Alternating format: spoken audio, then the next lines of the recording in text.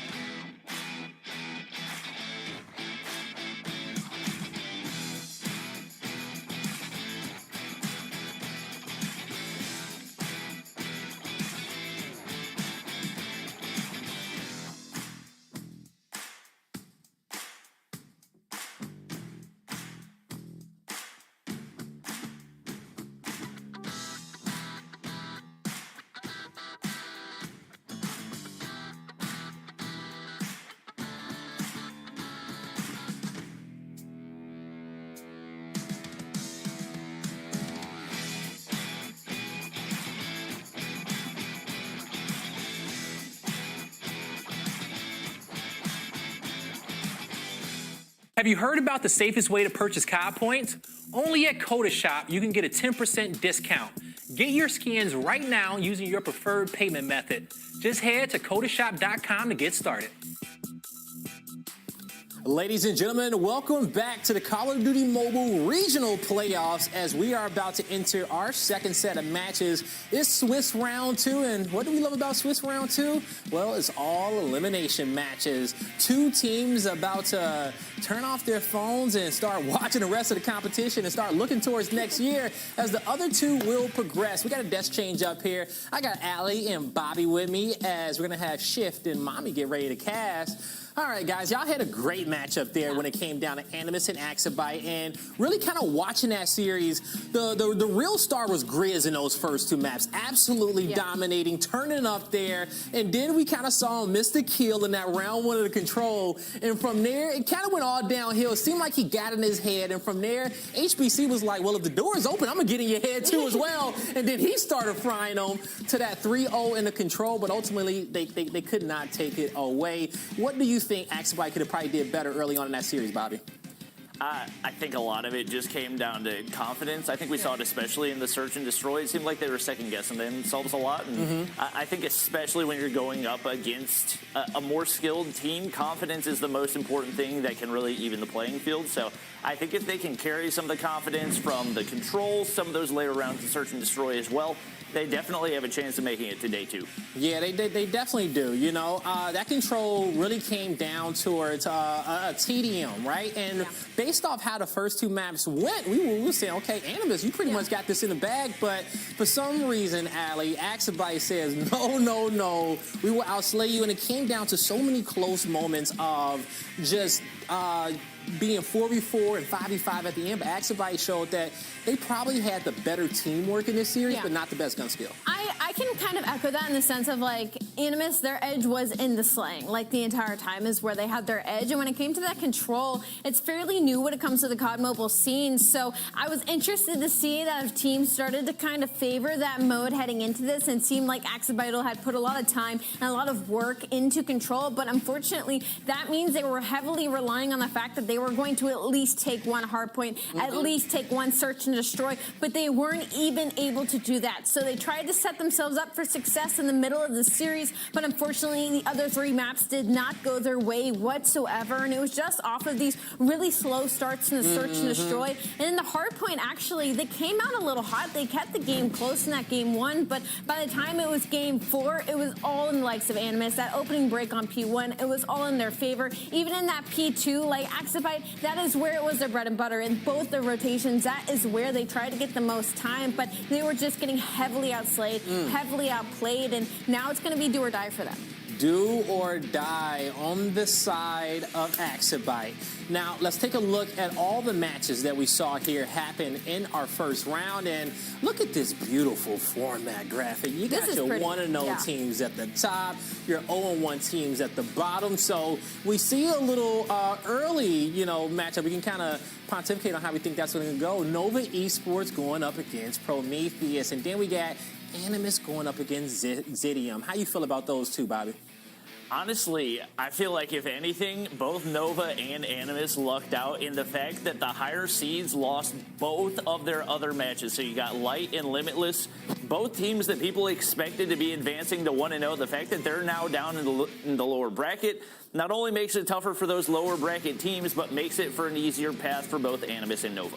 All right, now as we move on down towards those 0-1 squads, Limitless versus Axabite is going to be one series we get a chance to watch. That's going to come up after this one, because coming up next, Allie, is going to be Light versus Code Esports, and we can kind of shift this into our discussion of both of these squads. And so when it comes down towards our first team, let's talk a little bit about this squad of Light, who has had so many expectations for themselves coming into this event. And they, got a devastating loss here to start. What you want to see from these guys here down in the lower side? Well, obviously on the entire Light to the lower side, you want to see a bounce back, right? Because that first matchup was so important. Shift explained it perfectly, where it sets the pace of your day in a Swiss bracket. That is a lot of S's. It is a lot of S's. Like that. But in the Swiss bracket, like, that first matchup was literally everything. We've already had some upsets upsets now, and heading into Light versus Cold Esports, one team lost 1-3, one team lost 0-3. And the weird thing for me when it comes to this matchup is the respawns. These two have kind of like on the opposite sides of each other. One is seriously struggling in control, and one is seriously struggling in hardpoint. On the side of Light, they have a 0.88 KD and hardpoint right now. Where on the flip side, Cold Esports has a 0.77 in control. So those respawns are going to be very important heading into this series. Oh, it's going to be really important heading into it, and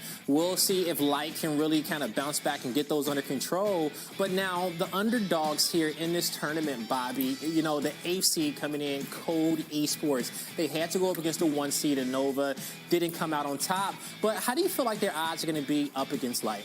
I mean, the one thing that we don't see from that graphic is Nova and Cold really went down to the wire in the majority of the matchups. The hard point, 242 to 250. That is a matchup that can really go either way. In the Search and Destroy, it was 7-5. So the fact that you have an 8th seed taking the number 1 seed down to the wire like that, you got to think Cold's feeling really good about their chances right now. And we saw Light having a really difficult time adapting, and I think especially looking at, you got Veer rocking an SKS on Summit, sitting with 9 kills at the end of the game. Like, you've got to find ways to adapt. He wasn't able to do that. They've got to be more versatile if they're going to be able to take down Cold.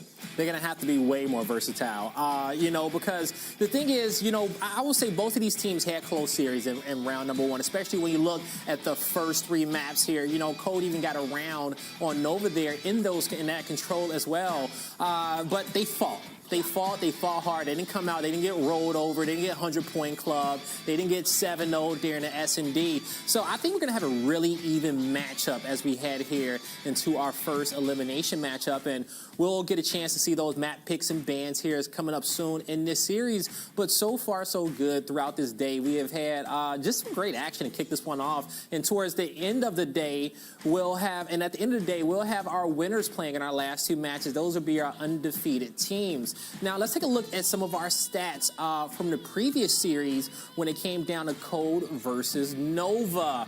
So as you're looking at this one, the respawn KD, 1.09 to the 0.92, close there. Allie, what are you getting from these numbers? Well, like I said, so Cold Esports, again, they had that respawn KD of a 0.92, but that's literally just because their control is at a 0.77 and it's heavily bringing it down overall. Actually, my eyes are currently on a player on the side of Cold Esports. Worst sniper has a 10th KD overall. Again, it's only been the first set of matches of the day, but for them to lose 0-3 and for him to still have a 1.16 in respawn, you are very worried if you're Light Esports. We're talking about a matchup. This was the number 1 seed versus the number 8 seed, and he's still able to come out not only positive, but Cold Esports, like you all said, it was a 3-0, but it was a very close matchup overall. Yeah. They're now going to be going up against, yes, the number 2 seed, but the number 2 seed lost to the number 8 seed, and they found themselves in this position. So a lot of momentum here, I feel like, is going to be in the favor of the Cold Esports. Yeah, I agree with that. And I think the big differential there that we see in those kills in that matchup probably came within those last 2 rounds on control. And that's just more so Nova knowing how to switch gears, okay? Shift into that back end of the series and close it out and turn it up just a notch where it seemed like Cold just got cold there, you know, as things got close and they couldn't close it out there, Bobby. Yeah, this is a very experienced team, and I think one player that a lot of people in EU are cheering for is Jim on Cold Esports. He's a player that made it to Stage 4 finals his first year playing in 2020. Team probably should have been able to win, and they weren't able to close it out despite a bracket reset. So he's a player that a lot of people are going to be keeping an eye on, more than likely going to be the leader of this team, and especially in the Search and Destroy, keep an eye out for his snipes. Keep an eye out for the snipes, and this is your roster for Cold Esports: Jim, Rondo, Vat, Sav, and worst sniper. But he's gonna have to be the best today. And you know, Bobby, another question I want to kick off to you because Schiff was talking to us earlier about the 5th mans and some of these newer rosters coming in and their performances and how they're gonna make their teams better. Is there any new members for some of these teams out here, maybe coming up in this series or some of the other squads that you're looking forward to perform here in Stage 4 and make a name for themselves? Yeah, I would say worst sniper. I don't really know a whole lot about him. I don't think he has too much competitive experience, at least as far as majors go. So the pickup of Rondo is not too surprising, especially given how well Illuminati played in Stage 4. I definitely think that he's going to be able to fit in well with the team. I think the big question is going to be whether or not worst sniper is able to bring their level up as far as that fifth man goes. Yeah, we'll see if they can, so we'll see if they can bring up their level to everybody else. Now, let's take a look at our maps here for this cycle and see where we're going to be going. What is the battlefield going to look like? Map number 1, firing range. We're going to be heading to raid and search and destroy, standoff control, summit hard point, and then take off, search and destroy if we go the distance. Allie, looking at this cycle right here, which one of these maps are you excited to see? Like I said, it's going to be all about the respawns for me when it comes to this specific matchup. They have a very, very similar respawn KD at 0.91 for Light, 0.92 for Cold Esports. Like I said, they are flip-flopped on the sides of which one they favor. One team's heavily favored at control, one's heavily favored in the hard point. But I will say, with Worst Sniper having that 10th KD at 1.16 on respawn, I'm interested to see him in Search and Destroy because his name is Worst Sniper. So I'm really curious if there's actually like a huge drop-off when we load in the Search and Destroy. I just be like, oh, this guy's frying, now we're in Search and Destroy, and he's not on the map. So a little bit of a fun, interesting tactic. I think it's a 200 IQ move on your gamer tag, right? Take the pressure off yourself. Say, I'm the worst. Don't expect anything from me. And then every single play you make, it just looks better than what people are expecting. And so I know you guys at home are expecting this matchup to start, so it's time to give it to you. As I introduce to you your casters, it's going to be Shift and Mommy to take this one away. Guys, let us know how you're feeling about this series. I think this is an interesting one. I think first and foremost, you looked at that map series layout. Number 4, number 5 in this map pool is the exact same hardpoint and search that Light just lost on in their last one. I'm a little nervous for Light coming off an unexpected loss, now having to beat this Cold Esports team to try to stave off elimination, Mommy. I mean, like what Ali said a while ago, it's all down to the respawns. And game number 4, Summit, you already know that, especially with Veer underperforming, there needs to be some sort of switch up because obviously these two teams, they're pretty evenly matched today. I mean, yes, maybe you saw into Group 3, Stage 3 rather, that they're not really evenly matched. Here today, this is the reason why they're here in the, in the lower bracket. I mean, it's nearly 2 months ago. Yeah, exactly. So much changes in that time. And I think the bigger thing, and Bobby, you talked about this with us behind the scenes as well as kind of to you guys at home, there were a number of things that had happened after Stage 3 to some of these rosters to kind of make some moves happen, picking up some players from Illuminati, having to fill in a 5th sub because someone wasn't able to play or something of the nature. So I think for this side of Cold Gaming, there's really nothing to lose here, so to speak. I mean, in a way there is, because you have a lot of really solid players from last year that had a lot of success, not just in their own region, but also internationally. But I think when you look at this from Light's perspective, like, you were the team that came out and said you are top 3 EU seed, but you have to prove it. I mean, I like what I'm seeing here because I feel like for Cold Esports, especially for hardpoint number 1, firing range, I was kind of expecting for them to choose Wraith because they played that a while ago, and obviously for Light, they won that against Prometheus. But for Cold Esports, that was the closest matchup that we've seen for hardpoint here so far up against Nova. And so I'm really liking here firing range, and Raid is going to be in Search and Destroy. So again, going back here in firing range, I don't know what's going to happen here because we have no info so far between these two teams. 3 ARs. I need to see that not be the case. Like, I get it. Wallbang's a thing. You can piece people up through wood, backside over, through trailer even, but I just don't love what we saw from Light with that 3 AR setup that they pulled, not just in Summit, but I know for a fact they also played that in their opening map on Raid. And I just, Veer he was such a playmaker last year.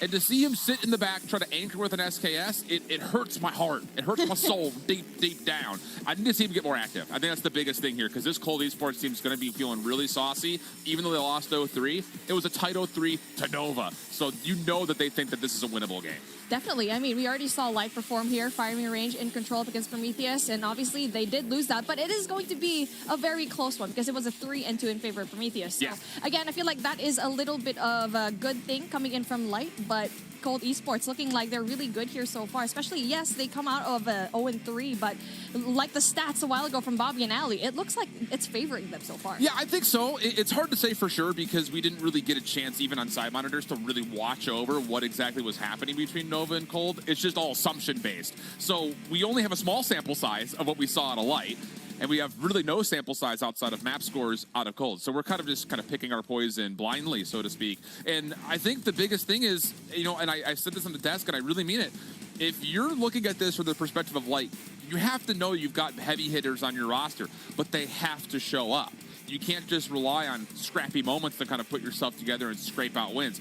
We need to see them snowball something here on firing range. I need to see them come out the gate, prove that they were a top 3 team from back in stage 3, because at the moment they look pretty absent from that in their last matchup. This is what we like about day number 1, because we have no information whatsoever, and obviously after this day, that's when we really get to have a little bit more prediction going into day number 2. But obviously we're starting off here in our Swiss round 2. I mean, just like that, it was just so fast. This could be it. This could be the end of your season when it comes down to what your hopes were when it comes to the first ever international championships, which I know we're all really excited about, chomping at the bit for. 40 total teams across the globe. Only 3 from Europe will make it. But the scramble really does come down to who can get to Sunday first and foremost before we can even really revisit the conversation of who our top 3 are, because everything has just been thrown out the window with these opening results. And now we keep talking about hardpoint control and all of these respawns, but let's talk about the search and destroy for a second here, because both of these teams just absolutely struggled here. But I feel like it was Cold Esports that had a little bit more of an advantage going up against Nova, having that 7-5, and obviously they lost that in standoff. And now I feel like going into raid, I feel like that will definitely favor them more, especially with Jim on their side. Yeah, I think when we eventually get to the raid search and destroy, whoever wins that map is going to have the more successful offensive side, which is really easy to say because that's typically the way it goes. But I still have to hold on to the whole mantra of the team that wants to be proactive, flexes their playbook, forces their opponents to have to react, is going to have an upper hand, particularly on the attacking side of that raid search and destroy. Also, for what it's worth, standoff control, I didn't see any of it in India last weekend, and I don't know exactly how that's going to fare when it comes down to setups. Are we going to possibly see sniper rifles over the middle of the map? It is an option. Yes, or are we going to see more AR-centric focus out of a team like Light again after we know that they like to rely on it? I mean, this is the part where I think Veer might actually pull out the SKS, and this is the right... Success. Exactly. I like that out of you. Summit, obviously, that is not going to be the map for it, but standoff is definitely going to favor him. And from the past, while I've been watching the past tournaments going into stage 4, usually teams like to capture A first rather, in Grannies, and then eventually rotate into Bravo. But obviously it turns into a TDM. It's one of those maps where it's really hard to capture both of those points. Yeah, I mean, it was really actually kind of surprising when we were watching it and seeing Light be able to capture both zones on firing range, not just collectively, but simultaneously. They were really capturing impressive. B and A at the same time. So I think you have to go off of maybe some mantra there when it comes to how did we make that call? What decision did we see where it was, let's go ahead and actually commit to this play? Because I think you're going to need a little bit of that to try to open up standoff. The last thing you want is to lose all high ground control and everyone's just watching you from a million different angles. I mean, it's going to be really easy to spawn trap here in standoff. You already know that by Blue House, and it's going to be really hard if you are on the offensive side. Because, I mean, like we mentioned before, it's definitely going to be defensive heavy. So it's really up to them. Whoever's going to be on the defensive side is going to have the opportunity to take that 1 point first. Punish. You have to punish. Exactly. Okay. I like it. I like the call. We're getting close there, friends and family. I know. We're ready. We want to see some Swiss Round 2 action. Enough talking. Let's get, I know. We're going to be doing a lot of talking here. That's what we're paid for. All right? So deal with it, EU. We're here to talk to you. We're jumping on into Light versus Cold. This is an elimination match. Again, the whole Swiss format. Win 2 before you lose 2. Both of these two squads 0-1. And a question mark starts to arise as far as can Light recover, because Veer is the one player that we kind of spotlighted for having a poor performance, but I'm still excited to see how good this General Gore guy is as their 5th man. Oh yeah, most definitely. He's been performing. He's been really standard here, and I feel like he's definitely going to be here to stay. But there you go. Speaking of the man himself, gets 1 big kill, a trailer control already in his hands, and now they need to go and contest this hill really quickly. Nice little snapper out of General Gore. Still could not win trailer though. So with that, small advantages here for Cold through the rip-off, just being able to use that middle ground position. Faints is kind of tossing in every utility he could possibly find to try to make sure he can get on towards the zone. Another star player that you look for Light to possibly be your X factor in a map like firing range, but the response out of Cold, flawless, straight kill feed, turning up orange or yellow depending on how colorblind you are, and it's going to be a 22-9 lead with still 20 seconds to fight for. I mean, it's all yellow in the board right now, especially going into that first hard point. It really was that trailer control fight that they really needed to win, where Sniper won all of his gunfights, and hence that's why it's 31-9. But it's the rotation now, which is important for P2. Now, in American, we already have an early rotation coming in from Cold. Marky trying to find an entry, but there's no one else with him. And this is something that we saw when we were watching over the summit. Marky trying to get in, but where was his help? Once again, it wasn't there in any form. Hez just tries to run on into the zone, and this is so uncollected for Light. Set something up, please. One by one, they funnel in, and that is not going to work out for you, Light, especially with 3 people in the hill. Not only that, the Slayer, number 5, Nev, going in there for the shots, but with a Peacekeeper, it's going to be very hard to go and contest. But finally, the pinch finally comes through here for Light, and finally works out for them. I like that. Okay. Finally, we get a setup. Finally, we have a little bit of a multiple point of ingress attack. It gets the break. 35 seconds still to fight for. So naturally, Cold want to try to make a play to try to re-break. Not looking good off the initial play, but there is still a hit coming from the bottom side of the map. Light, do you respond to this? General Gore says absolutely. A little double up right through the entryway, and the scrap time should be good for Light. That was a nice call coming from General Gore. Really big 2-piece. And now, if you're going to be coming off of the next rotation round, you have 15 seconds left, and obviously the rotation already there. You already see Cold Esports going in for the early rotate. We've seen it already before, but now we already know how capable Light is when it comes into the break. And there was a little finesse play coming out of number 4 of Worst Sniper on the old time, so it really kind of stretches out Light's attempt to get over towards trailer. Next set of gunfights off the respawn. Good, though, for the team in blue. And now it just comes, can you actually clear out the point itself? Gore trying to get through the side door to pinch, but is shut down at range.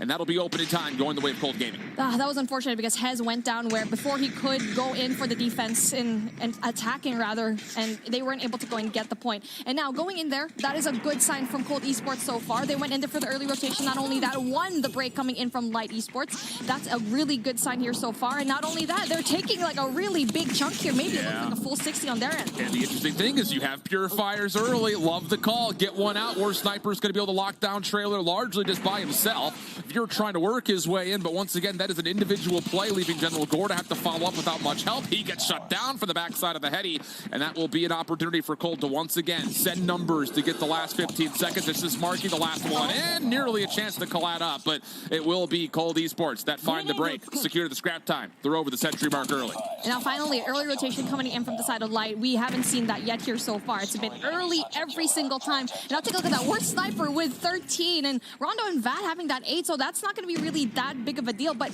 taking a look at that, we don't like to see this, but Veer with 5.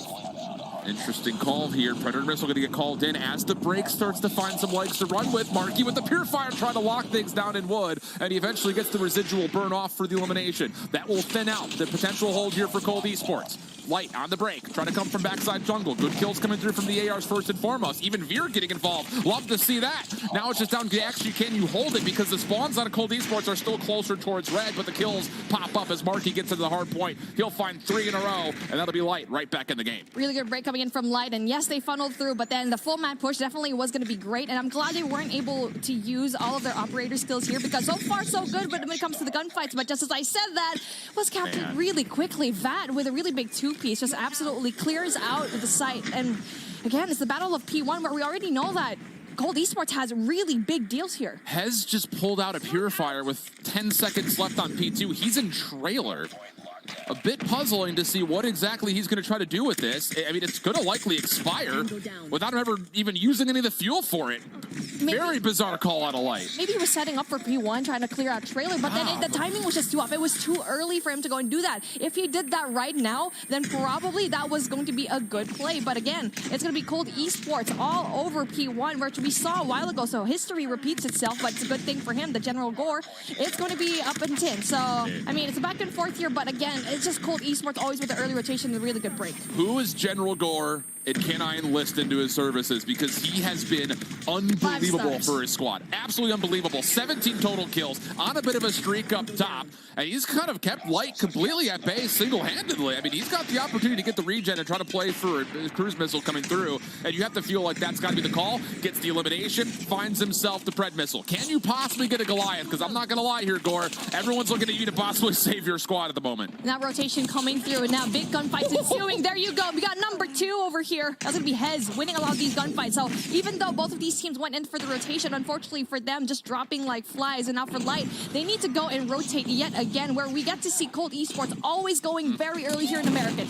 Gore did his job, though. Kept his life. Earned himself the Goliath.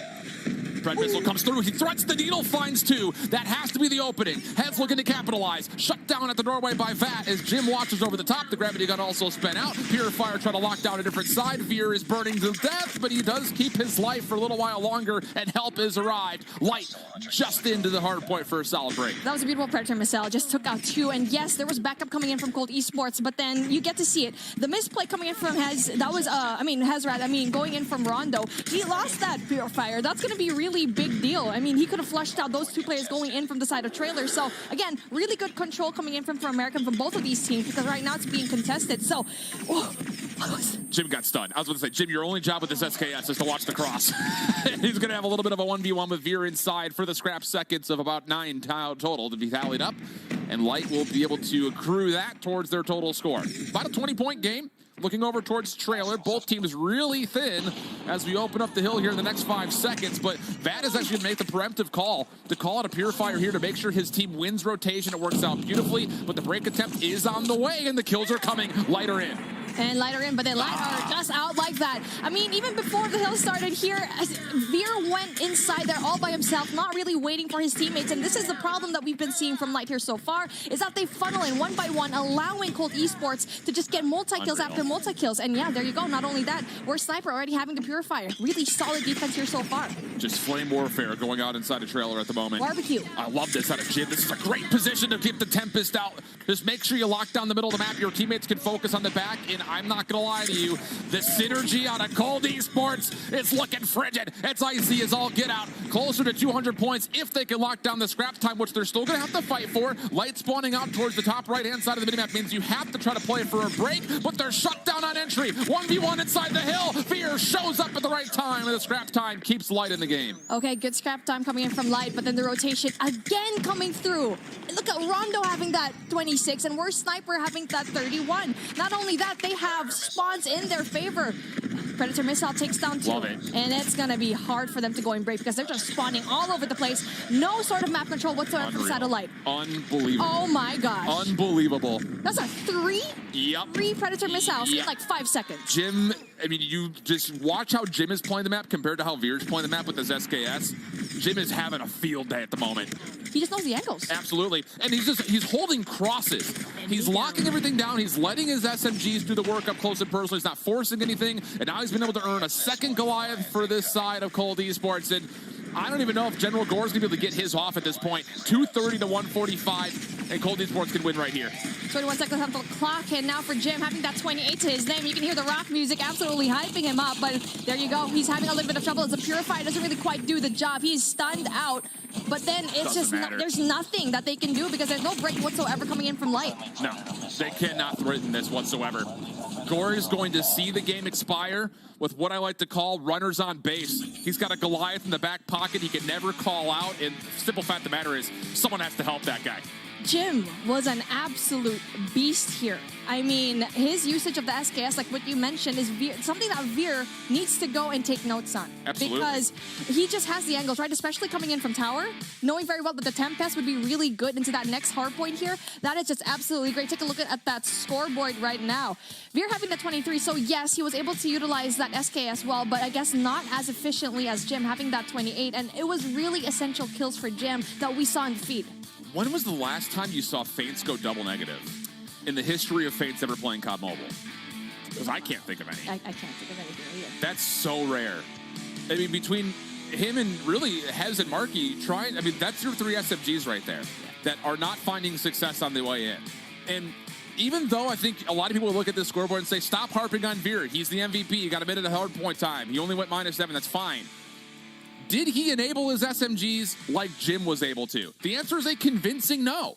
28 and 18 with 15 assists out of Jim. The dude was everywhere. Not only that, take a look at the KDA. I mean, no one was positive going in from side of Light. Everyone else here in Cold they're good. They're doing really good. Not only that with assists and especially Vat with 2 minutes. We didn't even get to see Vat as much. No. But the objective already there, 2 minutes on the clock.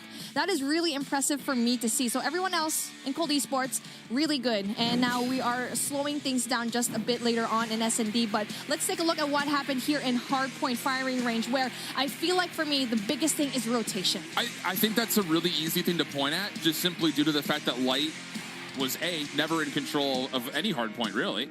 And then on top of that is just their break attempts were so piecemeal. Everything was essentially 1 by 1 or at best a duo.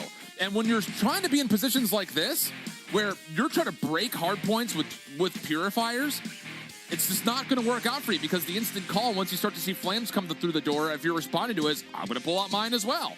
And this is the moment that we really highlighted what Jim was doing. The Tempest from the top side of Sniper Tower, followed up by the SKS topside wood. It just forced Light to have to hit through one angle, and that's never going to work out well for you on a map like Firing Range. And yeah, Jim's just going to shake his head at the end of it, because what was that? That was perfect hardpoint. I mean, close, everything was right for Cold Esports, and like a little bit shaky for Light. But I mean, I believe that Light can definitely slow things down. And yes, even though they won their hardpoint a while ago in Raid, this is a different kind of team that we saw Nova struggle up against a while ago. And so Raid Search and Destroy is now in play, where we know that, again, Cold Esports has a little bit more of an advantage, because Jim seems like he is on fire right now with the sniper. Yeah, I think that's going to be the big key. Is there going to be a long distance response? Marky. It would have to be. It has to be. And that's a little terrifying, because if he's not able to keep a hot hand after a slow firing range hardpoint, you start to have a little bit of doubt creep in. And then on top of that, what is Veer going to be doing defensively? He's number 1 in blue. He's going to be playing over towards the interior of Ring with General Gore. That is an SKS sniper defense over towards B. It works out for first blood as nades start to rain to the backside of Driveway, but we're Sniper able to respond in kind. We go to a 4v4, and well, I think Cold Esports are not fully expecting that this is going to be a very long-distance crossfire setup over towards B, and they'll get punished. I mean, I feel like the information, they should have probably rotated back into spawn, and now, but then speaking of Jim, it's going to be a 2v3 rather, and they can still definitely win this, especially with Jim trying to get and even things out. Now it's going to be hard, because Marky and Veer, so far, so good, especially Veer being angry after that hardpoint game, really wants to prove himself here in Search and Destroy. Jim's getting frisky, checking on the laundry. Dry cycle's not done yet. Go back up towards top red. He's looking to... This is him choosing to take 1v1s. He has Veer over the top of the corner, but can't quite lock this shot in. So now it's down to Vat, and I would suggest not going that way with a KSP if you're Vat. I feel like the rotation probably should have called it. Yeah. They already knew that there was going to be, 3 people? The rest of Light is going to be there. And now Vat, at least he has the bomb. That's the most important part. Now, the long rotation coming through, so at least you're expecting Light to at least bring one more person. But no, it looks like he definitely wants to bring the fight going into Bravo. Going to the long retake. I'm not quite sure if I like that play. Speaking of. I think the thing about it is, if you're Vat, you're sitting there saying, all right, I'm in a 3v1 situation. You know that 2 long-range weapons are playing towards the outside of B. Maybe I can catch someone rotating through mid to pinch me. But I think that play, that 2v3, just starts with Jim saying, I want these 1v1s. I want them. The problem is rotating through mid is the fact that you already know that snipers are going to have their scoping through mid. And you have 2 already present into Light Esports. So, again, really big pick coming in from Worst Sniper, and Face goes down.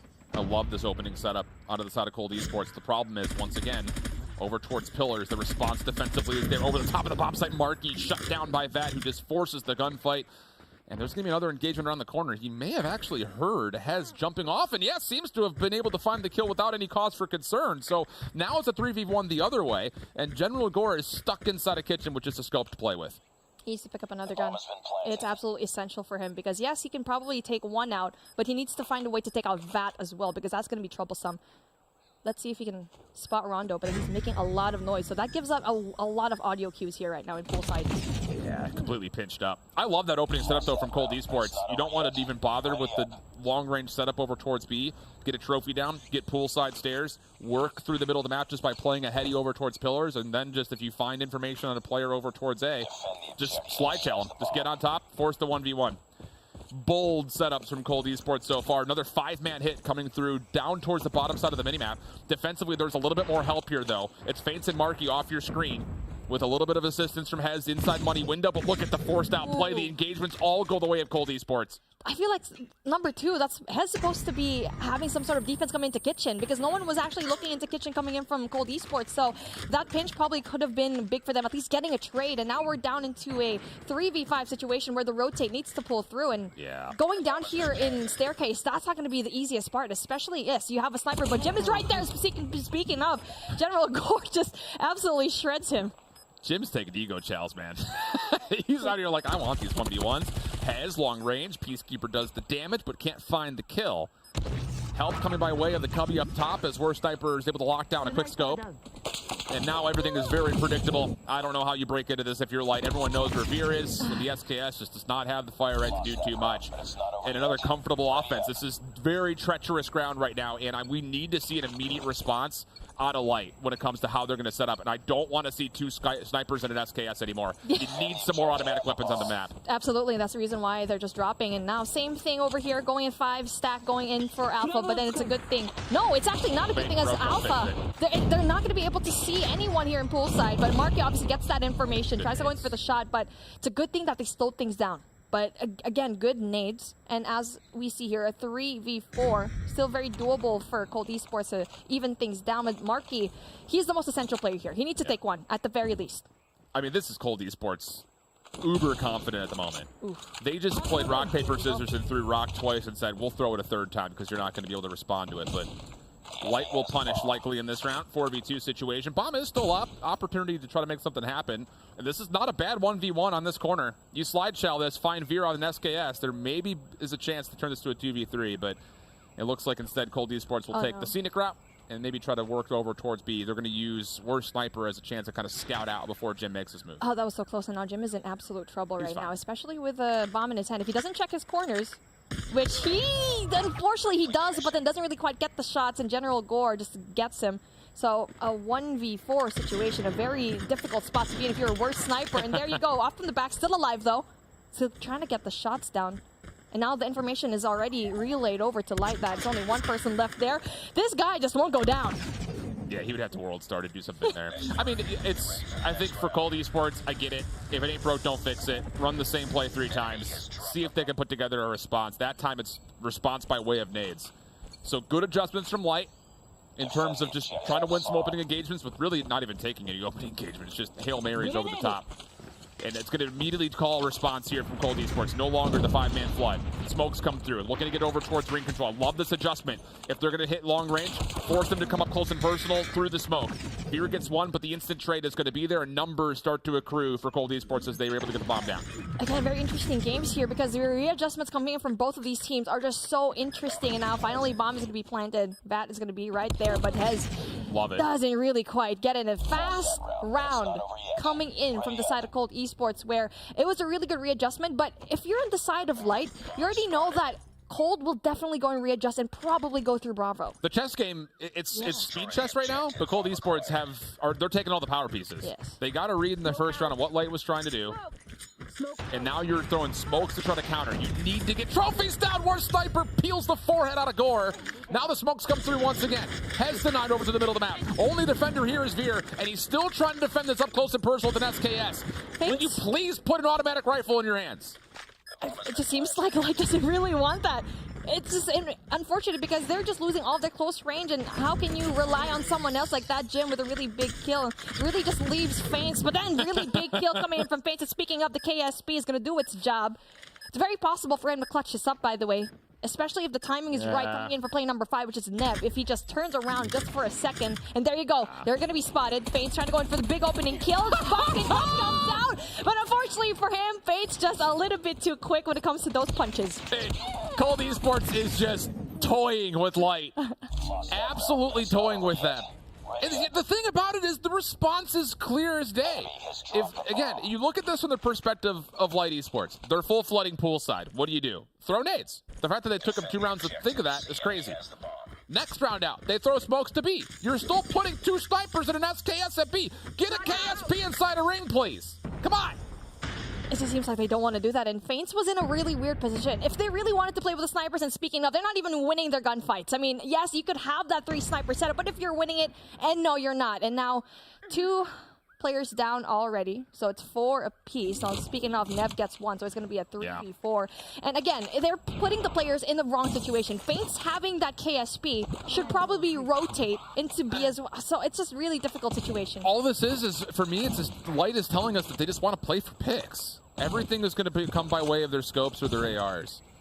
And, you know, I could understand that. I'm not going to sit there and say that it's bad, but what Cold Esports are doing are denying the probability of that working out every single time. That's a gunfight that Faints should win, but doesn't make too much of a difference. Immediate trade out of Gore, little quick scope. We go to a 2v2, but the bomb is down just outside of basketball, and nobody knows where Worst Sniper is, as you see General Gore second guessing the play through mid.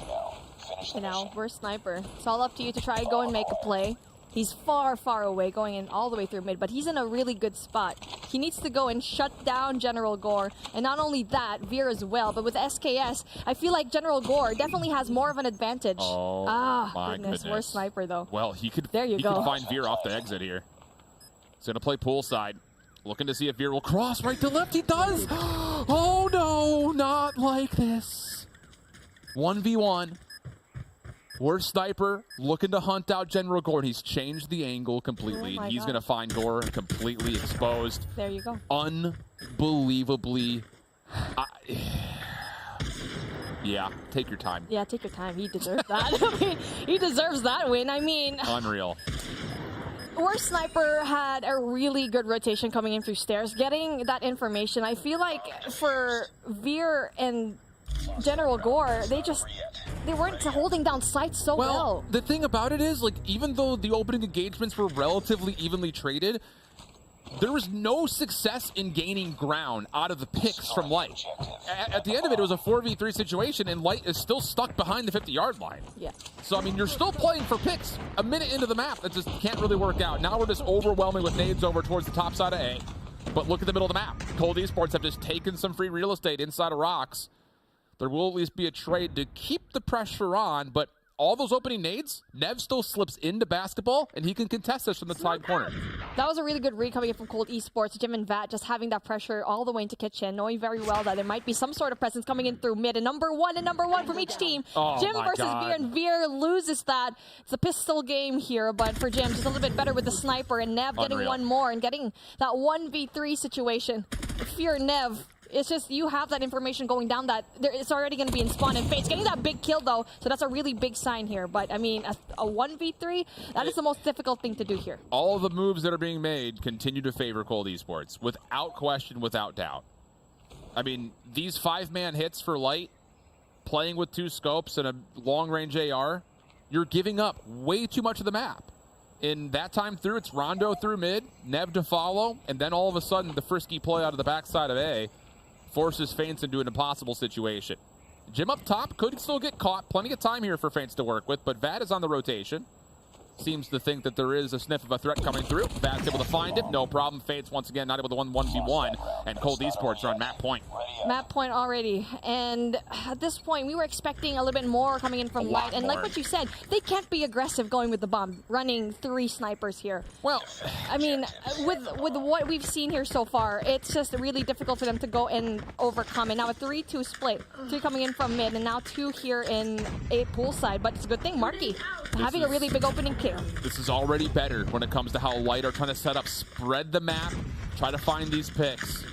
And the trades will come out in their name. 4v3 situation now early. And now you can play the map from essentially page 1, but with a numbers advantage.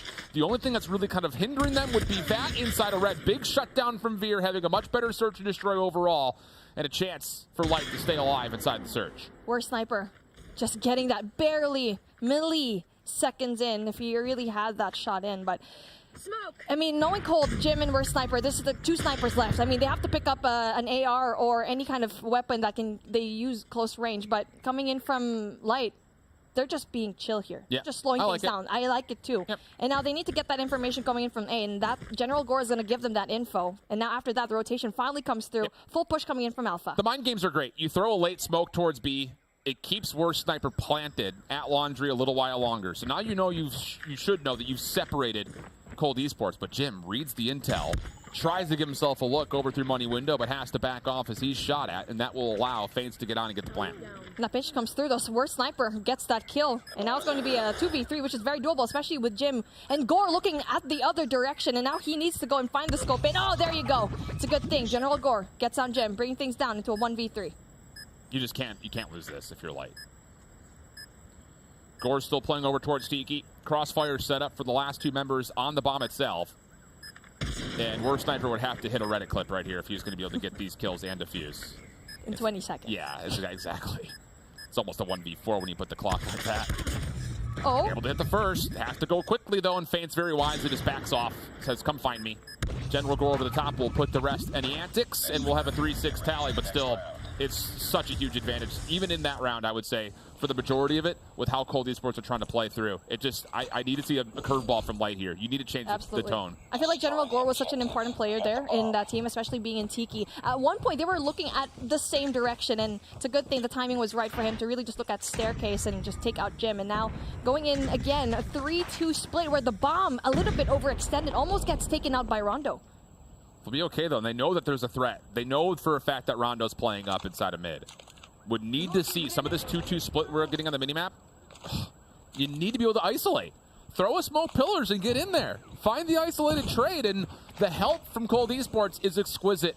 Jim watches his partner's back, and now you've once again forced Light to have to hit from one side of the map. There's no control through driveway, nobody in Art at all, and Light are going to be contained outside by Pool. This is a perfect defensive setup right now for Cold Esports. Absolutely. You have Vat over here in Kitchen, and you also have Rondo here in mid. Not only that, the flank coming through in Bravo as well from Jim and Worst Sniper. That is going to be a little bit of a pickle here unless they go and try to rush into A and try to find some sort of defense coming in. But no, unfortunately, like what we said, I mean, the perfect defensive setup already.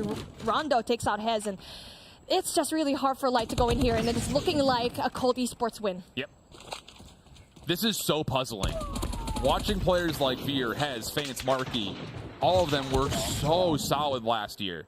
And especially, I mean, you mentioned it, like the search and destroy presence that those individuals had when they were playing on their respective teams last year was exquisite in the European region.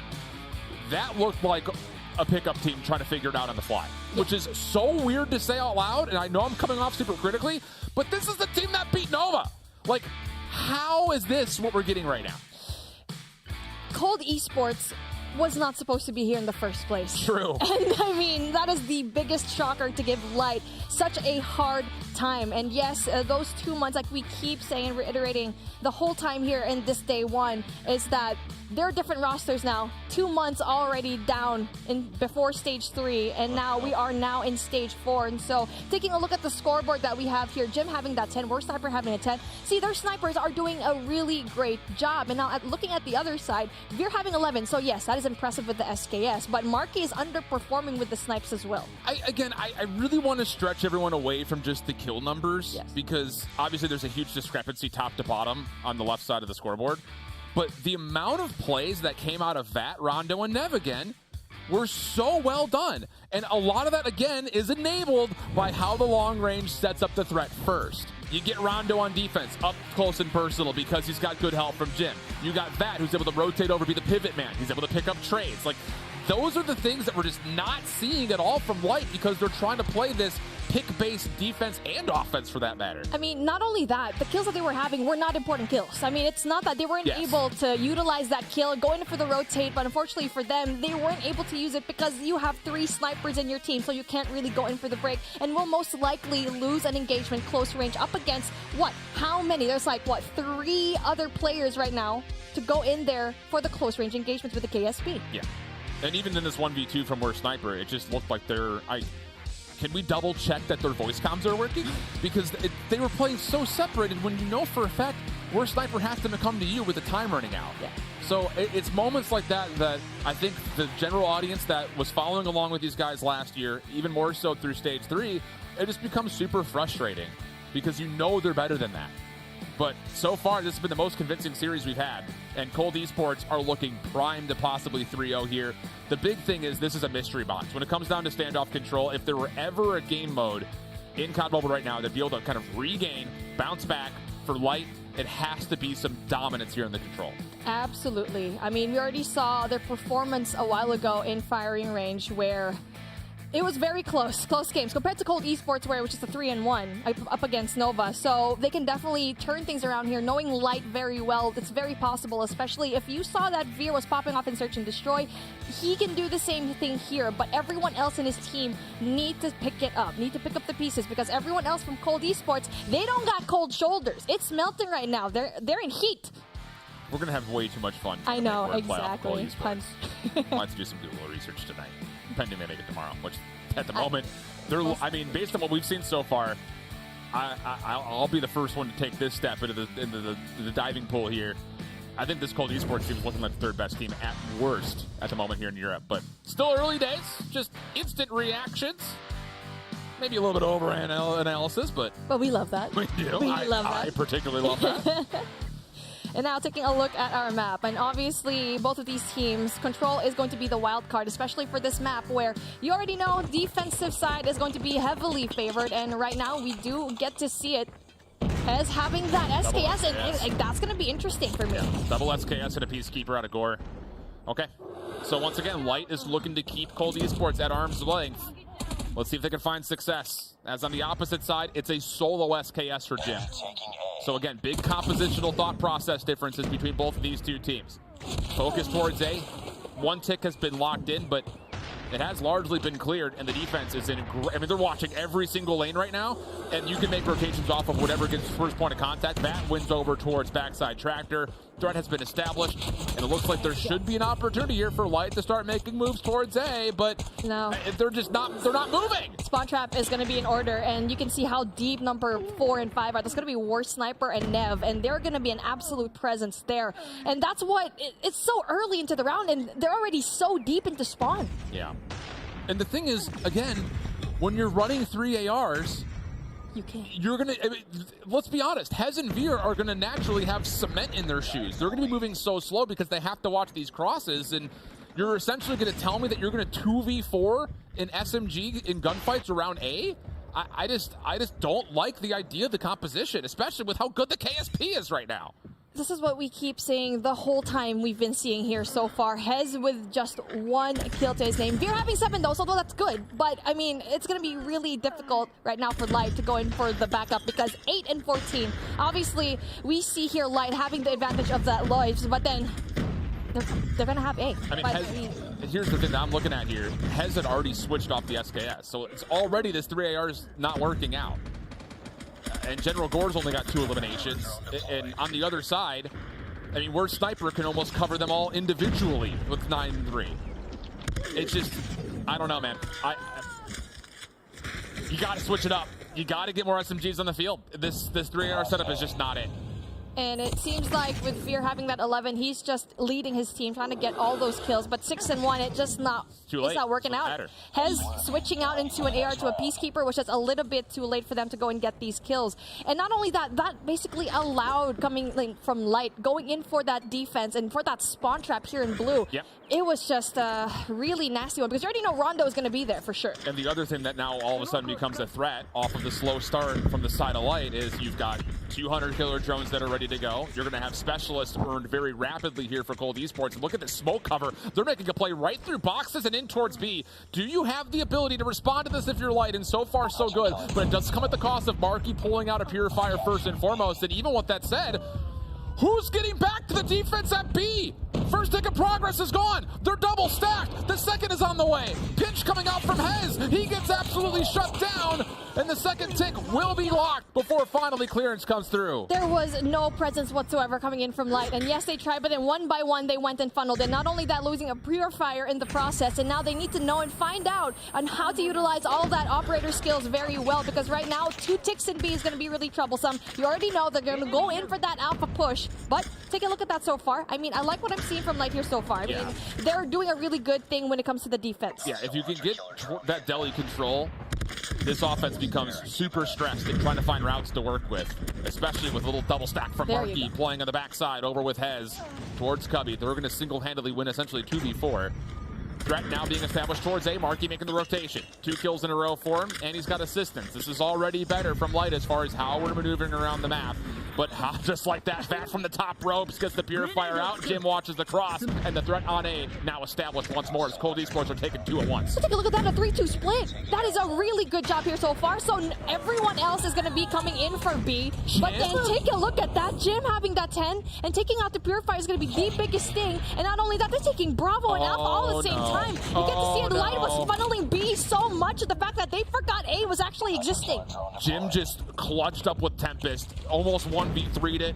The defense is now late. The third ticket progress is on the way, and the kills come through. Offense will win by way of capture, and Cold Esports can do no wrong in this series right now. 2-0, and midway, we thought that Light was going to be really good. And taking a look at the other side when it comes to the kill feed, Vat having that 13, where Sniper having that 12. Not only that, it's going to be Operator Skill City here, and they're investing so heavily into that next matchup. He's got Pred and Goliath. Yeah, exactly. There's no way you lose this defense. It's not going to happen. I am at a loss for words.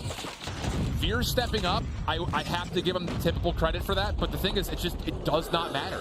This 3AR setup is not working out. They're not able to find the freedom to get the SMGs to essentially finesse and do what the KSP does best.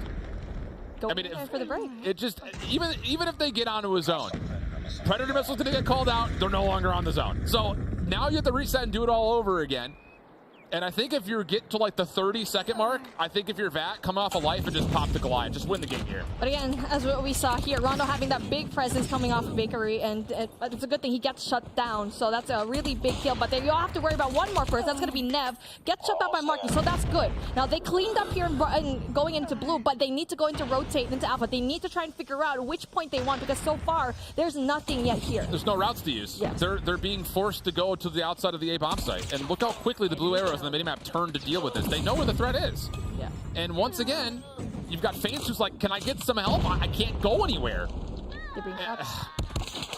This has been an abusive series. Now you've got 2 Purifiers called out. The Goliath for Vat, I imagine, will likely get called in once he feels like he's in a good position. And this will He doesn't even have to bring it up. He may not have to. Big game. You earned it, so might as well drop it in. Just have some Just fun. flex it, right? Yeah. Again, a really big kill coming in from Cold Esports. I mean, they're doing it really good. They're covering all of their bases. And there you go, big kills coming in from more Sniper and Rondo, getting that double. And now there's nothing that they can do. There's nothing that Light can do. 7 seconds left on the clock and with 0 lives.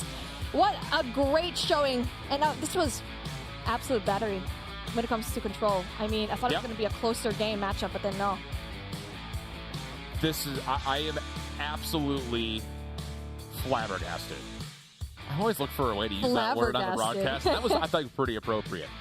It's just, the KSP is so good right now. Why aren't you using it? Why aren't you using it? Like, I don't know. Especially when you see Cold Esports, like, they're still trying to put the same idea in mind. Like, the SKS can still find a lot of success at range. We see it. I mean, Jim, he is 15 and 17. He's at the bottom of his leaderboard technically, but again, he's opening up the space and communicating to his SMGs what he has on lock. So they don't have to worry about long-range gunfights. You can let the KSP do what the KSP does best. And on the opposite side, yeah, Veer goes 20 and 16. Small apologies for being as harsh as we were, but the 3AR setup is just not good. It's just, there's no way you can get away with doing that when you've got slaying potential like a team like Cold Esports has with the KSP. And with Cold Esports, once they do close down the gap, how are you going to respond to that? Exactly, coming in from Light. I mean, you don't have any KSPs whatsoever. You have the ARs, yes, you get the range with the SKS coming in from Veer, but we've seen it right there. It just doesn't work out. And yes, in a map like this, you have a little bit more range, but you have to know that A and B, you're going to have to go in there somehow, someday. 100%. I mean, even off the rip, we saw it where it's just like, you got a couple of good kills, but there's no ability for you to take a sprint off the running gate when you get off spawn, because you've got 3 ARs that are still looking to lock down lanes and get another wave of kills. And for Cold Esports, they're like, well, fine, have the assault rifles. we'll just sit inside and wait for you to come to us. I mean, not only that, you're faster with an SMG. Yeah, I mean, so. yes, you can switch out to your secondary, but you're leaving that opponents to get you. Yeah. Because you're going to be, with a pistol or a grenade, running into that into that control, rather, and you're just going to get taken out. But with that being said, a beautiful 3-0. Cold Esports just absolutely won it all in a very convincing fashion. But who else wants to go and talk about it? Our lovely desk people, of course. Thank you so much, Mommy and Schiff. What a fantastic cast. And Cold Esports came out hot. And no matter how you guys want to break it down, it was a steamy situation here in our Swiss Round 2 matchup. Bobby, I don't think we expected Cold to come out as fearsome as they was and deliver a lights-out performance. Yeah, they did not slow down at all. We knew it was going to be close based off how they performed up against Nova, who is by far the #1 seed in EU right now, and they did not disappoint one bit. This was my pick to take that third spot in Europe because it does still seem like we probably have it locked down for Animus and Nova. Okay. Like we mentioned, Nova already locked down that first spot with a 3-0 victory. And right now it looks like Cold Esports is on an absolute rampage to try to get one of those top 4 spots. Yes, they absolutely are. And as you mentioned with Nova, we'll take a look at our bracket in just a second, but they did end up kind of making it through. They got their 2 victories. Now, Allie, once again, in this series, the S&D was smooth. I think the one thing that we kind of talked about before was worst sniper. I don't know why the hell that's your name, because you may be the best sniper here in COD Mobile. He absolutely showed up. I know, I completely agree. And like you said, maybe it was just a mental thing. It's a joke at this point. But even in the respawn, heading into this again, he had the 10th KD already after the first matchup, the 1.16 in respawn, and he did it again. It was worst sniper and Jim in that first hardpoint. I mean, they were just absolutely slaying out against the Light Esports team, and that's a problem. I mean, that's the 2nd seed team, and now we're saying bye to them. Goodbye. Coming into this tournament, it's what they practiced for most of the year, going through 3 stages. And so I want to ask the squad this question. When it comes down to the weapon choices in which we saw a lot of ARs, a lot of snipers, especially in the S&D. Bobby, how did you feel about that from the satellite? I mean, we talked about their lack of adaptability whenever it came to match #1, Veer rocking that SKS on Summit, and it just continued to show right there. I'm not really sure how you have this many months to practice, to figure out what the meta is, especially if you know that you're going to be on a version that has the unnerfed KSP. There's not any reason to not have at least 3 of those on your team, and I think the definition of insanity is doing the same thing over and over again and expecting a different result. They just seem to never got it. It doesn't matter. It doesn't matter what game you're in. It doesn't matter what COD we're in. The meta is always going to be the same. 3 ARs just does not work. You need that sub pressure. It's never worked. It's never going to work unless for some reason we load onto a game that just has Gavutu or something as every map. It's just not going to work, unfortunately.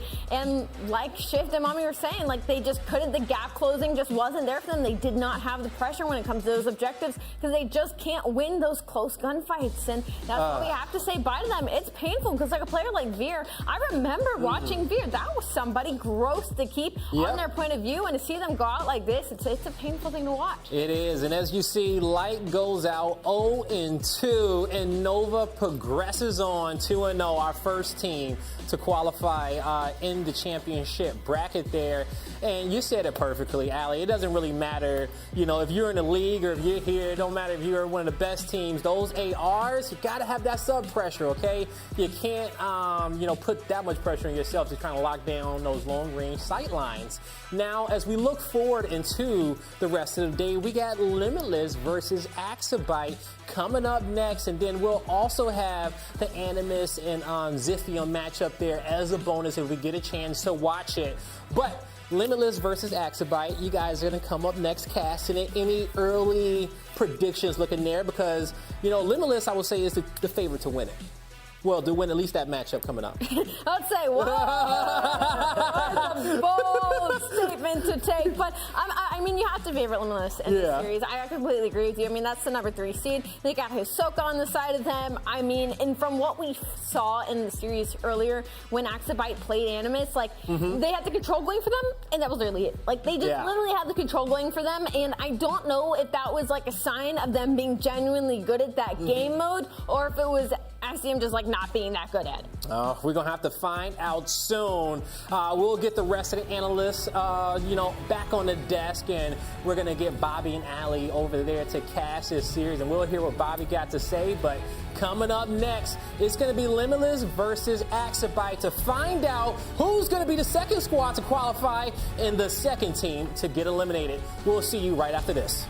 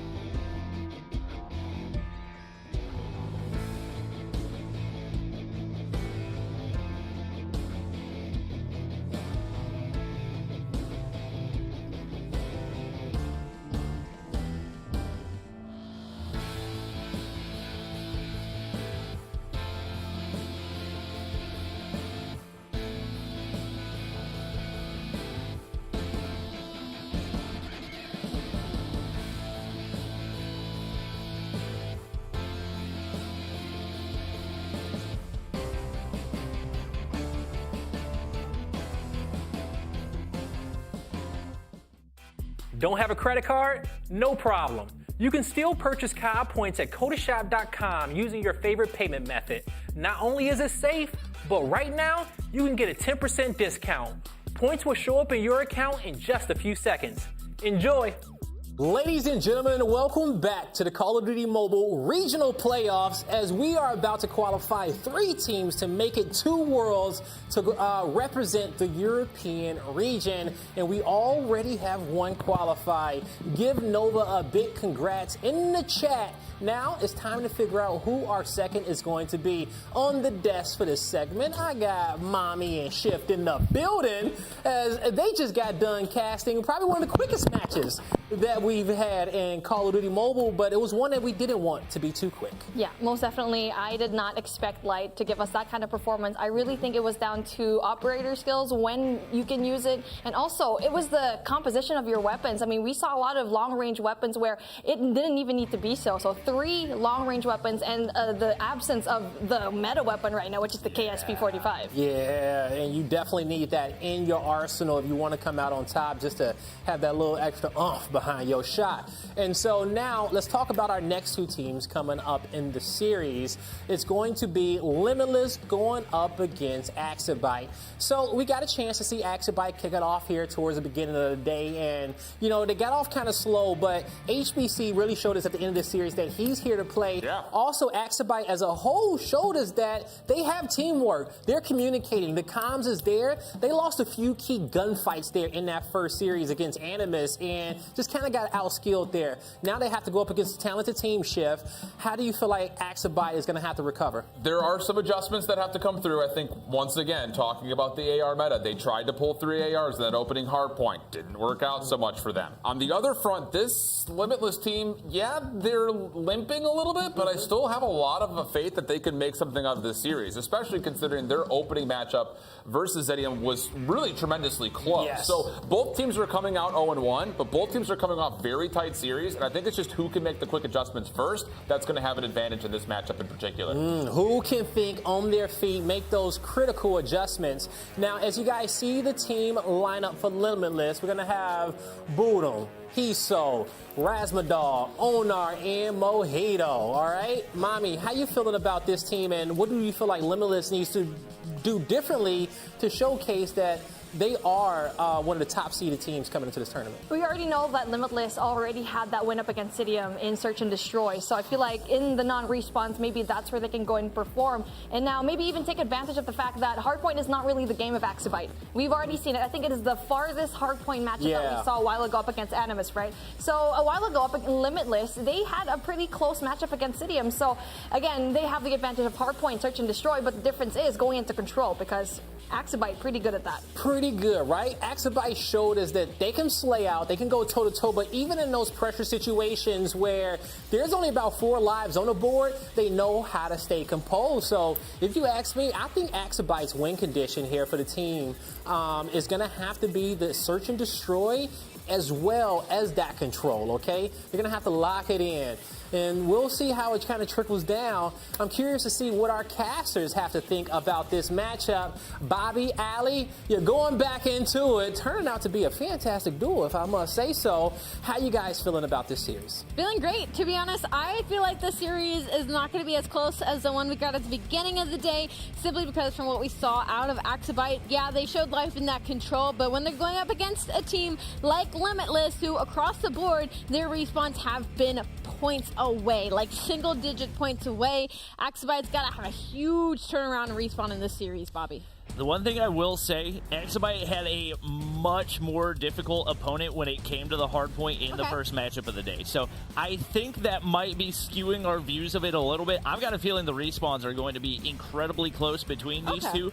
And we've seen what Axabyte is capable of when it comes to the Control, so I think a lot of it is going to come down to the Search and Destroy. Well, let's take a look at the maps and modes across the board and see what the picks and bans were as well. I'm looking behind me. I'm seeing Standoff as the first one right off the bat. Instantly, I'm thinking about the routes that Axabyte are taking on this map. We haven't seen them played Hardpoint and on Standoff yet. We've seen them only play it in Search and Destroy. We're on the side of Limitless. They played Standoff versus Zidium, and lost that 218 to 250. So it was a very close matchup overall, but we are going to be loading back into Summit Control, which we all know Axabite is going to be favored in that. Yeah, no question about it. You would think they've got it locked in, and depending on how games 1 and 2 go, I've got a feeling this is probably our best chance to go to a game 5 of all the matchups that we've seen so far today. It is going to be really interesting because we haven't seen Slums at all so far today, so that's going to be our first look at that. Personally, I love Slums when it comes to hard points, so curious to see how much time these two teams have put into it, as it is one of the newer maps in the map pool.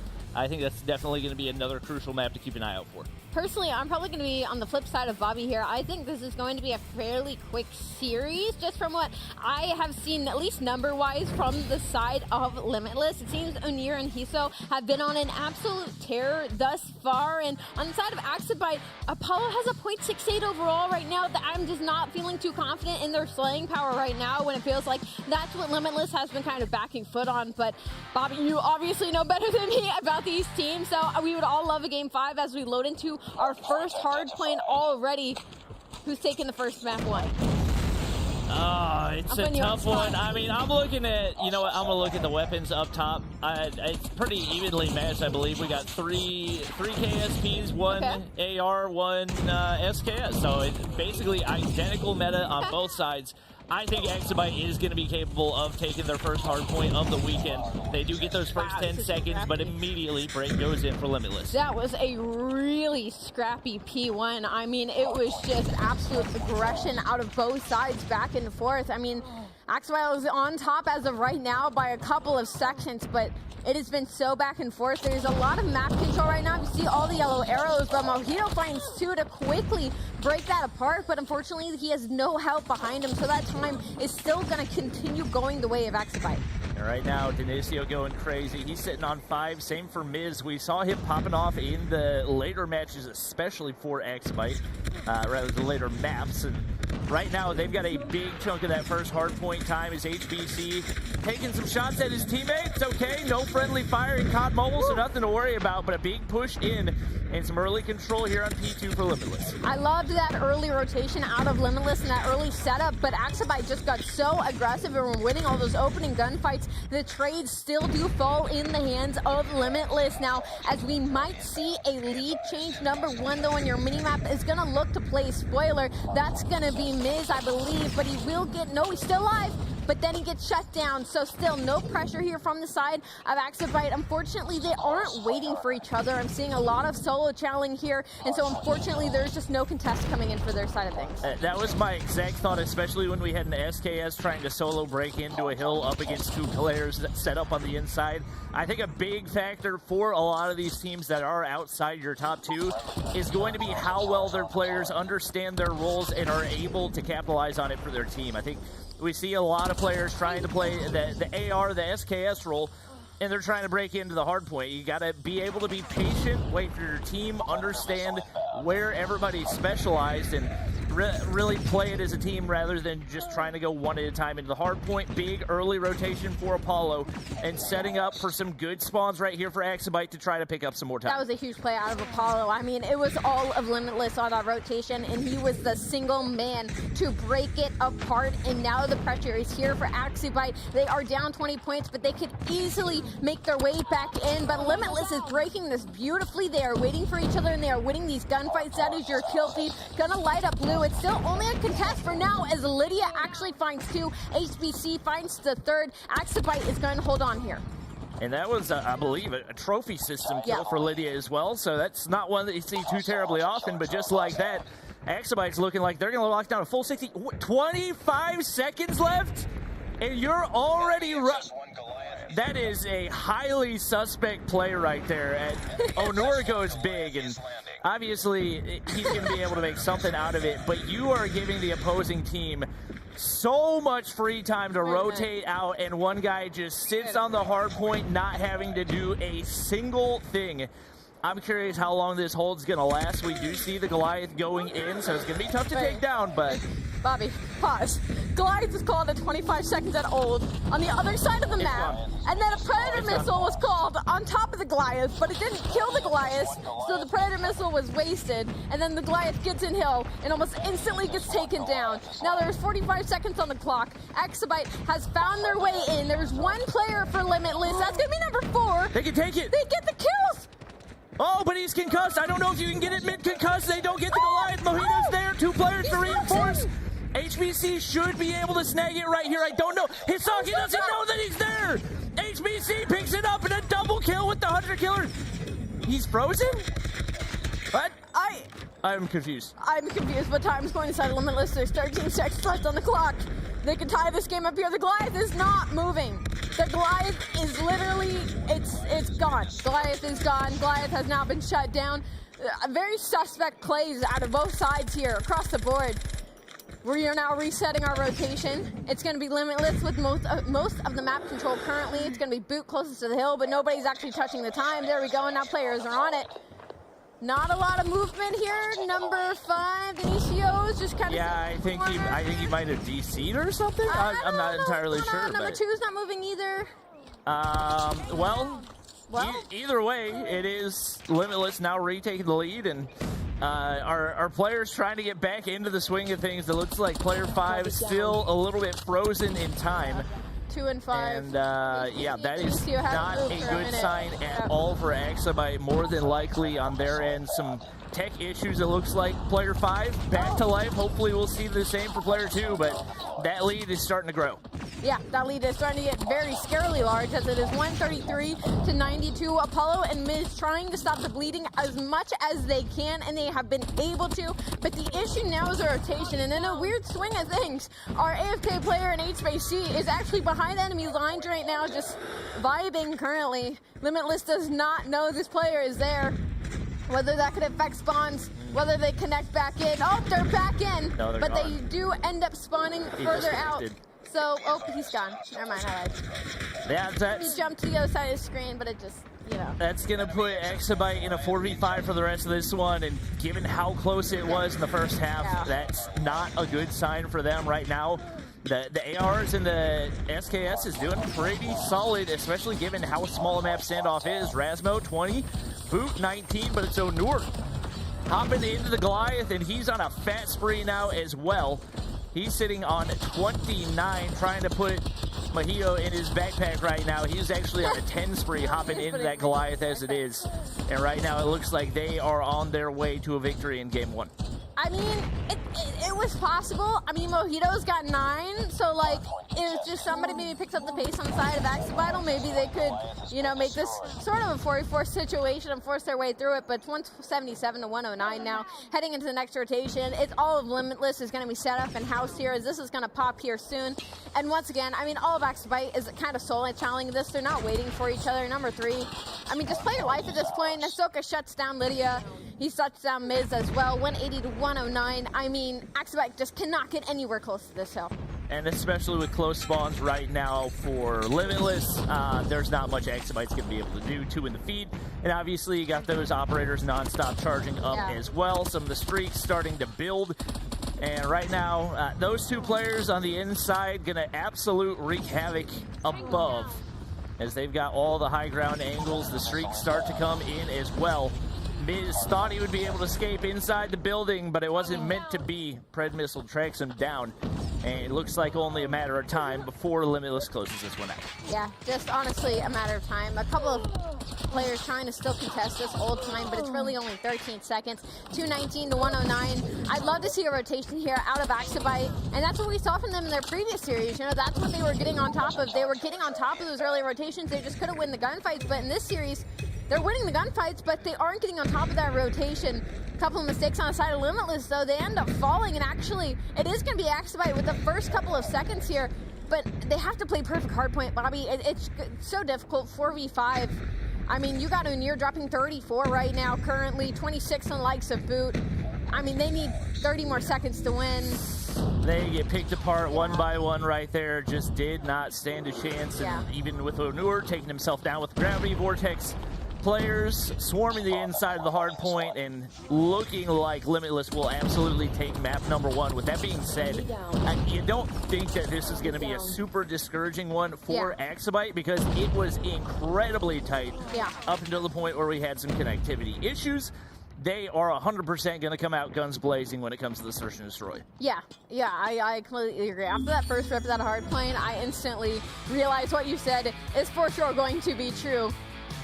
We're going to probably be heading into a Game 5, especially because map 1 ended up going Limitless's way, so now Axabite's just got that much more of a fire under them heading into the rest of this series. Yeah, and I think the fact that you take Animus, who, even though they might not be the best team in Europe right now, I would say they're probably still the best S&D team in Europe.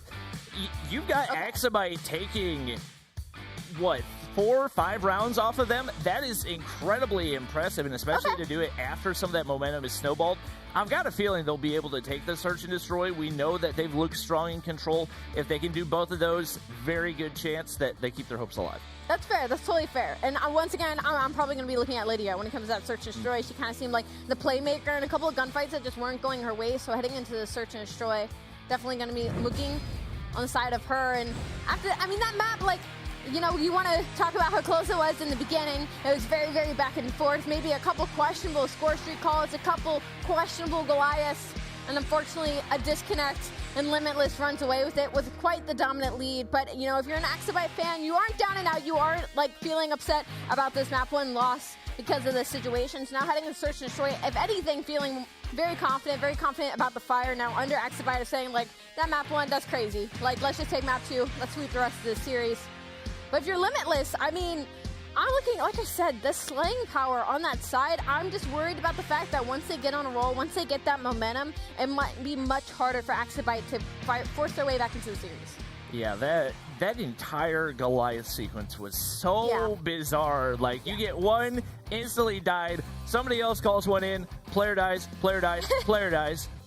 2 players trying to get it at the same time, but the player on the opposite side doesn't know the other guy got there first. He gets in the Goliath. Boom! Disconnect. Goliath sits there and does nothing. It is just absolute pure chaos, and I loved it. And should lead to a beautiful map number 2. I think it should just be 5v5, everybody in Goliath at all times. I think, you know, like a little like Autobots 5. No. Heading into firing range, though. Goliath, a lot of wall banging that could be happening. Have you seen any Goliaths get called in search and destroy? Is that I don't think I've seen that before, but you know, there's first time. Is it even possible? How many kills do you need for the Goliath? Like 8 or 9. So it's pretty unlikely that you see Goliath. That'd be insane. Yeah. I'm gonna need to see that at some point this weekend. But again, that sonic control is kind of what's overlooming here for me. Because that first map, you know, if you're Axabite, you're kind of kicking yourself because that first map could have gone your way. Then you head into the search and destroy. You know, the search and destroy is more heavily favored in your likes. And then you head into that summit control where you know you're confident in. Possibly could have been a 3-0 for them, but nothing they can do about it now. Limitless Esports 250 to 119. Take that map 1. When it comes to search and destroy, Bobby, what's the player to watch? Who's the one to keep our eyes on? Doesn't matter what team. It could be on a team that's not even loading into the map. I'm not going to lie. Hisoka has always been a nasty sniper. I believe he was on Cold Esports last year, and obviously they came up a little bit short of what their expectations were heading into Stage 5, but he's definitely a really solid player to watch. And the interesting thing about this roster is there's not a ton of experience here, but obviously that has not hurt their team chemistry at all. Obviously, Onur, another player to watch for Limitless. And I would say just across the board, there's a lot of experience, but also a lot of new players that have definitely been putting in the work. Instead of Axabite, like I've been saying, need to see a little bit more of Apollo and Miz. They had a little bit of a struggle series to start the day, so I'm wanting to see a little bit of a bounce back for them. But Limitless, I mean, their job for Axabite is they just need to shut down Hiso and Onir. I feel like the other 3 players, they're doing fairly well, but Hiso and Onir both had 11 kills in Search and Destroy that they played in their series before this, and I feel like those are the players going to be wanting to shut down fairly early so that you don't hit into that overtime and hit into those rounds and start getting tired as the series goes on. Yep, I think firing range definitely going to be one that's very, very sniper heavy, like you said. Lots of different walls that you can hit crazy wall bang angles onto and whatnot. There's also, especially on firing range, a lot of like tiny little spots that you can just straight up see through. So we'll definitely get to see a lot of those as we do have a lot of yeah, definitely. Yeah, they're definitely intended lines of sight. Exactly. So very experienced snipers going to be able to capitalize on those. On the side of Axabite, I'm still feeling worried in the Search and Destroy just because from what we saw earlier is they were not confident in their decision making. I definitely thought in that hard point right off the bat they were much more aggressive than what we saw. It felt like a little bit of a different team. Maybe they felt more comfortable about who they were playing against. But in the Search and Destroy, it was we're going to be aggressive into this one position on the map and we're going to be stuck here. And then we're not going to decide what bomb site we're going to go for, even if we get the pick. We're going to stay back in our spawn. So I'm very worried heading into this fire rings that we're going to see kind of the same vibe going on inside of Axabite. Yep. We do have another match going on right now, so we are actually going to go ahead and hop into Animus versus Zidium. And right now it's looking pretty one-sided as well. Not only is Animus up 1-0 in the series, but they're up 4-0 here in the Search and Destroy as they look to secure the second playoff spot available. We do already have Nova locking in 1. They would be the second undefeated team and would definitely make life a lot easier as that's a lot fewer games that you have to play. And this is, you know, Animus is also the team you guys talked about at the start of the day. Nova and Animus, you know, you think that's going to be kind of like the auto locks for their spot, and it's kind of like who's going to take the third. Well, it's not looking like Zidium. I want to make sure I'm saying that right. It's not looking like Zidium right now in this series. I don't know how the hard point wins, but the Search and Destroy is looking fairly dominant. 16 seconds on the clock, bomb is down. Storm will win that gunfight to put another round on the board. Hardpoint was 250 to 145, so that wasn't fairly close either, Bobby, as I've just been notified by our lovely producer. Yeah, right now, obviously Zidium does get the round, but you got Cry with 1 kill, Afer with 1 kill. Pretty sure heading into this series, Afer had the highest respawn KD of anybody so far. If I had to guess, probably dropping a little bit in the standings based on the score of that first matchup, but definitely has been a player to keep your eye out for this weekend. And interestingly enough, no snipers in play right now for Zidium, especially with Karma on that roster. Very experienced player. Have seen him use a sniper before. It may have been a minute since I've seen him use a sniper, so he's been across a couple of different teams, but especially with how experienced he is, you'd expect him to be carrying a little bit harder, and he's alive right now. But it's a 1v4, and it's not looking good. I'm very curious at the standoff Search and Destroy pick from the side of Zidium, just because we saw Animus play this earlier with a fairly dominant win versus Axel, and they're doing the same things that Axabite did earlier. They took the bomb, they took all their pressure, they threw it towards house, towards the B side, and then they just stopped. And they just didn't move.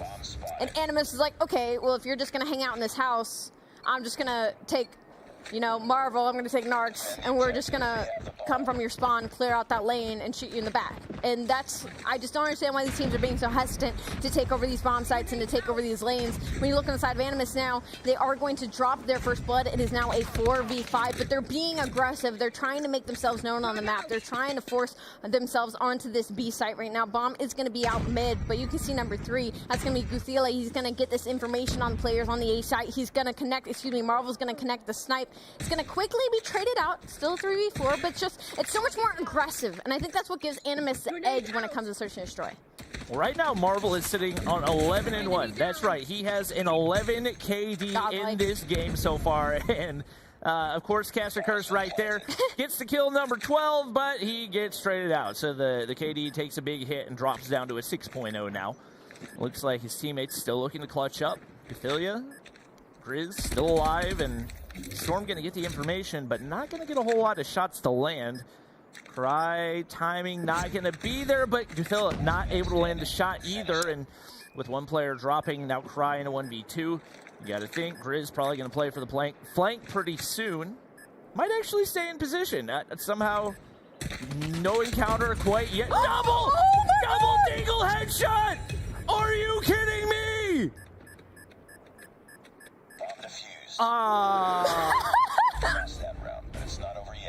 Oh, dear God.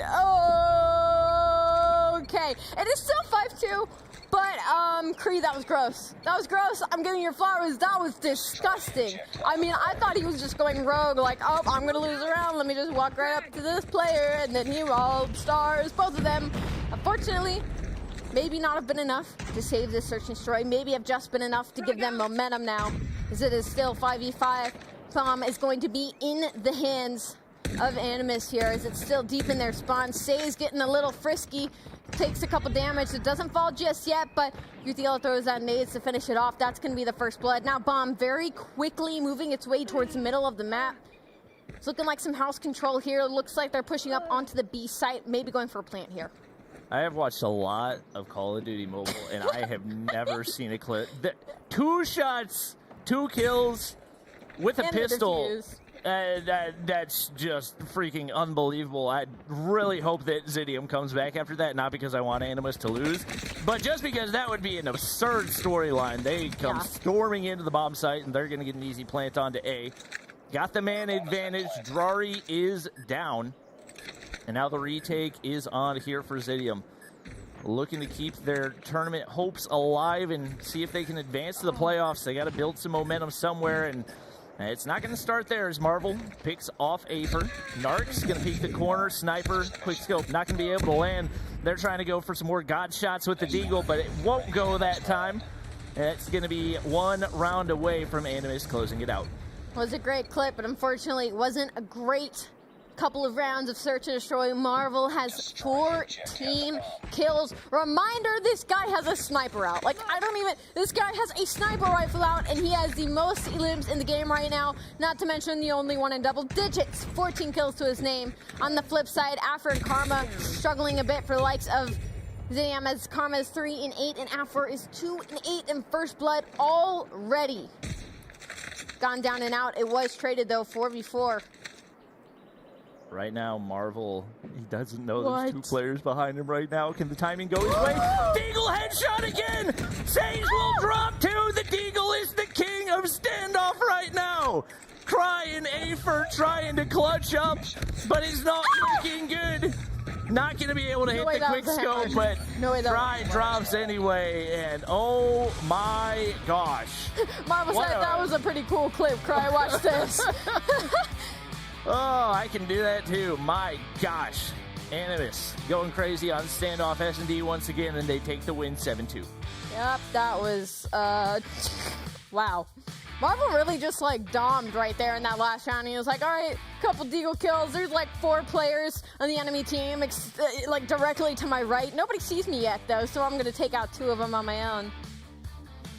Whew. All right, well, it seems like Exabyte continues to have some internet issues, so we're going to try to give them some time to get things squared away, but obviously Animus is taking the lead in the series.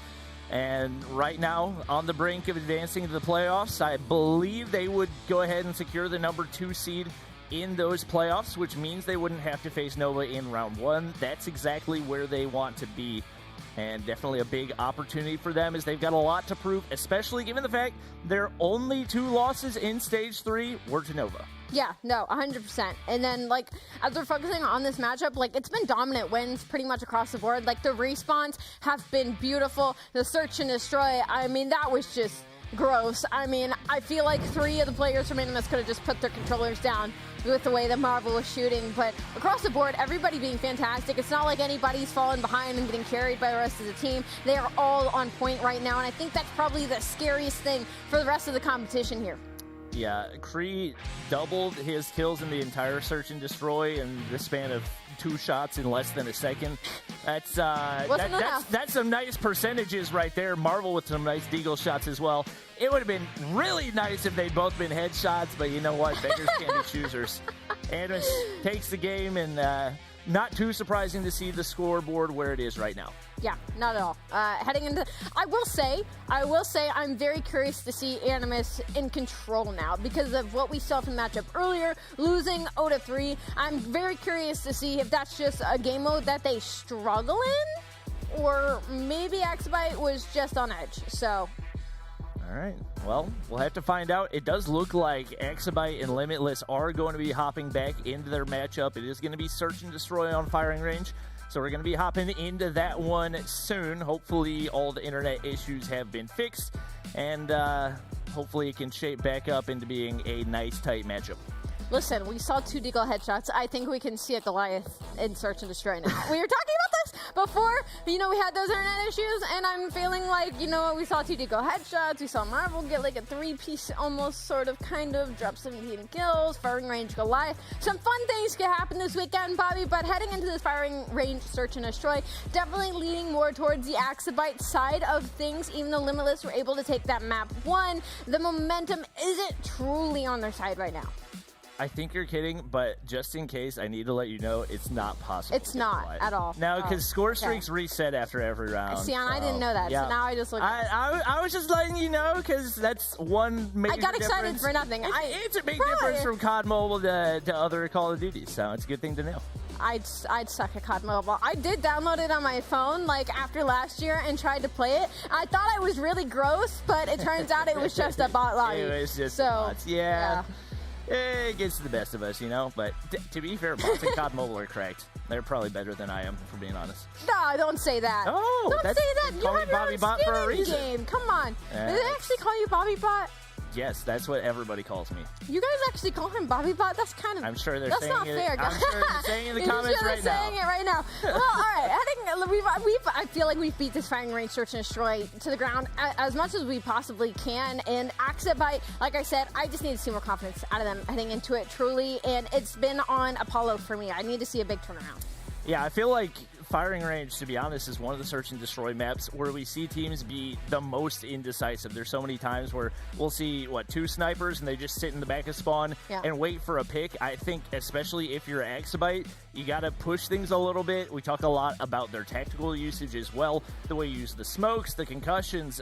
That's going to be a big factor in whether or not they're going to be able to push the issue, get aggressive here on a firing range, and maybe come away with the W. You know what? I just clicked in my brain because of how OP the Goliath is. That makes sense. That they would definitely have to reset and Search and Destroy. We don't have really cool score streaks like that in the CDL where you can have a giant transformer robot that just doesn't die. So my brain didn't compute that right away. But on the side of Axabite, they're gonna need to shut down Hiso. That's the biggest takeaway for me. Hiso and O'Near. I hope I'm saying that right. Like I said in the series beforehand, they both dropped 11 kills. That you got to stop that fire while it's going, and while they still have some momentum in their camp as well after that first hard point. Yeah, there's absolutely no question.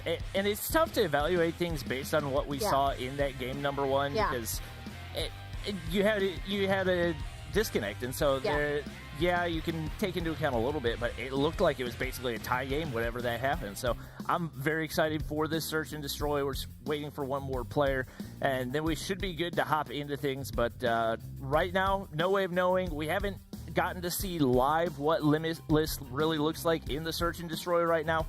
So we'll see if they're on their A game, especially with 2 absolute monsters in Onur and Hisoka. We're loading into game!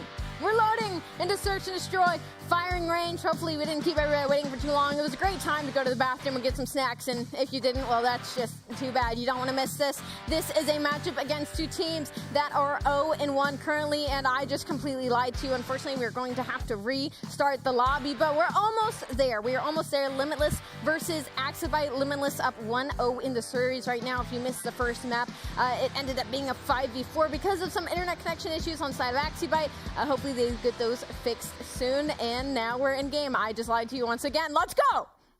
And they leave the bomb in spawn. Guys, Search and Destroy, you gotta pick up the bomb. Miz is gonna do that, so I think it was just a little slow. They didn't leave it. They just knew Miz was the guy to pick it up, and he was off to a slow start. So, as expected, very passive approach off the start. Typically, you're going to expect to see the snipers sit in the back of the map and wait and see if they can get a pick. Come on, Axabite.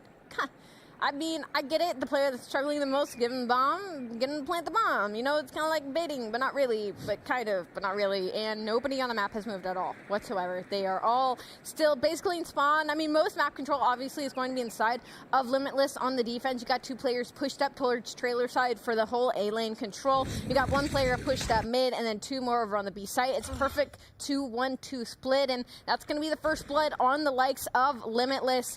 Unfortunately, Rasmo took off the unfortunate head of Apollo. That's going to be a player down, and Bomb actually very quickly rerouting its way towards B, but I mean, Limitless are sitting and wait for this. I mean, that's the thing, especially when you're on the offense. Like, if you're going to use that strategy, it's basically a coin flip whether or not things are going to go your way.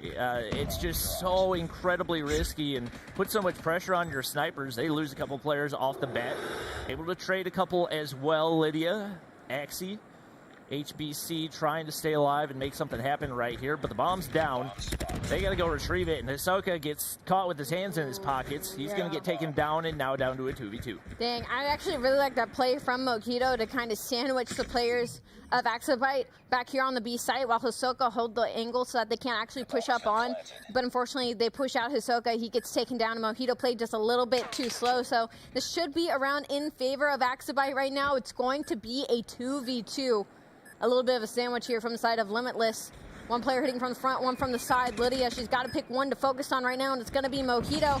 She gives it up, though, but HBC finds the kill, a 1v1 now. Ooh, Mojito's tucked away in the cubby. Timing's going to be everything right here. He doesn't have a lot of time to work with. Lydia content to sit on the head glitch, and you can play that all day long, but you got to hit the last bullet. She's not able to do it. No. So many opportunities and just enough time for Mojito to get the defuse right there. So winnable for Lydia. All she had to do was slide to the other side of the car. Yeah, I mean, all she had to do was slide to the other side. Yeah, genuinely just some unfortunate decision-making there. Maybe just play the push or even just lay down behind the car at that point. Something to waste the time. Even if you get down and out, just keep letting the clock tick. Unfortunate round for Axabite. They did so much to regain from that first blood, and it didn't go their way in the end. Once again, though, a very, very, very slow approach from the side of Axabite. Yep. Mojito with 2 to his name already. It's a round that could really go either way, but decision-making is everything in that situation. Miz, bomb in hand, as expected. Snipers sitting back, looking for picks. Typical split setup on the defense as well. Nothing too surprising. And man, I just feel like there's no creativity in the utility usage so far, as both teams have gone with the exact same setup. And to be honest, that's playing into the game of Limitless. They are being allowed to dictate the pace of the game, and we finally see a little bit of aggression, but Lydia immediately pays as they don't really throw any tacticals in there. What the smoke shot was that? Apollo with a big snipe right there. And that's going to give Axabite man advantage as they look for plant. Denicio going to be able to find a deagle shot there as well. And now only 2 players remain for Limitless. They capitalized a lot on the man advantage there over on the A site. The second that they got that kill from the player in the back and they knew one was shooting at the guy wrapping deep spawn within trailer, they just pushed it out with 2 people, got that kill, and now the bomb is planted. The issue now is it's a 2v3, 30 seconds on the clock, and a lot of kills are going the way of Limitless, but Hisoka gets 3! What? What? Why didn't he sit on the bomb heady? Why didn't you get a trade? That's... Oh, these rounds are so painful, Bobby. They are so painful to watch if you're on the side of Axabite. If you're on the side of Limitless, you're screaming at the top of your lungs. Hisoka just absolutely tore apart their setup by himself. I mean, he wasn't even, like, in a dangerous position for the bomb plant. Like, have a head glitch. Like, they could have just played back and watched the plant. I don't even... Anyway, first blood on the side of Limitless already, a 5v4. That's 2 rounds for Axabite that could so easily be in the lead for you right now. And just poor execution on both of them. Nice trade for Miz right there. Rasmo, go ahead and back up. Doesn't want to shell tires right there. It is going to be man advantage and bomb down for Axabite once again, but that hasn't really meant anything for them so far. And it's honestly kind of the same thing that we saw up against Animus too. So many first bloods, but not a whole lot of rounds where they were able to convert. Rasmo going to go to the top side, see if he can find a sniper angle. Miz doesn't see him, but Rasmo doesn't see Miz either. Goes for the shots. Risky up against a sniper, but clock continues to dwindle. That timing. Miz didn't look. I mean, there's 14 seconds. No way they 2v3 once again. Apollo gets the snipe, but it's Rasmo. Oh, Apollo with the quick scope on the Mojito. Thank goodness. Axabite almost fumbled the bag once again. But the quick scope from Apollo saves the round. What? Oh my god. Why are we doing this to ourselves, Axabite? Like, you are in a favorable situation. You had so much control onto the site. It was a 3v2, and for it still to come down to that 1v1 with Apollo with the sniper, it is not looking good. You need to start getting these more comfortably. Bomb now. In the middle of the... Bobby, what's going on? Talk to me. I mean, honestly, they didn't even play it right, but he hit the shot, so at the end of the day, that's the only thing that matters. 1-for-1 trade off the start right there. Lydia out of the equation, and a little ego chow for Denicio does not pay off. Rasmo completely ready for that one, and that's going to slow down the push pretty significantly. I don't know what HBC thinks he's shooting at right there, but it's not there. A man's chasing Ghost right now. He's going to spot Rasmo over mid. Sniper shot not going to land, and now we're down to a 3v3. I'll take a 3v3, but the bomb is still in spawn. And number one, Hisoka is taking advantage of that information as he's just forcing his way right up into bottom wood. He finds one player, now a 2v3, and he can just sit in a corner now. He can just play for this information. Bomb is just sitting back here. Look at the map control. Look at the spread. All three players of Limitless are pushed up to the spawn of Axabite. And, I mean, the players are just coming right up to them. The bomb counter is going to be the last alive. It's going to be Miz. He does end up finding one, but he's got to win this 1v2. And another player is there on him. The shots don't hit. He gets shut down by the sniper rifle and boot. I mean, Axabite are just not leaving their spawn. It is so painful to watch. They are playing incredibly slow. They are allowing Limitless to completely pace this game. You leave a lane open, and a player from Limitless is just going to abuse it. They're going to push up it, and that is all the information they're going to need. Axabite now, I guess they can literally hear me as they are full pushing this B site. It's going to be Boot with the first blood, though. Yeah, nice wallbang right there. I mean, the thing is, like, whenever Axabite pushes, they get taken down, but it's because they push without using any of their utility. That was disgusting from Apollo right there. I'm pretty sure he has only hit quickscope so far. I don't think he's landed a single hard scope right there. Yep, hard scope, easily lined up, not gonna go. Now it's gonna be Limitless. 4-1 lead right here. I mean, Axabite, you have smokes. You have concussions, you have nades, like, use them. If you want to open up a bomb site, use your utility. Praise Bobby Coach. Man. I mean, you are completely 100% correct. Come on, guys. That's another first blood and like to Limitless. Rasmo's going to connect the snipe onto Denicio. Bomb is still in spawn. Like, just commit to something. I understand that when they commit to that B site, they just weren't able to win those opening gunfights. They got the wall bang on the sniper from Boot, so it was just first blood down and out. But in this situation, you cannot keep playing this passive when it's just this pace is not going your way. That's another player down for Axabite. A 3v5. 3 members of Limitless over here on the A site. One pushed up wood. That's going to be Hisoka once again. This is painful to watch, Bobby. It is. It's just watching your team get picked apart. You get HBC, finally gets a trade onto Hisoka, but you haven't moved an inch. You got one player in wood, one player in bathrooms, one player in spawn. Like you have no map control. Yeah. You have no information. All they have to do is sit on the head glitches and wait for you to run around the corner because you're the one that has to plant the bomb. You got to make a move somewhere. Apollo gets picked off as well, and now 2 players remain. HBC on the high ground trying to find somebody, but they seem lost. They seem lost. They're not even playing with each other. Like, they're not even playing close enough to try and attempt to play out the trades, to try and give somebody the opportunity to maybe get the 2-piece and put them in a favorable position. They're afraid to leave spawn. It's very painful to watch. We are now going to flip sides, so maybe they'll show us something special on defense, but we're going to have to see what Limitless has to go. I mean, already you can see all the utility from the side of Limitless. They're smoking out mid. I mean, already the tactics from the side of Limitless are night and day compared to Axable. And right there, you lose a player, but you immediately get trailer control. That's crucial control that's going to open up the bomb site. Sniper missed the shot. Okay, you still get the bomb down right here. You're down a man. You can play for the retake. Rasmo pushes in. Beautiful. It's all about the map control. Denicio going to be able to find one onto Hisoka. Tough to hold off the retake right here, but HBC gets spotted out, nearly finds a 2-piece onto Denicio, but now it's all onto Onur. He has information on at least one player right here.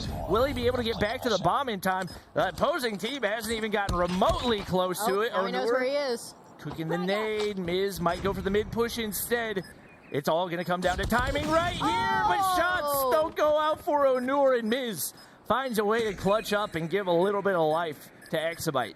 Big 1v1 out of Miz, but like still, the situation kind of remains the same for me. Like Limitless made the decision, they got the bomb down, and a 1v1 goes their way, that's a round win. Like at least they put themselves in a more favorable position than Exabyte was by just sitting in their spawn, not even attempting to make pushes onto a site. And when they did, it was maybe a one-off on B, and the second that failed, they refused to show any signs of aggression following that. So Limitless, they're just going to continue this aggressive mid push here. Once again, going to try and force the bomb over to the A site, but Denicio actually is going to find 2.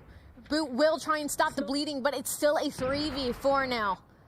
One player from the side of Exabyte is going to be over near trailer by A, but Limitless are forced now to re-wrap into their spawn, and nobody is moving a single inch. The mid push is an interesting thing. I know that's something they're banking on with their smokes, but I'm pretty sure they only smoked off the front mid angle. I don't think they smoked off the side, and that's where they got hit pretty hard. Right now, we got a 3v3 as Sniper picks up another on the opposition, and just go plant A. Pretty much at a stalemate. The bomb carrier is back and forth. Looks like he's finally going to commit to A, but you get aggressive, and it pays off as Boot able to get the snipe right there, and that's a wide open A site. Onur finds another, and now Miz all alone, and he gets absolutely decimated. See, like at some point the aggression is going to pay off for the side of Limitless because they're playing for that map control. They're playing for that bomb plant. They are not afraid to go down players. I think that's something Exabyte really needs to take from this experience, from this search and destroy, because they're on the defense right now and they are still on the back foot, even after winning that one round 6-2. It's match point for Limitless, and it is all out aggression on both sides. All of Exabyte has pushed up into the mid now by Wood, and they're going to get that first blood. It's going to be traded out. There is now a couple of kills going the way of Limitless. It is a 4v3. They have completely given up the A site. The bomb is nowhere near it, but number 3, Rasmo, is going to be in trailer with that information. Onur hears players down below. Doesn't know exactly where, but probably only a matter of time. Hisoka reads 1. And that's going to leave HBC all alone in a rough spot. You got a sniper in top 10 that might be able to make something happen, but he doesn't get the information. Just like that, HBC is all alone. Not in a position to clutch up right there, and Limitless. I underestimated their search and destroy. They came out guns blazing. A 7-2 win, pretty convincing right there. I mean, it's the same that we saw from there earlier. I mean, sometimes it's tough. You know, we talk about recency bias and, you know, the type of teams that they're going against, but it was the exact same story with Exabyte. They were not confident in their offense. They were not making decisive decisions, and when they did in one round, when it didn't work out, they instantly stopped. They instantly switched back to the passive-aggressive, playing in their spawn, trying to play off paying a pick, or maybe outforcing Limitless to overextend themselves and maybe get lucky with a kill or two. Limitless simply outclassed, especially in that offense. I mean, it's just a decisive decision-making. Even on the side of Exabyte, like, even if you just had to start playing some mental games, throw a smoke in mid and full push onto B site, throw one person over to B, make some noise, and go plant the bomb A. Like, try something different than sitting in your spawn waiting for a pick. That is what is going to separate good teams from great, is that you have to make those in-game decisions, those in-game changes. Because it wasn't Hisoka, it wasn't Onur. They were doing well, but it was Rasmo. 15 kills in the search and destroy. I feel like it really came down to those first 2 rounds, because that could have very easily been a 2-0 lead for Exabyte right there. I agree. Like 2 incredibly winnable rounds, and the other one over on the A side as well that they just couldn't capitalize on. And I think it was winnable, but once they got in their heads after those first 2 rounds, they just didn't seem to know what to do, and it made them incredibly predictable, and Limitless capitalized.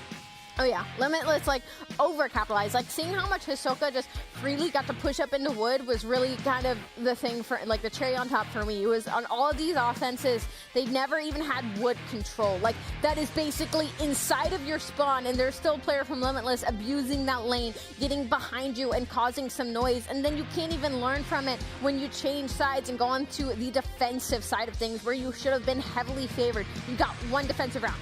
You got one defensive round and lost the game 7-2. That is just, I mean, it's unacceptable if you're Exabyte. Yeah, and I mean, to be honest, one of the 2 rounds that they got was on a miracle double quickscope. Yep. Like, it's not even like they out-strategized him there. They just had one player that made a crazy good play. They've got a lot of reevaluating to do if they want to be able to take this series. They're going into the Summit Control. You got to think that's a potential momentum builder. If it's not a momentum builder, then they're out of the competition. So, yeah.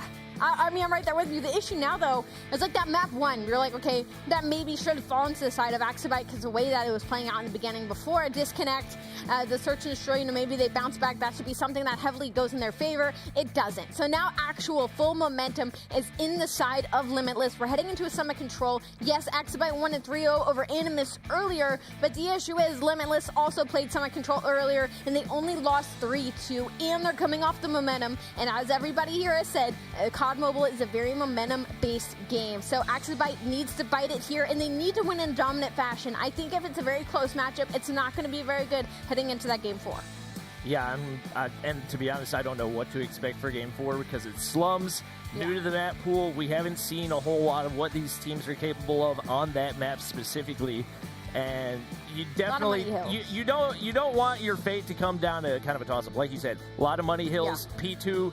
Absolutely crucial, and I think especially for a disciplined team like what we've started to see out of Limitless, they're probably going to be the team that's able to capitalize on those. I'm hoping, again, to see more of that objective play when it comes to this control. I understand it comes down to TDM a lot of the time, especially with these more aggressive teams, and that's what we saw earlier when Axabite played, which was surprising because they were getting outslayed majority of their series and were able to make that turnaround. So we need to see them do that again. My worry is, though, is that they will once again lose in a 3-1 fashion because that momentum earlier wasn't enough to push them in stride in the following hard point. But in this series, I will say it's a little bit different just because that first hard point was so close. So Axabite need this win not only obviously to stay alive in this series, but for the momentum to push into that Game 4 and hopefully that Game 5.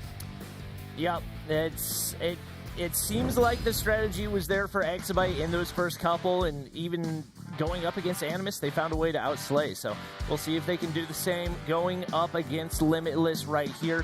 Does look like Limitless is going to be on the offensive side, and typically we consider Control to be a defensive-sided map, but I would say Summit is the exception to that rule just because of how often it does tend to come down to a TDM. And if you're Axabite, I'm worried again for the slaying side of Hiso and Onir. They are continuing right off where they left off, and not only that, but it seems Rasmo has picked it up as well. So already a couple of battles going back and forth. Axabite do end up on top with a 2-life lead here.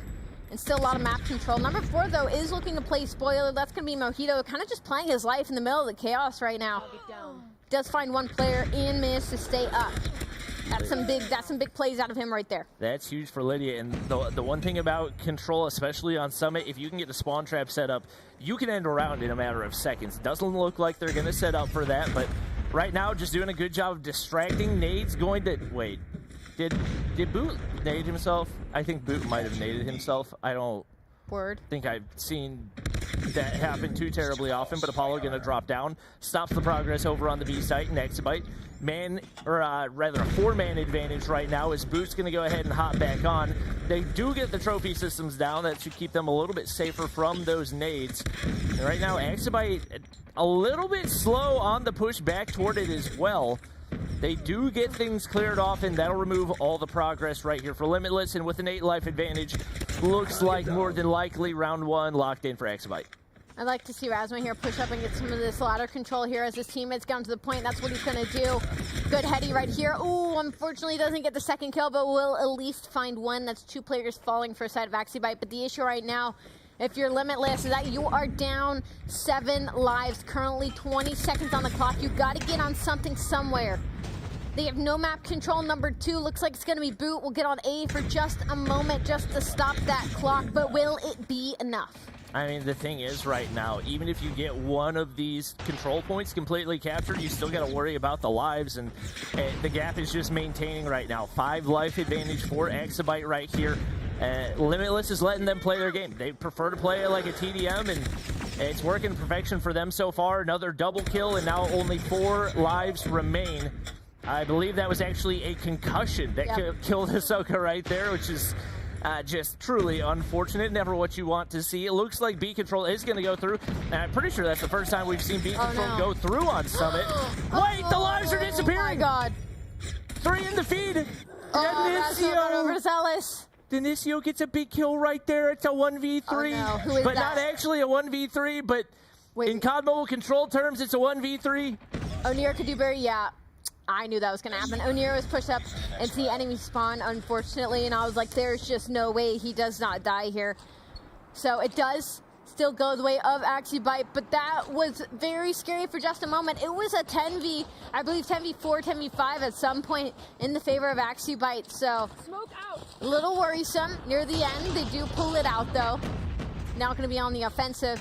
Looking like they're going for a hard A control here. Mojito's going to be on the other side of this wall, but it doesn't matter because Denicio finds 2. And that's going to be a lot of mid-map control here for the side of Axibite.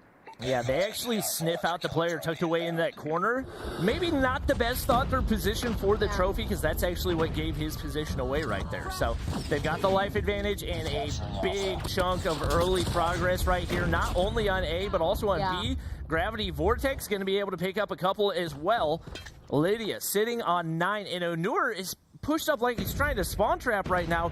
You got to set up for map control. You cannot put them in a solo spawn trap.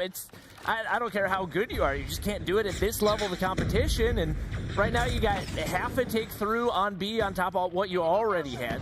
You got 2 takes through on A. You need to sit back and play a lot more passive. Wow, a lot of specialist usage getting pulled out right now from the side of Limitless. They're trying to stop this bleeding because there's 2 ticks on A, there's 1 on B, there's 54 seconds on the clock, and they're down 2 lives as well. So Axibite picking right up where they left off, an incredibly dominant control thus far. As another gunfight, another 3 gunfights, excuse me, go to the way of Axibite, but Boot tried to stop the bleeding. He does get 2 kills to stop some of that map control, but there's still going to be 2 players here pushed up incredibly far for the side of Axibite. 14-14 though, they were able to even it up. It's all about that B site now. A is going to be gone. Gotta capitalize on the specialist usage right here. Sparrow going to stay alive. Sees Onur down below, but not going to be able to get the shot off in time. That's a couple big kills going in for Limitless right here.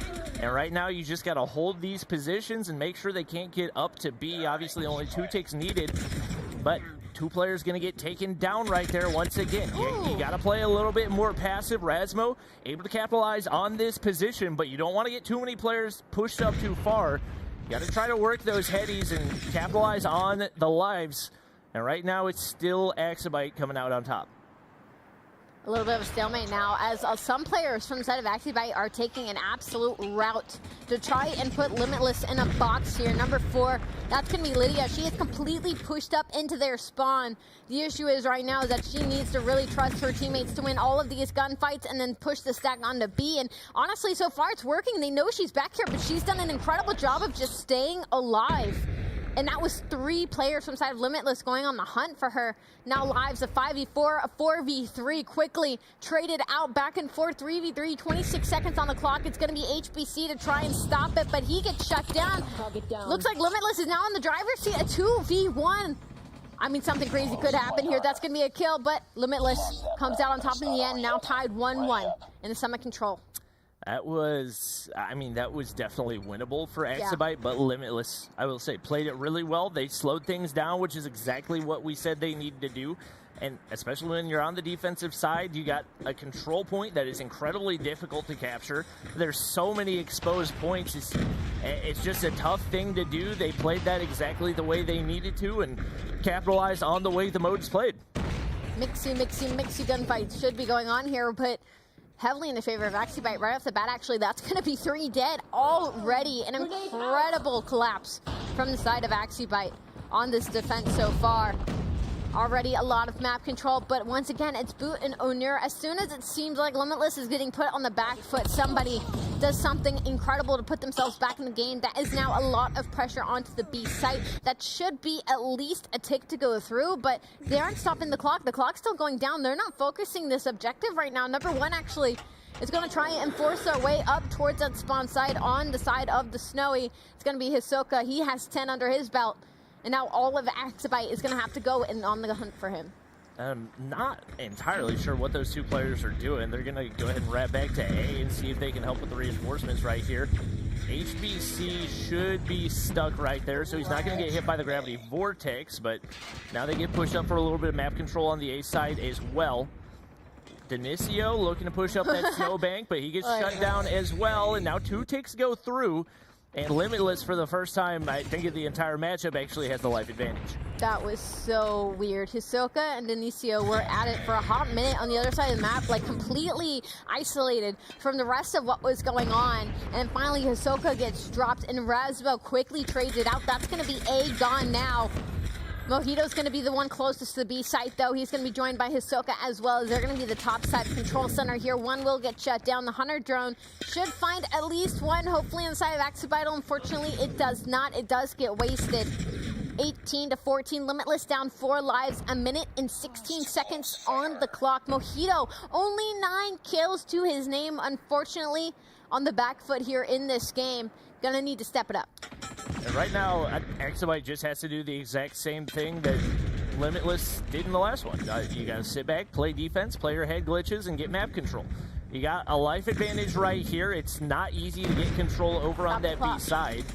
And right now, it's a pretty easy counter to the current situation, but Onur pushing up for some map control, shut down by Miz immediately. Will they be able to get the trade? It looks like not yet.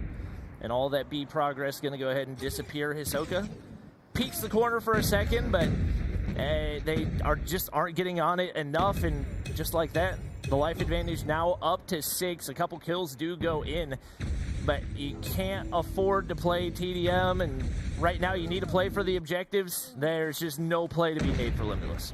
Not really, no. A 9v2 now. I really wish to see a little bit more of life and objective play out of some of these teams when it comes to offense, because they're in such a favorable position, but they are not focused on the objective. They're focused on just getting the control around the objective and try to play that TDM rather than actually just trying to get those ticks to come through. I mean, some serious plays trying to come out of Limitless. I mean, they have 1 life. Not a single player can die, and it looks like one might be falling here in mid-map. That's going to be the end of it. Axibite now at match point for this control, up 2-1. It's just been a defensive battle.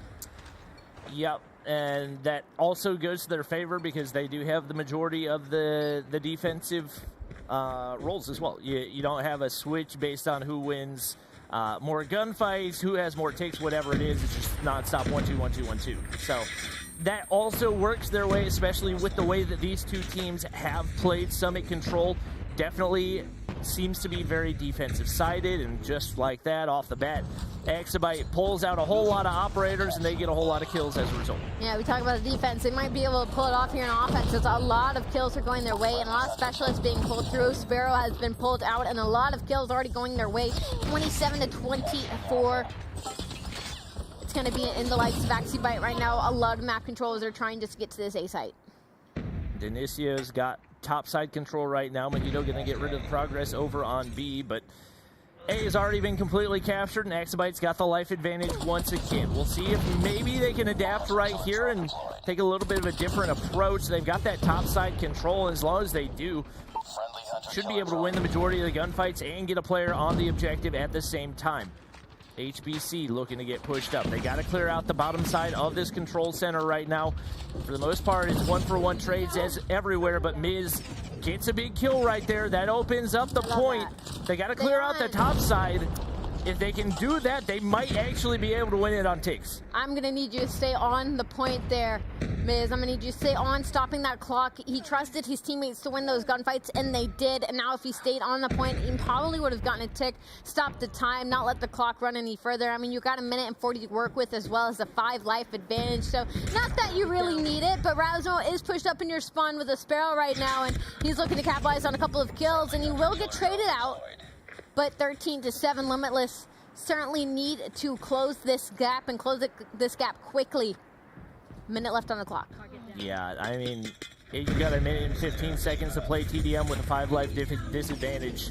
That's not a good spot to be, and Boot, I don't think he realized if he took a step that way, he's going to get sucked into the gravity vortex. A lot of kills going in. Limitless looking like they've got a shot right here, but another player drops. It's only 3 kills separating the two teams. Right now, that with the map control that they've got, they can sit back, they can play passive, and they can force Axabite to push on into the control center. Oh, you're right. It's going to be Miz hitting the fat flank right there. The whole team! They're all running across the backside of the map trying to make something happen. And I think they might be able to... He's got a Pred missile, but he gets nothing. The flank goes through. Miz able to get the kill right there, and now 4 lives separating the two. They've hit the flank. But can they find the kills in time? If Limitless just play their lives, they just don't die right now. They can't get to the point right now. Number four, oh my God! They're not gonna be able to touch the point. It's all number 5. It's all gonna be on Denicio. Denicio needs to run straight to the objective. There's 10 seconds on the clock. Is number 5 and Limitless gonna read this? HBC, you gotta get the kill! Oh my God, it's a 2v1! He's on it. 5 seconds. You gotta stop the clock, Lydia. It's all on Lydia. Lydia has to make the play. Lydia's gotta win at least one gunfight. What? They won!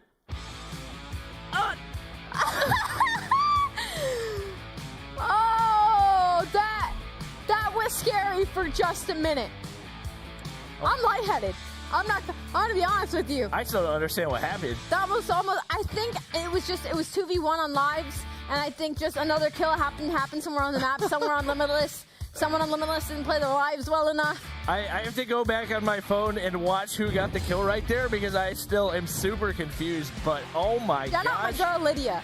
Shout out my girl Lydia. She made the absolute play getting on the point right then and there. There were 5 seconds on the clock. If she dies there, or if she did not instantly run to the point, they lose that round. Like, they just lose that round because of time, because no one on Limitless was dying. Wow. That was insane. That was something else. It's such a risky play to send your entire team on the complete opposite side of the map from where the objective is. It paid off. I'm not sure that it should have, but it did. Yeah, it came down to a 1v1. They were 1-1 on the life advantage, and HBC got the final kill onto Rasmo. Oh my goodness. Gosh, what a round. I like the play of everybody in the flank. Like, that's fun. Like that's like one of those play calls that you need in the search and destroy. Like, Axabite, where is that in the search and destroy where you make that decision to just do something rogue and it pays off? I don't like that there wasn't that much time on the clock for them to do that.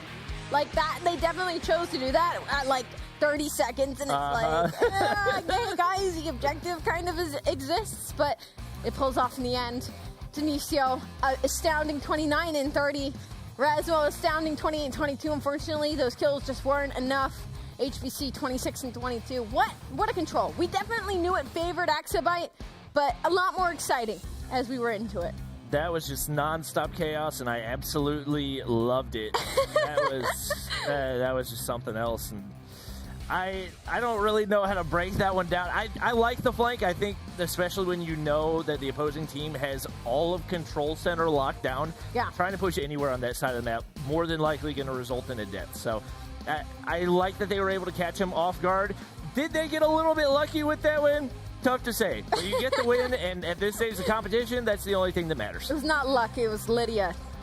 The clock was so important to me at that point, because the gunfight didn't even go down until probably about 5 seconds after, to where they won by lives. So that's a heads-up play. That's a heads-up play. That's a heads-up play that I need to see in the search and destroy, because I believe in you, Axabite, to force it to that game 5, and I need you to take some of the balls that you had in the summit control and take it into the takeoff search and destroy. Obviously, you have to make it through the game 4 first. You have to make it through the slums hard point, but Axabite is one of those teams that is very good at prioritizing rotation, and they are obviously not having a lot of issues when it comes to slaying in this series. We saw how the beginning of that first hard point went, so heading into game 4, I'm not that worried, but Limitless obviously could still come out swinging. Yep, I think this map is going to come down to primarily the P2 rotations. That is, I would say, probably the toughest spawn to break in Call of Duty Mobile Hardpoint, so keep an eye on the timing for when those players start to make that move. It's probably going to be pretty early in the clock, because more than likely that is going to set up for those later hardpoints as well. Most of the other ones, a little bit easier to break, and definitely the pacing of the operators and the score streak is going to be crucial as well. Right there with you. The usage of specialists are so important, and we've seen a couple of hiccups already from both these teams and some of their play calls and their specialists. It was better in the control, but we have to talk about the first hard point, obviously, because we're heading into a game 4 hard point. Some of the Goliaths, just a little too early, guys. Don't do it when there's 20 seconds on ult, and you're rotated for next, and nobody's around you, and the hill hasn't even popped yet. You're not even collecting time. You're calling it in spawn. Just a little bit more heads-up plays, a little bit clearer communication. I would love that. I would love to hear some COD Mobile comms, a little listen-in action. Do you think that would go? We used to have that. I guess we don't have microphones or something. What? Wait, but I don't know. Wait, Maybe how are in the they talking finals. to each other then? Wait a minute.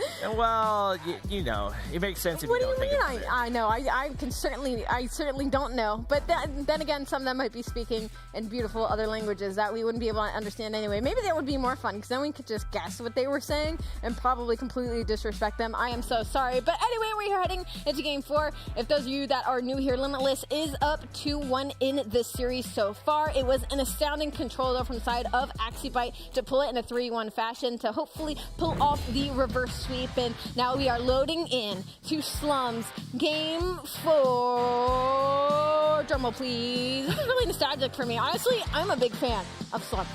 I'm a big fan of Slums too. I think this is going to be a knockdown, drag-out match of COD Mobile and rather P1 is going to be chaos. Never mind. They don't want to be on this map anymore. I'm going to go ahead and hit the reset button right there.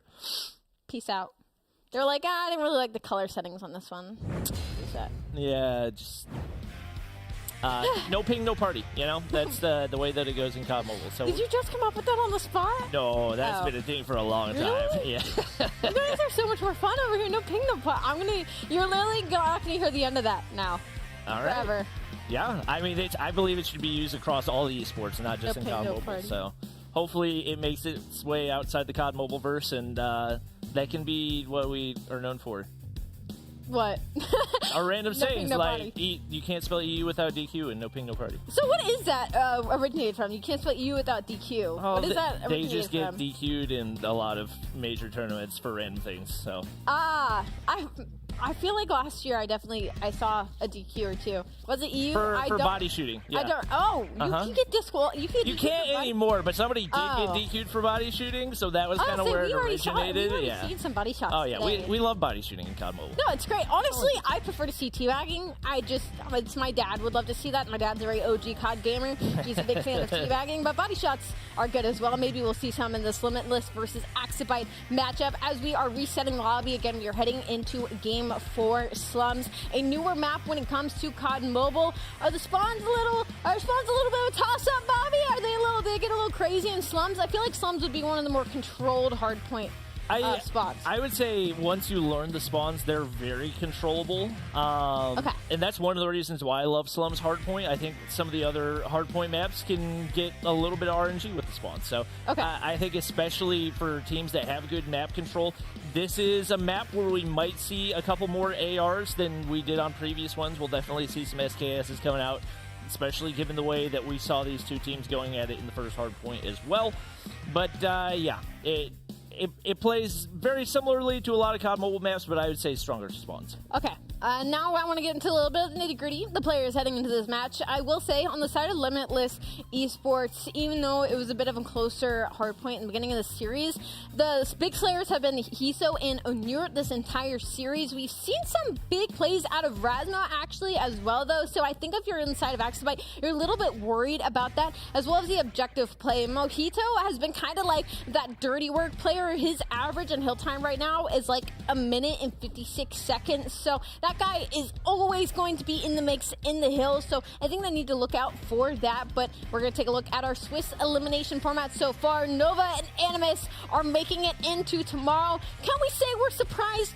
No, not really. But Light 0-2 out. Well, we will not be seeing them again. Now that is surprising, Bobby.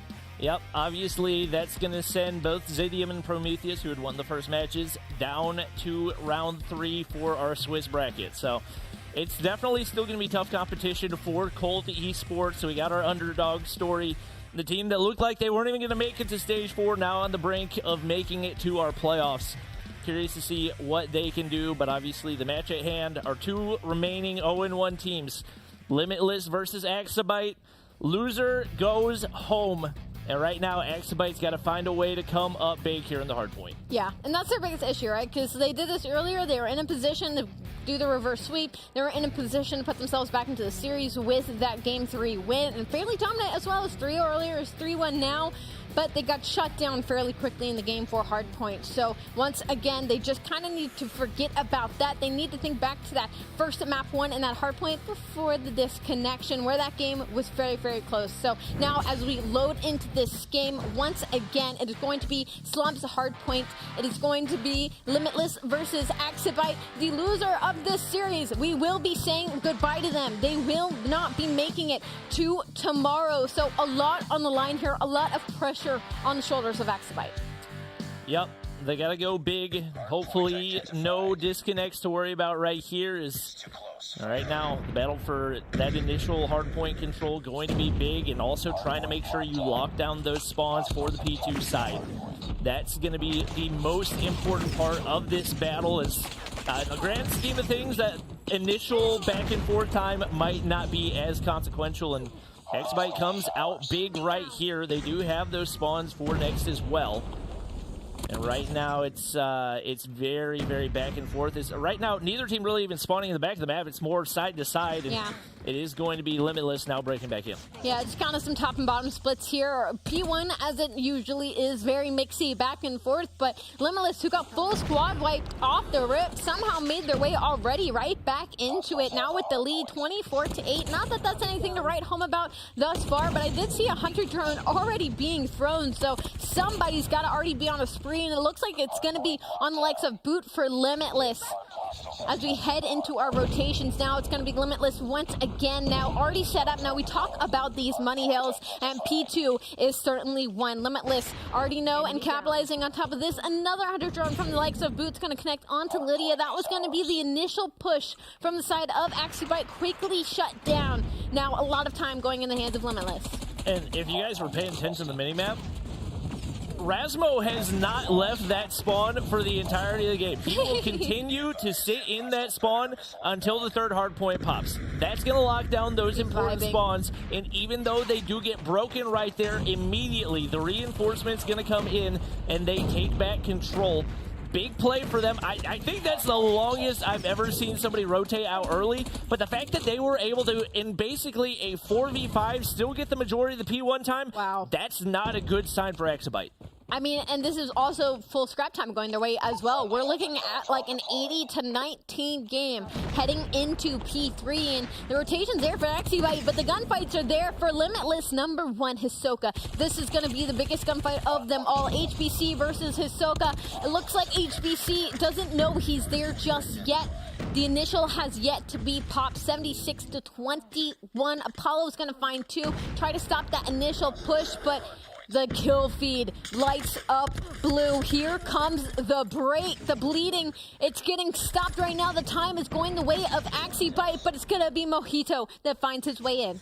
That is a huge entry frag right here, and Exabyte has nobody to reinforce. Both players shut down on the way into the hard point, and he's going to be sitting all by himself in the map control. So solid right now. Boot looking at that cross, ready to protect his teammates on the inside. Hisoka got an operator to try to clear out any pushes in from Exabyte here as well. This is looking very, very different from what we saw in this first hard point. It's been pretty lopsided so far. Very, very lopsided. 108-29, looking to end at about 123-29 by the end of this hill. And there is still a lot of pressure from the side of Exabyte. They have these spawns in the back now, as New is just going to move around the corner, but Boot is already in here. Boot already has 17 kills. Already Specialist has been called on the side of Limitless. They are trying to put this game in the ground and put this game in the ground early, but it's going to be Exabyte with the initial. It just shows you the importance of the map control. That's what's allowing to get all these kills. We just now have our first double-digit player for Exabyte. We got 3 players already there, and Boots nearly at 20 already. Absolutely obliterating the competition. And it's super, super lopsided right now, as it's a 100-point lead, and we have yet to make a rotation back to P1 right here. Apollo going to push in, see if he can apply some pressure, but he gets shut down immediately. HBC Same going to be true for him. Miz looking to push in, but there's just not a lot of teamwork right here. They nonstop try to push in one at a time, and for the most part, they've gotten shut down. They're going to be able to get some scrap time here if they can clean up these fights. Miz on the backside, I don't know why you peek out the backside when you're 1 HP and you can pick up a little bit more time, but just a lot of questionable decisions right here for Exabyte, and looking like they're very likely on the brink of elimination. They are feeling the pressure right now. 150 to 38. Limitless is completely in the driver's seat. 23 for Boot, 18 for Mojito. I believe when I checked as well, Mojito had like 80 seconds in hill time. I was talking about that objective play. That guy is always going to be in and around the hill, and you have to be able to clear him out, but it's just been single push by single push by single push on the side of Exabyte. They are not working together as a team right now. They break this P1 for a couple of seconds, but how long will they be able to hold on? There is a lot of hardpoint to be played, and it have to be played perfectly. And right now, it is going to be Exabyte with spawns for that rotation of P3. I was curious whether or not Apollo was going to turn around, because he started running toward the next hardpoint. Apollo, that's where you need to be, and that's what he's going to do, trying to lock down things on the backside. A couple players pushing down that side alley. Can he survive? Mojito wraps around the corner, and that's the kill. That's going to go ahead and break the spawns before they even pop, and just like that, this Limitless team is exactly where they want to be. They're not even worried about the 100-point club. They're trying to put them in the 50-point club. Yeah, I mean, that was a beautiful rotation for the side of Exabyte. They just could not win the opening gunfight. I mean, 3 players were sent from the side of Limitless to push out that street. I mean, look at that objective time. Over 100 seconds for both Onir and Mojito. I mean, they are just outslaying. They are out-rotating and out-holding Exabyte right now, 196 to 55. Exabyte trying to hold this from the front, but how long can you truly do that when every player for Limitless is spawning up around the corner? Every time you get one down, there's going to be 2 more to challenge you. They can't win it here. Limitless do have to make the trek across the map, and it looks like Onir is going to be the first one to start making that route through mid-map. And they just keep single file marching one by one on into the hard point. It's not even like they're a vastly outgun skilled team. The decision making is just not there right now. If you're trying to go one at a time into a bunch of opposing players sitting on top of head glitches, you're gonna lose that every time. You need reinforcements. You need utility. You need some sort of strategy, some sort of finesse to get into the hard point. They just have not had any of it so far. Seem very, very lost on this Slums hard. I mean, like, if you pay attention to the minimap for this hill, like, Mojito, like, Limitless is not on the hill right now. Exabyte is holding on incredibly well. They have a good setup going on, but, like, Mojito was playing his life on that truck for so long, just putting bullets into players, just putting out a trophy, just waiting for his team, just alleviating that pressure and putting the pressure onto Exabyte. That is what Exabyte needs to incorporate into their gameplay right now, is being a nuisance, but playing your life, making the heads-up play for the rest of your team to alleviate that pressure off of spawn. And right now, Exabyte, they're getting a lot of time, but they're still down 100 points, okay? Only 30 needed for Limitless to finish this out. Lydia will find 2, but for what? As the rotation comes in, Limitless, there's going to be 2 players here. They shut down the 2 from the side of Exabyte, 220 to 105. Limitless completely in the driver's seat. Oh, and Rasmo's trying to push out for spawns. He clears out 2 off the top of the fountain right there. Can he find HBC as well? He does. Big 3-piece, and that will likely secure the victory as they now get the reinforcements from the backside. Mojito doing his thing on the inside of the hard point. He's been doing that all day long. Exabyte gets the initial break on in, but Onur, 1 frag on the backside, sees Lydia on the front. She's going to get taken down as well, and it should only be a matter of time before Limitless pushes on in. I mean, Exabyte doing a good job of holding on. Yeah, I mean, they're in here. I mean, if you look at the kills right now, almost everybody has doubled since the game started to be ran away from them. But, I mean, they woke up too late. It's 227 down to 121. I mean, Limitless could just be going for 10 seconds of scrap time at this point and still manage to finish out this game. It's looking like it's going to be about 10 points here until we head into our final rotation. Exabyte on the back foot, stuck in this spawn trap here at Old. As we go into new, the closest player to contest is going to be HBC. HBC is going to have to kill at least 2 or 3 players. He finds 1. Might find a second. Does get shut down. It's 2 from Rainier. That should be it. That should be the nail in the coffin. I mean, it's not unwinnable, but it would take a miracle at this point. Gravity Vortex to the face, open things up for Exabyte, and I mean, at this point, you can't even afford to send one player early because you can't afford to give up any time. You got 9 seconds until Limitless closes this one out, so you have to play everything as it happens right now, which puts you in such a rough position. Oh my goodness! Because if you make one mistake and let Hisoka absolutely wipe you off alongside Mojito, it's going to be game over, and that is exactly what it's going to be. Limitless comes out on top, and they will keep their tournament hopes alive, as we do have to say goodbye to Exabyte. Goodbye, Exabyte. Unfortunately, it was just the decision-making for me on the side of Exabyte. It wasn't that they were necessarily, a bad team. They weren't always on the back foot, but they would just wake up way too late. They would start being confident in themselves way too late. They would make the make of the game way too late. And Limitless, I mean, just the entire time through, it was the consistency. It was the game plays. It was a search and destroy. Absolutely disgusting. GG. GG. Everybody on the side of Exabyte pretty far in the negative. It's not surprising to see when you look at how well that was played by Limitless.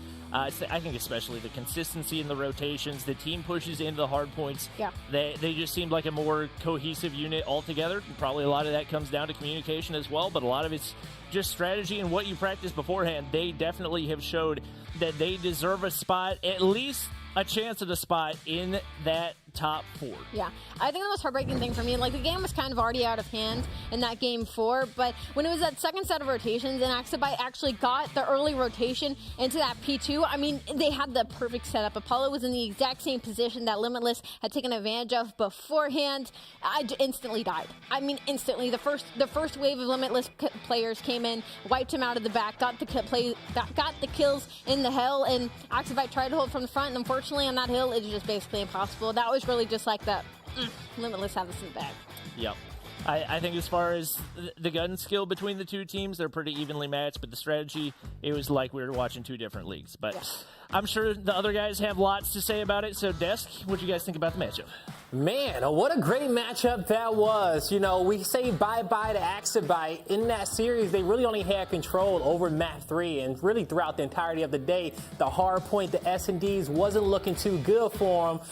Mommy, coming to this one, Limitless, they got the job done, but Exabyte, they really couldn't, do it in the hard points for them. They needed to get those respawns. Yeah, we already talked about it before the matchup, that the hard points are going to be the most difficult coming in for Exabyte. We've already seen in their match number 1, and now Limitless did absolutely everything they could. They had perfect hardpoint and S&D, where I thought that Exabyte could actually win some of the rounds, but unfortunately just dropped the ball. Yeah, they did. And, Shift, when it comes down to performances like from Boot, Mojito, and Honor, this Limitless team, they got a lot of different levels in which they can hit a lot of star players. I think we're starting to see where the divide is between the region when you watch a matchup like this, simply due to the fact that Limitless was tested by Zitri in their opening winners round 1 matchup, but it was still really tight from start to finish.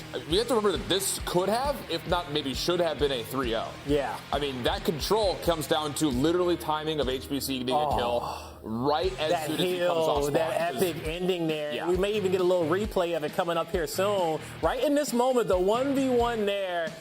And we see Onair not able to finish off that kill, and the hill gets capped. Mommy, it was exciting. We were screaming in the green room. I know. We were just really excited for Bobby and Ali to go and cast off because their series was absolutely amazing. But yeah, Lydia just proving that she's so good when it comes to those clutch moments and really just trying to take whatever mistake that she did in S&D and try to apply it to control. But we already knew that Exabyte had a little bit more of a presence when it comes to the control game mode, though. Yeah, they definitely did. But you got to have the fundamentals there, too. It's game modes 1, 2, 4, and 5 in any Call of Duty series. The respawns on a hard point, the single life, and the S&D play, it has to be superb if you want to be a champion at the end of the day, if you want to make it to stage 5. Now, congrats to Limitless as they will move forward on in the bracket. They're going to end up having to play up against Prometheus, okay? So that's going to be an epic series to end off our day. But coming up next, we talked about the close match matchup that we saw Limitless have against Zidium there earlier in the day. We'll take a look at this results because coming up is going to be Zidium versus Cold Esports. We got our 1-1 teams remaining. As you see, 2 squads qualify. Give a big congratulations to Nova Esports and Animus in the chat. And bye-bye to Exabyte and Light as you got our 0-2 teams there. Now we know our 1-1 matchup, Schiff. Which one are you looking forward to the most? It's got to be Limitless Prometheus. I think right now, no shade to Zidium, but Cold Esports, after their tight loss to Nova, they are looking like a different level. They're looking untouchable when it comes down to the other teams that currently remain. I should make sure I specify that very clearly, the other teams that remain. I still think, though, that for Limitless, there's still some learning to be done, and we didn't really get a chance to see too much out of what happened with Prometheus versus Nova, but we can at least report that Prometheus did not play Nova nearly as closely as Cold did. So is there much of a margin between Prometheus and Limitless? I don't know. That's why I'm excited about that. We're going to have to find out on that one soon. Mommy, do you share those same sentiments? Most definitely. I mean, Prometheus is definitely looking like a different team. But for Limitless, we've seen how scrappy they can play. Yes, they won majority of the games a while ago up against Axibyte, but scrappy and a lot of mistakes were made. And so they need to polish it up, especially if they want to go up against a team that has been looking really good here so far. But I mean, Zidium and Cold, just like what Schiff said, I am really excited for the next matchup. All right. You see it on your screen. It's coming up next. Swiss round 3 is about to begin, and we're going to send 2 more teams home and 2 more teams towards the winner bracket tomorrow. As you know, it's Prometheus, Limitless, Zidium, and Cold Esports left. Who's going to progress? We're going to find out right after this.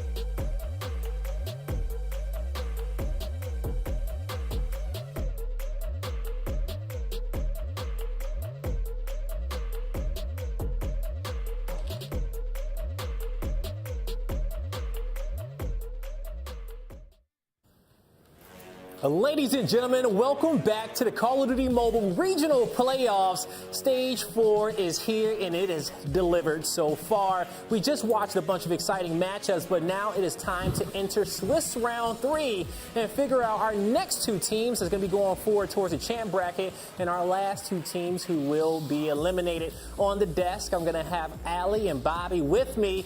Guys, in that last series, we probably saw one of the sickest plays that we've seen in Call of Duty Mobile. Even though, they didn't come out with the dub, that double deagle kill, come on now. Did y'all see it at home?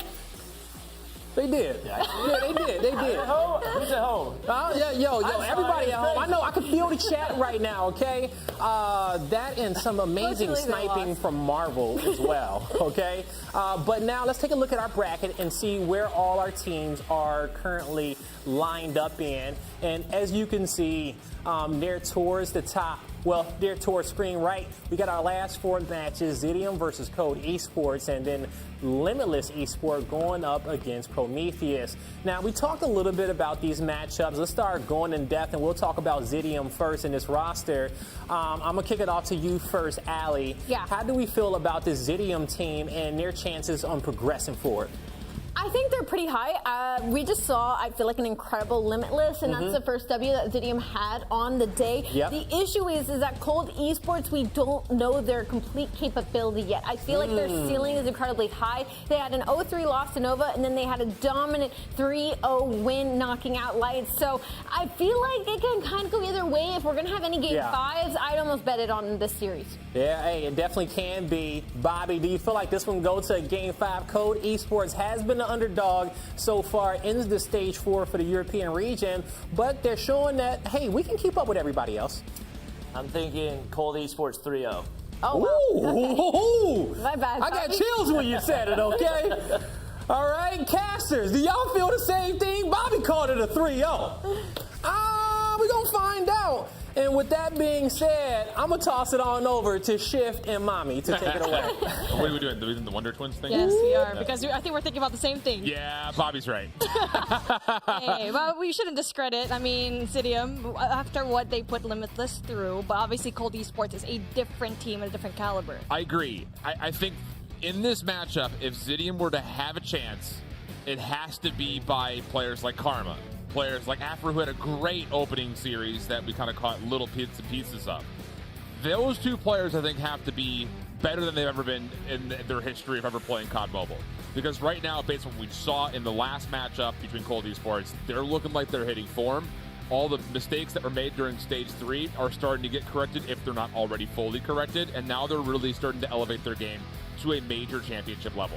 And now, speaking of a different level, this is a map that we haven't really seen much of these teams play out. No, Summit, it's true. Right? Exactly. Yeah, Summit firing range for Search and Destroy and Takeoff Control. Oh my goodness. Takeoff Control is a map that I'm really looking forward to, because so far we've only seen Hardpoint being played here. And honestly, I really want to see a Hacienda map coming in, especially for Hardpoint. I mean, it's just a wish for me, but at this point. It's not a wish for Zidium, who got smoked by Animus on that map in their last round. So it's interesting, though, to see that, Summit is in for the first hard point. I have to mention that Cold Esports probably selected that simply because Zidium throughout the day so far has opted to play more open maps, save firing range, which you could still argue is more open than Summit.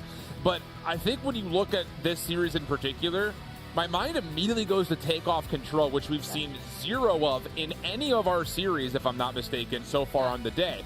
And out of all the control maps that we have, it's probably the easiest from the defensive side to immediately spawn trap. So I'm really curious to see if that's going to be a win condition once we eventually get there. But it starts first and foremost, Zidium has to be good in their rotational decisions against this Cold Esports team on Summit Hardpoint. Otherwise, this map might get out of hand quick. They really need to take control in P3, because early rotation going here is definitely going to be key. But as we start things off here in Hardpoint Summit, we need to see some sort of control here in 2F, because if you lose that gunfight, you can definitely go and rotate again. And not only that, you can go and find a way, after this hardpoint especially, to rotate and over to Catwalk, basically. Good start from Karma, too, which is something that you really really want to see if you're a Zidium fan. I would say between Karma, Saze, and Effort, those are the 3 players that really looked good in their opening Swiss round. They were the ones that were mostly competitive in their second round matchup, and they're going to need to be massive here. And so far, so good to those conditions being met. Onto the hard point goes Zidium. We'll have a tie game and an early lead swap as now the next contest comes out for Cold. And now for Karma and Afer, they need to find a way to win the gunfights, but unfortunately, just as I said, that Nev with a really big 2-piece just absolutely denies that entrance and the power position going into P1. And just like that, is going to be control over here for Cold. A little back and forth affair. Like to see this, honestly, if you're Zidium. Just keep it scrappy. Don't let anything get too wild right off the gate. Try to feel the things out, throw a couple of jabs, see what you can get away with, and then really set your focus on what will eventually come towards the first money hill we have over towards P3.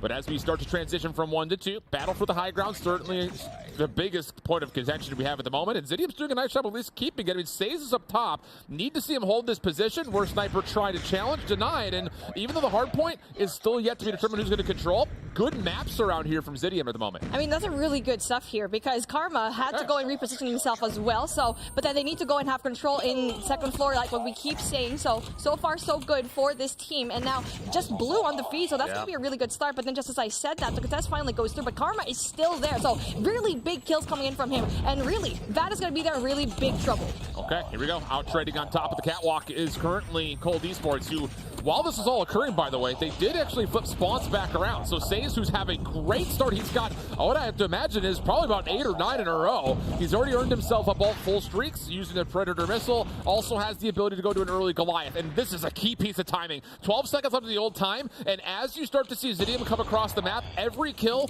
will turn Cold Esports to spawning gold. This is a massive moment for Zidium to try to get away at this game early. Most definitely. Now they need to win the gunfight. That's number 3. Storm needs to go and flush out the players. And yes, he did, especially with the help of Saze. And there you go, but then the spawns not going to be in their favor, unfortunately for Cold Esports, as unfortunately for them as well, they just lose all the gunfights and go in for the break. Saze pulled out a really early Purifier, but only found 1 elimination before being traded out. A massive shutdown for Cold Esports. Now the focus has to be largely on the front. Zidium doing a little bit of 2 things at once. Trying to play around the back while also threatening the front at the same time, but it's not really working out. The Purifiers are now up defensively, and where Sniper only gets 1. Eventually the second will decay off, but the break is still in here from Zidium, and they've got numbers to reinforce. And yeah, like what you said, they have reinforcements, and not only that, using the Purifier to their advantage. And both of these teams are heavily utilizing here in P3. Even so far, Rondo, that's going to be a good start for him. And yes, he died, but he does have a Hunter-Killer to play with later on. Saze is absolutely lighting things up. 20 kills. We're not even through the 3rd hard point yet. After trying to get involved, tries to shut down the mid route, but largely speaking, it's dealt with, and the scrap time will be forfeited, conceded, and earned now by Cold Esports. Over towards the 4th. Look at number 3. It's Nev in yellow on the backside, just anchoring the backside plow area, trying to deal him out as Zidium, but now the threat from the front starts to come through, and honestly speaking, Jim is right in position, so you're going to get the Goliath called in, but this is going to be contested. Oh, can Saze get in time? And yeah, just barely is able to before he likely would have been overwhelmed, but this Goliath is not going to find a lot of value as it's stuck in place and immediately gets shut down. And speaking of, he does get shut down at the worst time ever, and now we get to see Cold Esports finally even things out.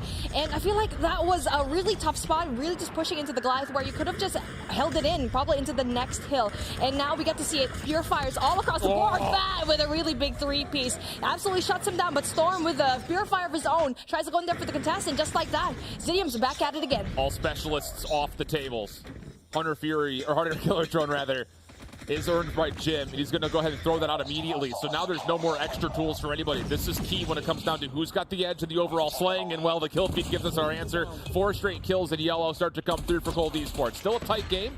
Saze kind of worried about the rotation to New. Going to get pressured by a handful of members, and he's just going to look to back up and anchor. I love this little finesse out of Saze to value his life, wait for help, and as it starts to come through, now Zidium have a chance to win the rotation of 1. I mean, not only that, he has 23 kills to his name and just waiting for the streaks and really just saving his life for just to when to use that score streaks and also the operator skills. But like what we see here, Cold has pretty full control here, but then just like that, Zidium needs to go and find control in 2F as well, which we are slowly seeing here, but Karma losing that really big gunfight. Unfortunately for him, Storm is there for the backup. Yeah, good follow-up from both Cry and Storm.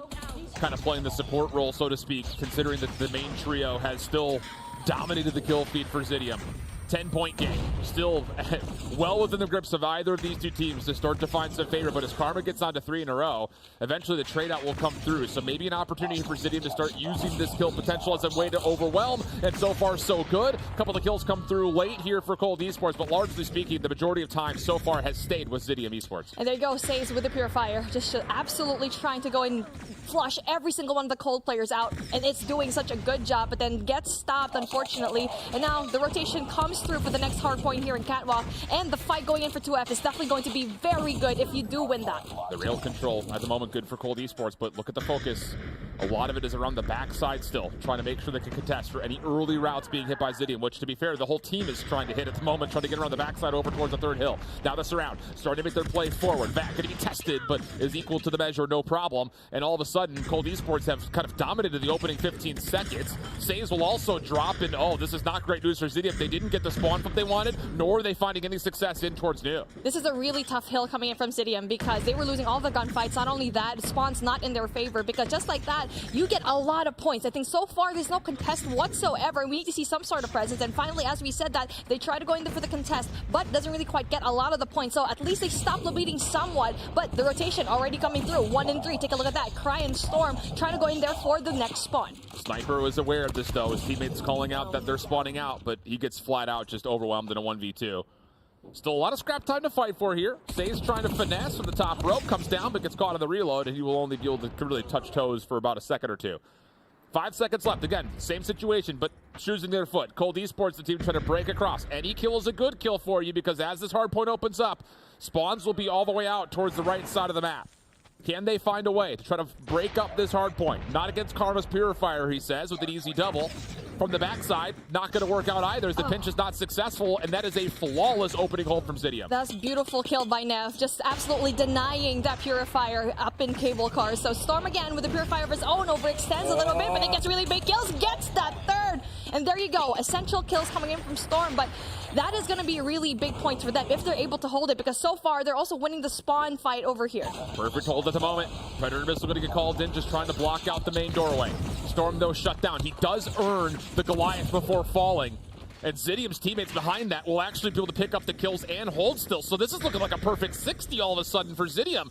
Oh, this is definitely not at all, I think, what Bobby and I expected initially, but man, Says at 33, Karma at 24, Ever at 23. They are showing up exactly when their team needs them. Glad to be proven wrong, and Zidium's definitely bringing the fight over here to Cold Esports, the heat, like what we say, but then the fight going into P4 is definitely going to be really big. This is where we saw the Goliath not really being used well coming in from Zidium, so they need to play it right this time as they're flushing out one by one, and yes, spawn is going to be in the favor into Zidium.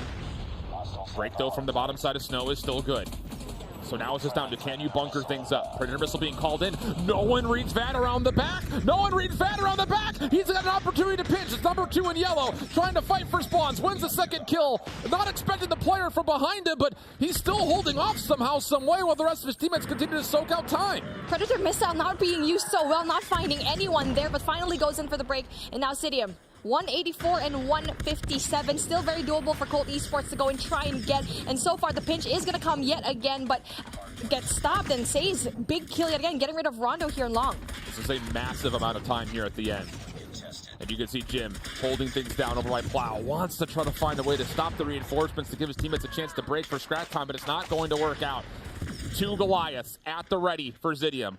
Comes down to the timing of when do you want to use these, because you got to think these 2 hard points upcoming are not exactly the greatest hard points for these Goliaths, so we might be seeing them stuck in the inventory for a while. Absolutely, and Worst Sniper is definitely going to be ready with a Spiritfire if ever a Goliath does go and has bound here in P1. And so now the reset finally happens yet again, and so far 2F is going to be controlled right now by player number 5. It's going to be Afer. Try to go in there for the kills, and yes, they do get the kill and the contest as well. So this is looking a really good hard point for the side of Zidium. The execution timing for Zidium is near flawless. They're hitting multiple points of ingress all synonymously with one another. It's really good sequencing.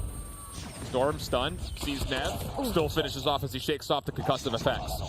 Now a chance to make the play back. But honestly speaking, for again, Cold Esports, if you can hold on to this scrap time and still make a rotation to 2, you could get this game right back within your grips, and you wouldn't have to face up against all these Goliaths still. So big moment here for Cold Esports. Have to have the scrap time first. And at the scrap time, still not going in favor, but there you go. Very big kill coming in from Nev and Rondo. Big 2-piece for him. And now the rotation comes through. There's still number 2 over there. That's going to be Vat all the way in Catwalk, so that's a really good sign. No contest whatsoever. They're just going to give it away. And now we see player number 4 trying to go in there for the backside push. They're not really quite seeing anyone. They're not trying to go in for the contest. They're not pushing in. Yeah. They're doing it. This is going to force a decision for Zidium. Do they panic here? Do they possibly try to pull a Goliath because this game is starting to get a little out of hand all of a sudden?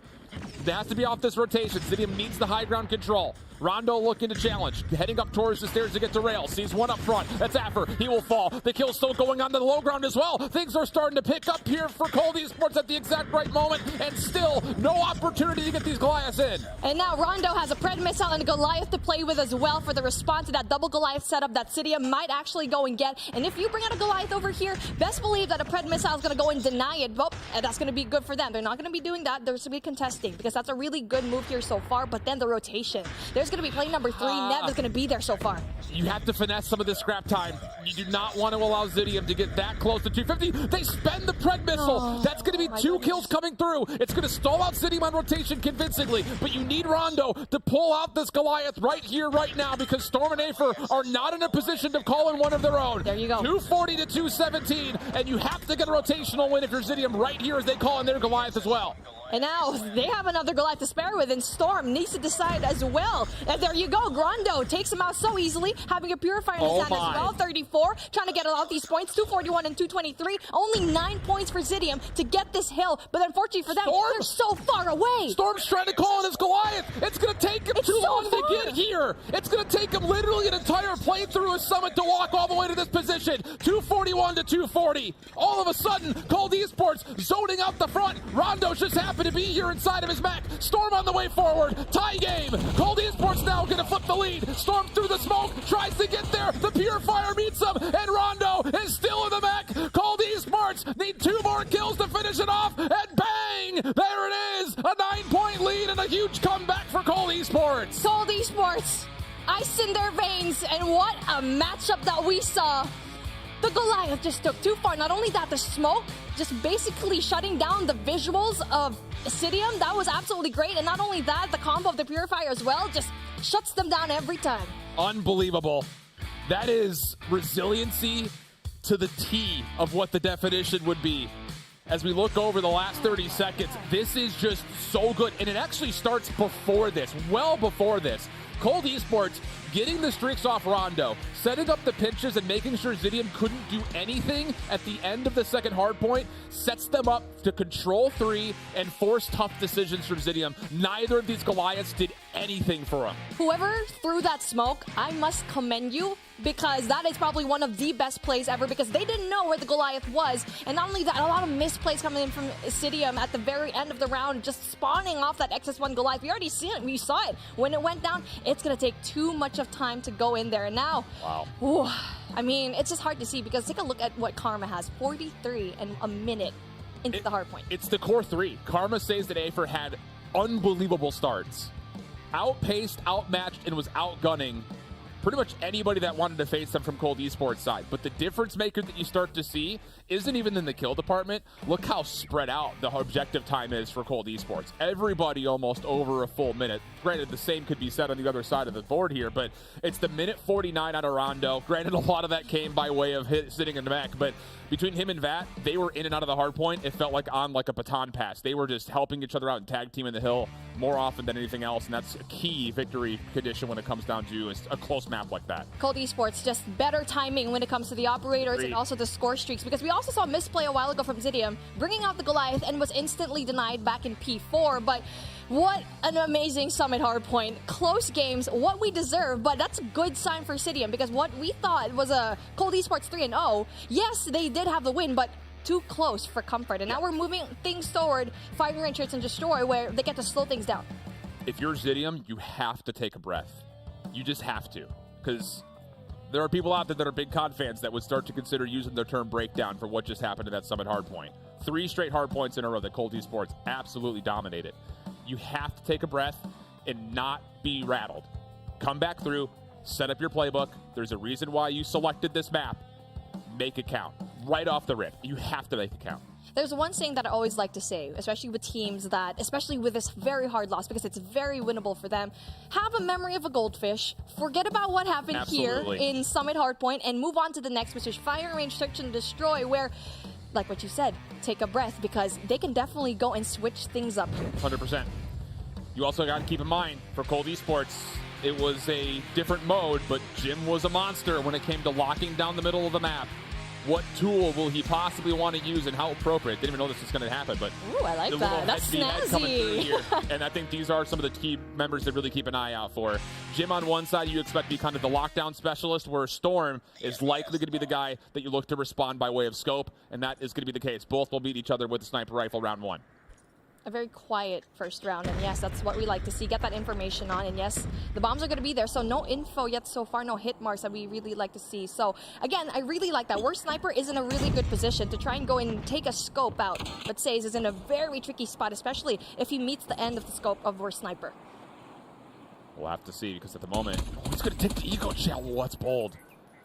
Where Sniper in a different position. Free Fire comes through. Rondo looking to slide. Chal saves backed off, but he will keep his life. Meanwhile, while all this is occurring, Storm watched the middle of the map and was able to find a kill. Now Kree popping over towards Wood has established at least some doubt here that Cold Esports could be getting pressured, but I love the idea. Back off, player 5v4.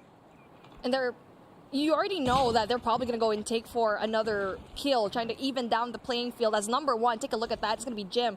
Spalled all the way through, but then there's going to be 2 players right there greeting him, and it's a good thing he backs off just a little bit, and that is so close for comfort.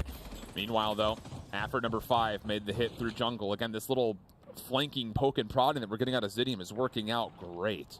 And Cold Esports is completely trapped with really nowhere to go. You have to make solo plays. Nev and Jim on one side of the map. Rondo's making the long route over towards B. He'll throw some shot out just to see if maybe Zidium will rotate after this. And oh my goodness, they took the bait. 3 members have given up their position through mid-map to help out over towards B when there was no hit coming through. So now you've got a 3v2 on the A zone. This is how Cold Esports makes this comeback happen in this round. Oh, that was beautiful, but then Storm, the denial, Nev goes down, and Storm yet again, and finally puts the nail in the coffin. That was a really good readjustment by Cold. I mean, that fake going into Bravo and not for the rotation, it's just unfortunate for them that Jim couldn't really get a response coming in from Nev. That's great out of Zidium to immediately recognize that we got faked out, rotate quick, and, well, Storm hits 2 great shots. Saves to finish the round off. So here we go. 3-2 split defensively for Zidium. Different look. Not a lot of focus over the middle of the map, while as for Cold Esports, a lot of focus with utility. Once again, push forward, but no one ever saw Says in this position last round. So I like the fact he's still here. He's going to try to line him up, but runs into the force of Cold Esports, and first blood's tallied for the offense. 3v1, that's going to be a tough spot to be in. Now take a look at that. Bomb is finally going to be planted. And there's only going to be 1 person, but Jin takes out Storm, takes him out really quickly. Now, just like that, a 3v5 situation. And now, if you're number 2 going into trailer, that's going to be Karma. You need to wait for your teammates. And that's what he does. But then with Where Sniper, this is going to be done already really fast. Yeah, Jim's over the top of that as well. He'll find a 3rd kill. Pistol, good luck, have fun. No special moments with Eagle here. I love that setup for the post plant, though. That just gets the bomb down. Go prone. Jim says, I got you, brother. And Where Sniper over the top makes sure that there's never a really established threat. Great offense. They got the angles covered, every single one of them, and a really clean win coming in from Cold. And now, again, they're trying to go in for the same situation here, where a little bit more passive play, where the bomb carrier, though, a little bit spun out. Oh, goodness. So the first 2 rounds, you have to remember that Says tried to push forward on this perspective, left side Wood. He got figured out last round. He tries to make a move over towards the tin side, gets absolutely picked apart. Now it's a full vacancy towards A. Zidium trying to hit a bit of a flanker on the backside of Wood, but Jim's aware of it, at least in some regard, especially now that he falls to the play. And this is going to be a really tough retake for Zidium, kind of splitting their focus between both sides of the bomb. Now, I feel like for Craig, he needs to get 1 kill. He needs to take out Nev right there in bathroom. That's going to be the biggest kill of your game today. And now, for Says going down so early, I mean, he keeps overextending all the time. But then Storm getting that 1 big kill, needs to worry about 1 more. That doesn't really quite get the scope. Affer is able to at least clear some space. But again, that post plant, as soon as you get that first pick, you're in there. And even though Jim falls on the backside, he's essentially just an alarm system saying, oh, they're on our flank, and then you just readjust how he was jetting out the post plant. That's really 2 solid back-to-back offenses for Cold Esports. A big mistake from Says, though. So how does he try to play it this time? He's number 4 in blue. That's something I'm most curious about. And he's going to try to play over towards Trailer, but he loses his teammate in Karma. Jim finds the opening first blood, and he gets the pistol on the stage as well. Not even shooting back.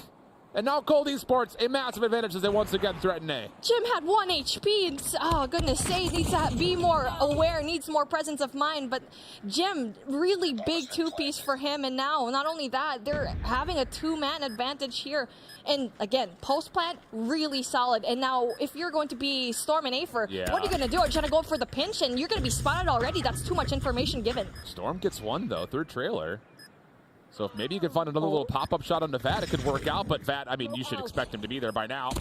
Tries to back away and ends up nearly lining up with Nev. A chance here for Afer, but he's going to go to the deagle. Oh, it's going to be a dicey one. The hipfire connects. 1 more to find, but Vat slips right underneath. And it's 3 consecutive offensive rounds for Cold Esports. I mean, we like to say that the KSP 45 is the meta for this season, but it looks like the Deagle is slowly getting that crown as the best secondary weapon here for Stage 4 in EU.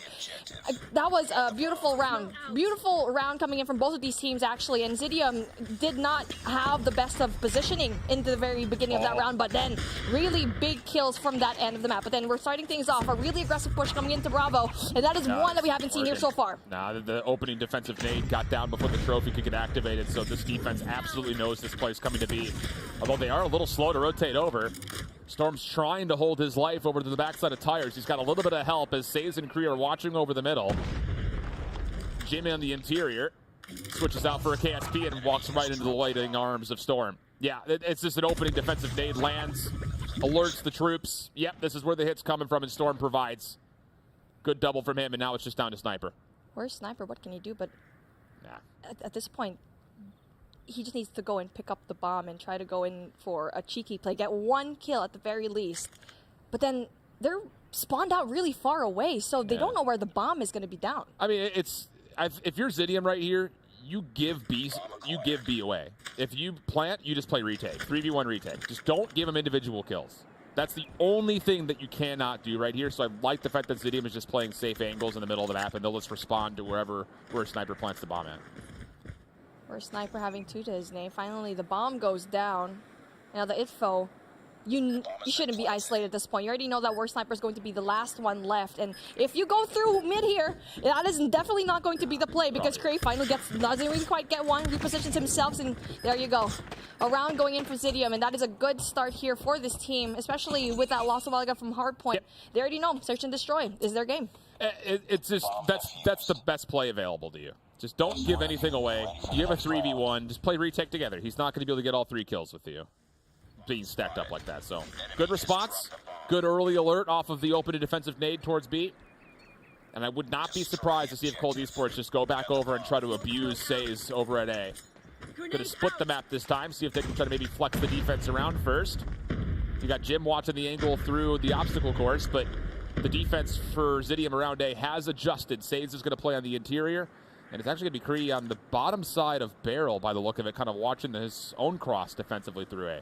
Where Sniper sees that there's 1 person here in Trade, so that's 1 info for them. But for the side of CDM, there's no information whatsoever. But taking a look at player number 5, that's going to be Afer. Spawned out. I mean, he went all the way here in Wood. He's going to be in a little bit of a troublesome situation, but if he gets that 1 kill, the bomb is going to go down, and there you go, Afer with 1 big kill, 2-3! A beautiful 3-piece in Afer, and just like that, a really quick round for when he started was slow. It was all the Afer game here. Love that. Just hit him with a quick switch.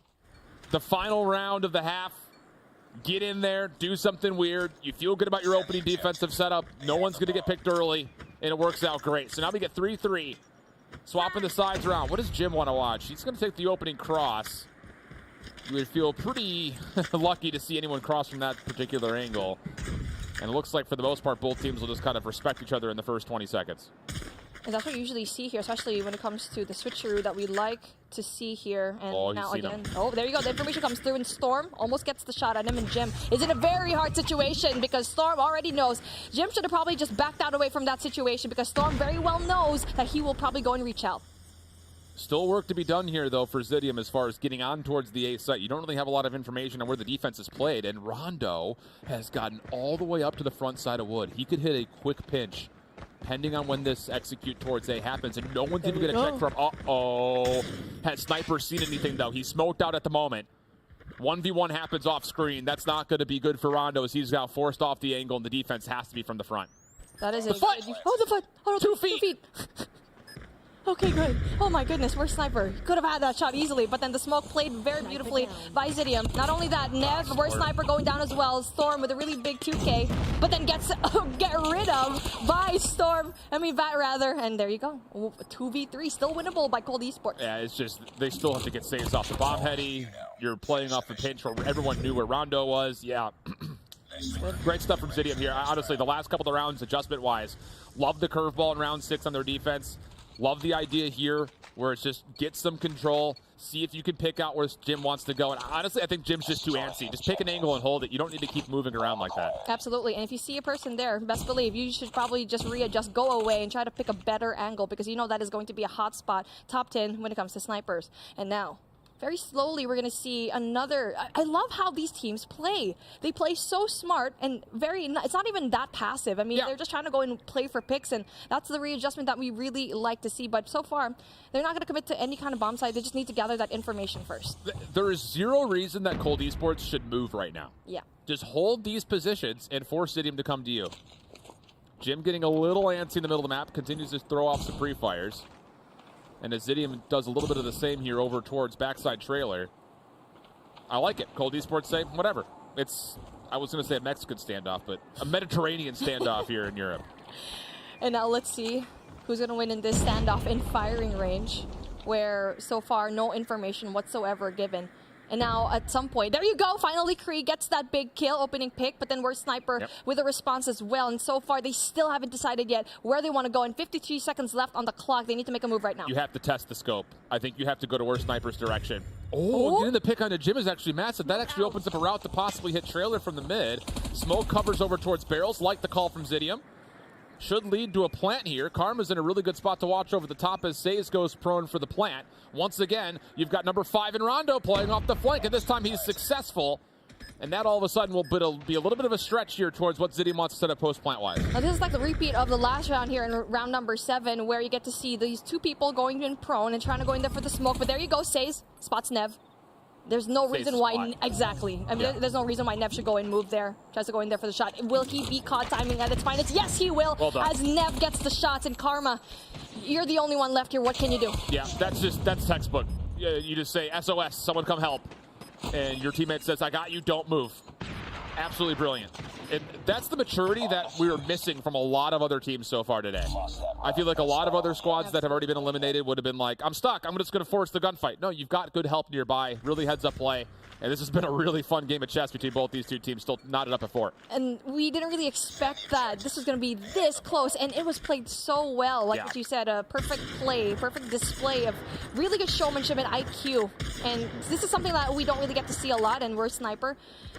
Goes in for the wallbang, but Creed gets rid of Jim, and Jim so far has been having such a hard game here. Yeah, he's had really no kills. I don't think he's had a single elimination on the defensive side of the map yet.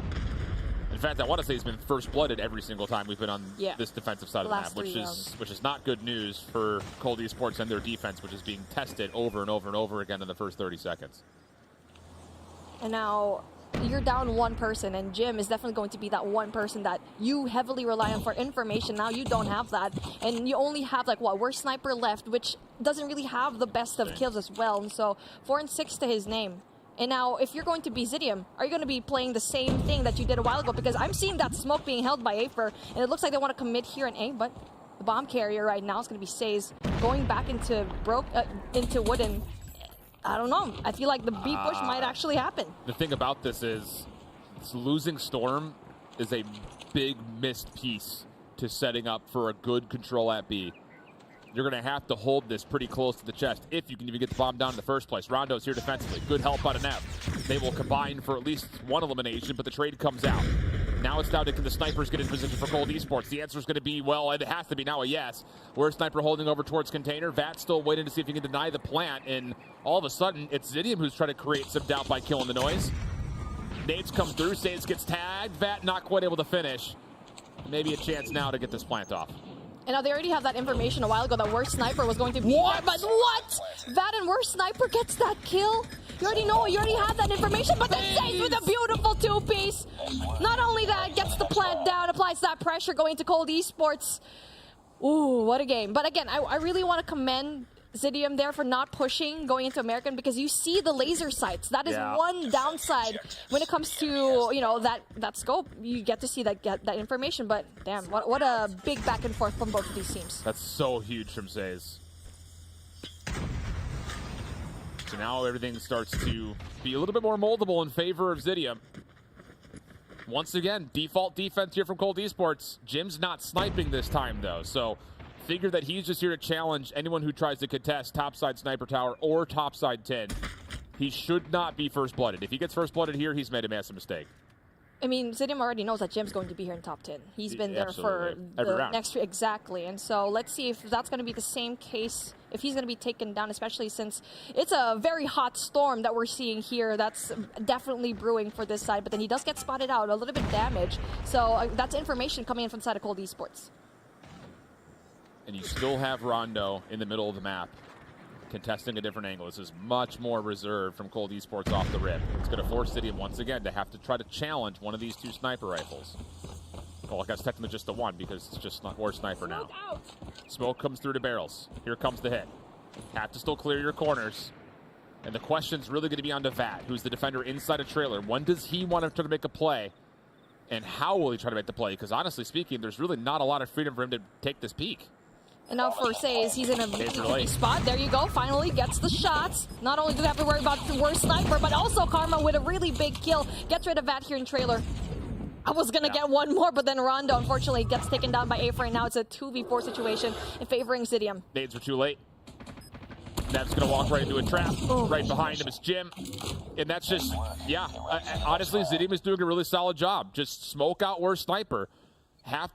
You essentially have to make Cold Esports commit in one of two ways. Either number one, you're going to put an extra player inside or around trailer on the back, or number two, you're going to back up Worst Sniper completely and try to out-nade them once smokes come through. And this time, look at the call. Vat's playing up. Worst Sniper's also playing a bit more forward, but Jim once more gets first blood. It's just, you can't have that happen. Jim's got to be better than that. And he's back to the sniper as well. So going back into where initially he had a hard time going into, and now he's first blood yet again. And now the rotation coming through from Zidium. Really full push going into Alpha, trying to go in there, retake, but then number one, number two, number three, two people go down. That's going to be really hard, but Worst Sniper really goes in there for the shots. Oh, Rondo's on the play through wood. He's going to be able to cut off another. He gives his teammate a chance. It would have to be 4 kills in the round and a 1v2 for Worst Sniper.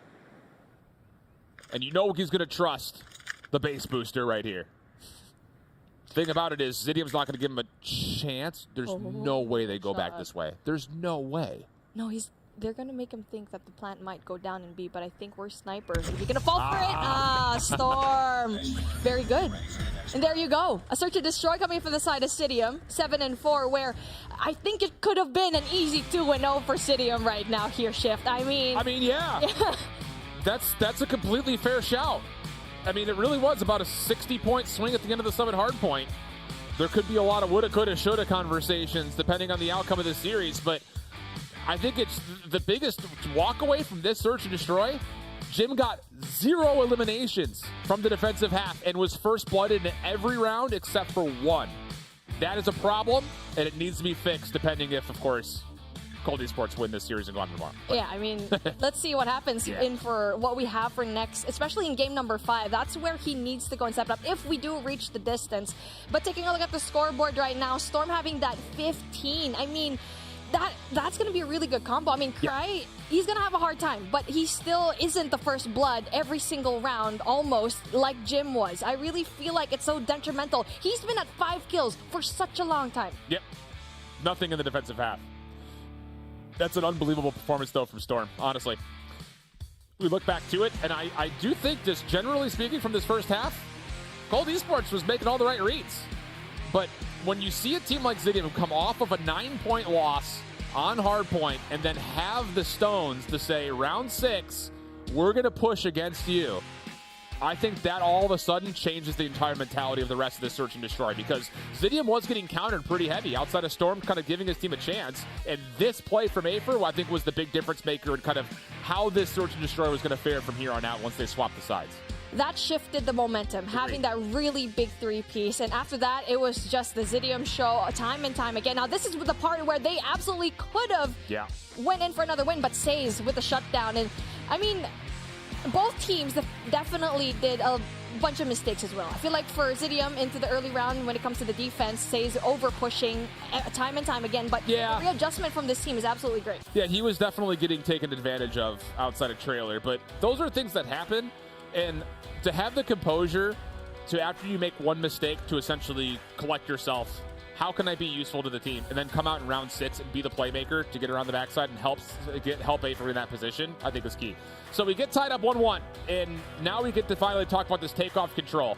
And I think the biggest thing about this map, first and foremost, is whoever starts off on offense, I don't care if it's Cold, I don't care if it's Zidium, but whoever starts off on offense, you have to demand respect. Because the defense could essentially come off spawn and immediately be challenging where you're spawning at, just due to how the map is laid out. So you have to demand the fact that, okay, the defense does not feel the freedom to make those sort of plays. They have to be a little bit more cautious in how they move forward in towards the launch bay, because otherwise this could just be a full defensive spawn trap map, and whoever gets round 5 defense wins. Absolutely. Not only that, it's a huge map, and it's our first time seeing it, so that's why we're very excited to see what goes down here in Control Takeoff, because you don't really see it that often. I don't think I've ever seen a Control game mode, so it's going to be my first time seeing what happens here, what goes down essentially. Okay, so Jim's playing a little bit back, just watching the corners. He's going to give intel out to his teammates, and then I imagine they'll start to move in off of that. But look at Zidium. Oh, yeah. They're saying, you want to come forward? We'll bait you in. The kill's looking good, at least initially. Nev able to find one. Jim providing some cover fire, and here's the movement. Now, all of a sudden, you start to see Cold Esports making the move from the B side of the map, trying to get up to try to control mid-fountain, but the kills are evenly dispersed, and this is not terrible news for Zidium. You got one player through in the form of Afer. He can help make sure that at least the clock can be stopped here as they get on to A. And there you go. That's a really good response here by Says, getting one more. So that is going to be really good kills coming in from the side of Zidium. Again, yeah, well done, having one tick down. And now for the side of Cold Esports, you don't have any sort of control when it comes to... You need to get 2F here in Launchpad. Clearance comes out for the side of Cold Esports, but you still have members deep, including Storm up top. Gets a good first blood in the second set of engagements. 40 seconds on the clock. Very reserved pace from both of these two teams, but you see Cold Esports. They're locking down all of the 3 lanes you need to set up a bit of a spawn trap, and they're saying, yeah, Storm, you can be in our back line. We don't care. We're just going to keep killing your teammates off of their respawns, which is exactly what's happening, by the way. And this is what I like to see from both of these teams, because they're very reserved, like what you said, and they're just trying to go in for the kills. And yes, it's harder because, I mean, A is so open, and Bravo is just like so far away. So that's why it's going to be really good for them. And now, the live's just in the favor of Cold Esports right now. I mean, you can see Storm, he's number 3 in yellow. He's just looking for something to do, because no one's challenging him. He's like, how is nobody coming back to get me? Well, Storm, no one cares that you're back there. And the clock will expire. It was a 27v27 at one point in time. We finished in an 18v5. That's just good awareness from Cold Esports saying, unless Storm touches the zone, we don't care that he's back there. Let him sit there. And that is a hard thing, especially in a huge map like Takeoff, is the fact that Cold Esports looks like they're very comfortable here, knows the spots on where to go, and the spawns as well. So they're very knowledgeable when it comes to this map, and it really does show a really big and a distance when it comes to the performance. And now Storm getting that one, but doesn't really quite get the second. Zidium are going to full flood through mid, right down the gut of where A would be. But Cold Esports, they've got some launch center control, and they're stopping the clock for a first tick of progress here at B. And this is what I'm talking about. Like, you've got a player deep in the form of Nev for the side of Cold Esports, but the thing is, he's not just able to help out and read where the spawns are going. He can come back to this B zone and help them capture it even faster, which the second tick of progress is now done. And Zidium, they're not finding any success on trying to force a spawn trap, and they're getting punished for it. It looks like they're lost here in Takeoff, and now with Nev being in such a great spot here in Health Center, it's definitely going to be really big. And there you go. Finally, Bravo is going to be taken. Not only that, it's going to be a life advantage coming in from Cold Esports, and now all they have to do is worry about A, and at this point they can just play TDM. Exactly. Yep. 2 minutes on the clock, that's so much time. And like you mentioned, with Nev playing over towards the Health Center, you're going to force the spawns of Zidium to go towards the north side of the map, which you can fight through Launch Center through. So that seems to be the intention here for Cold Esports. Big kill comes to the backside, though. That was Zafer who was able to get 2 with the Purifier that comes out of nowhere.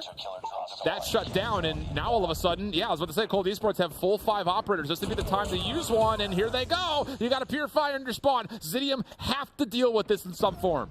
Finally, we get to see Nev go down, There and you an go. Aver really big 2-piece. So again, what we keep saying, not only do they have really full score streaks, I mean, operator skills rather, they know where everyone else is spawning from the side of Zidium. They have such good map control here, but finally we get to see a little bit evened out, and not only that, I feel like for Zidium, they had such a good readjustment, especially coming in from Says. Agreed. On top of that, you also had Karma who won a key double to make sure that there was no continual reinforcement on the Cold Esports. Jim's got a Tempest just running around in Zidium spawn at the moment. And he may be able to line up a couple here. He's number 1 in blue, finally gets shut down.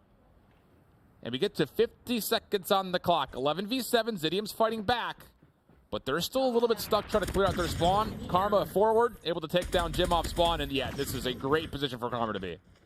You have sights over here in Launch Base, and you definitely know that there are going to be a lot of players here. Karma gets another one. Hunter Killer Drone needs to go in and put it out. And now for Karma yet again gets another one. But then it's a good thing that the response coming from Word Sniper, 6 versus 5, still very doable, especially with 33 seconds left on the clock with not even a tick in A. That's going to be very difficult. Backs against the wall here for Cold Esports. But for Cold Esports, you've got some good positions in the backside of Fountain. The only one who can contest against this is Karma. Number 2 in orange. He's the one that needs to be able to find eliminations or at least value his life. The defense starting to come back to it. Clean kills coming out. 4v1 situation. Where Sniper looking like the next target. Karma will finish it off. And the defense will hold, if only just barely. A strong first half coming in from Cold Esports, but couldn't really sustain it as the readjustment. Like we keep seeing in Search and Destroy, the back and forth between 2 of these teams, especially in a map like this where you can definitely go and readjust. Because I feel like in a smaller map, you can definitely feel the pressure a little bit more. But here, there's a lot more corners to go and hide, a lot more angles for the snipers to go and get your picks. Right off the rip, Cold Esports once again trying to get forward. But the first kills will actually allow an opportunity maybe for Zidium to come around the corner. Sniper tested and will be traded. Rondo, the next one up, tries to get slid on, but corrects the camera, no problem. And things will hold with the defense for now as we go to a very early life advantage for Cold Esports. And now for the side of Zidium, we already have 2 players having their purifiers ready, Karma and Says. That's going to be really big later on if they do decide to just save it for later on. I feel like they should save it for the defensive round. And now we get to see it. 26 and 21, where Cold Esports having the man advantage. I'm actually a bit surprised that we're not seeing more Tempest come out. Longer range, exactly, especially in a map like this. Yeah, I mean, the Purifier, you have to essentially be using it to spawn trap. That's really the only function you can really get out of it on this map going combo. But as the offense for Zidium finally gets out of spawn, they immediately splits on over towards B. First tick of progress is in. Cold Esports starting to come back around the side. Hunter Killer Drone able to help clear off one from the spawn. And now the focus from Health Center is solid, but as they say, this keeps his life for just long enough to get the second tick locked in. But it's a 22v14, and the clock is under 30 seconds. Pressure all of a sudden onto Zidium, who have just spent a Purifier for essentially nothing. Now, Karma tried to go in there for the defense in Health Center. Something that we saw a while ago, Cold Esports absolutely just did it to perfection, and now he had the hardest time and cleaned up B. And now with 8 seconds left on the clock with no presence whatsoever here in Bravo, it's going to be very difficult for them, especially with the life count dwindling down. Clock will stop as Afer just holds inside the smoke. Defense looking to contest, but the kills turn up in favor of Zidium. 17v10 up top on the scaffolding. War Sniper dealt with. Second tick of progress now on the way. Trying to get this extra 60 seconds and maybe there'd be a chance, but it's still a tough ask, that's for sure. Concussion, stuns all coming through. Kills turn up in favor of the defense of Cold Esports, who once again turn up essentially dominant. They do give away 2 ticks of progress at B, and a third one is on the way, but there's just not going to be enough lives for Zidium to do much of anything here besides get the extra tick possibly at B. 15 and 1 life with 3 seconds left. Definitely not doable as Cold Esports gets match point. There you go, map point for Cold, 2 and 1. And so far, this is a really good game of control because so far the defense has been winning it, like what we've seen. But then not only that, there's going to be Nev and Rondo having score streaks. And for the side of Zidium, we haven't seen it so far. Have not been able to put together really solid kill streaks of any form here for Zidium at the moment. So small advantage for Cold Esports. But do we see the decision for them to call in either of these two on the offense when you probably are going to get the round 5 defense? We'll see. On to B they go. Nades over the top, not going to connect. First tick of progress seems to be conceded. As, once again, Zidium is not bothering to contest B. They're going to give it up, try to set up a spawn trap here. It's a risky move, especially with things like a Predator missile in play. Second tick of progress on the way. Zidium, you have to make your decision right here, right now. They don't have numbers to spawn trap, but they also don't have numbers to get down towards B. They're going to have to give this up. It's unfortunate. It's the same thing that we've seen already a while ago when we saw defensive side coming in from the side of Cold Esports. I mean, attacker side rather, where Nev was just an absolute presence there in Health Center, and now it's the same thing happening here, giving up B. Maybe they're trying to go in for the funnel, and so far, so good. 24 and 23, that's not too bad when it comes to the live situation. More Sniper, able to find one through the back. Pred Missile going to get called in. Takes down Says. You still have Karma on scaffolding, just holding off on the trigger, waiting until someone gets on, and then you get the free 2 kills. Well done from Karma, executing on the trigger discipline. Rewards himself with now a chance for a 1v1 up top.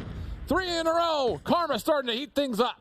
So I guess the play here was leave B alone for them to get, and then just funnel everyone else in Alpha, because you know it's going to be an absolute show. And now the Karma definitely goes into the backs of Cold Esports, especially in the name of Karma himself. And with 21 kills, especially with Afer as well, with the 21 of himself, that's definitely going to be important for them. Nev is on. He's got help.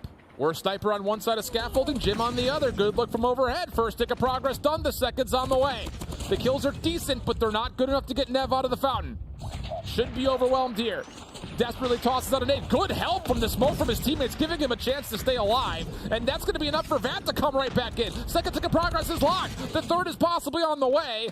But Zidium are waking up at the exact right moment as things started to get tense around A. But the good thing about Zidium, they have the operator skills ready and down. 4 out of 5 ready for that. Not only that, Predator missile already in for Aper. And there you go. It's going to be a 6 and 10. Just when we thought that Cold Esports was actually going to get this with one more tick left. Down to 5 lives with 1 minute for them to play with. But then, just like that, big kills coming in from Jim, Rondo, and Nev, bringing things down into an even playing field. Not only that, Alpha being captured. 1 minute left. And there you go. As when we thought that Zidium was going to get that comeback, Cold Esports, again, with a win here in control. Poor decision from Afer on the Pred missile.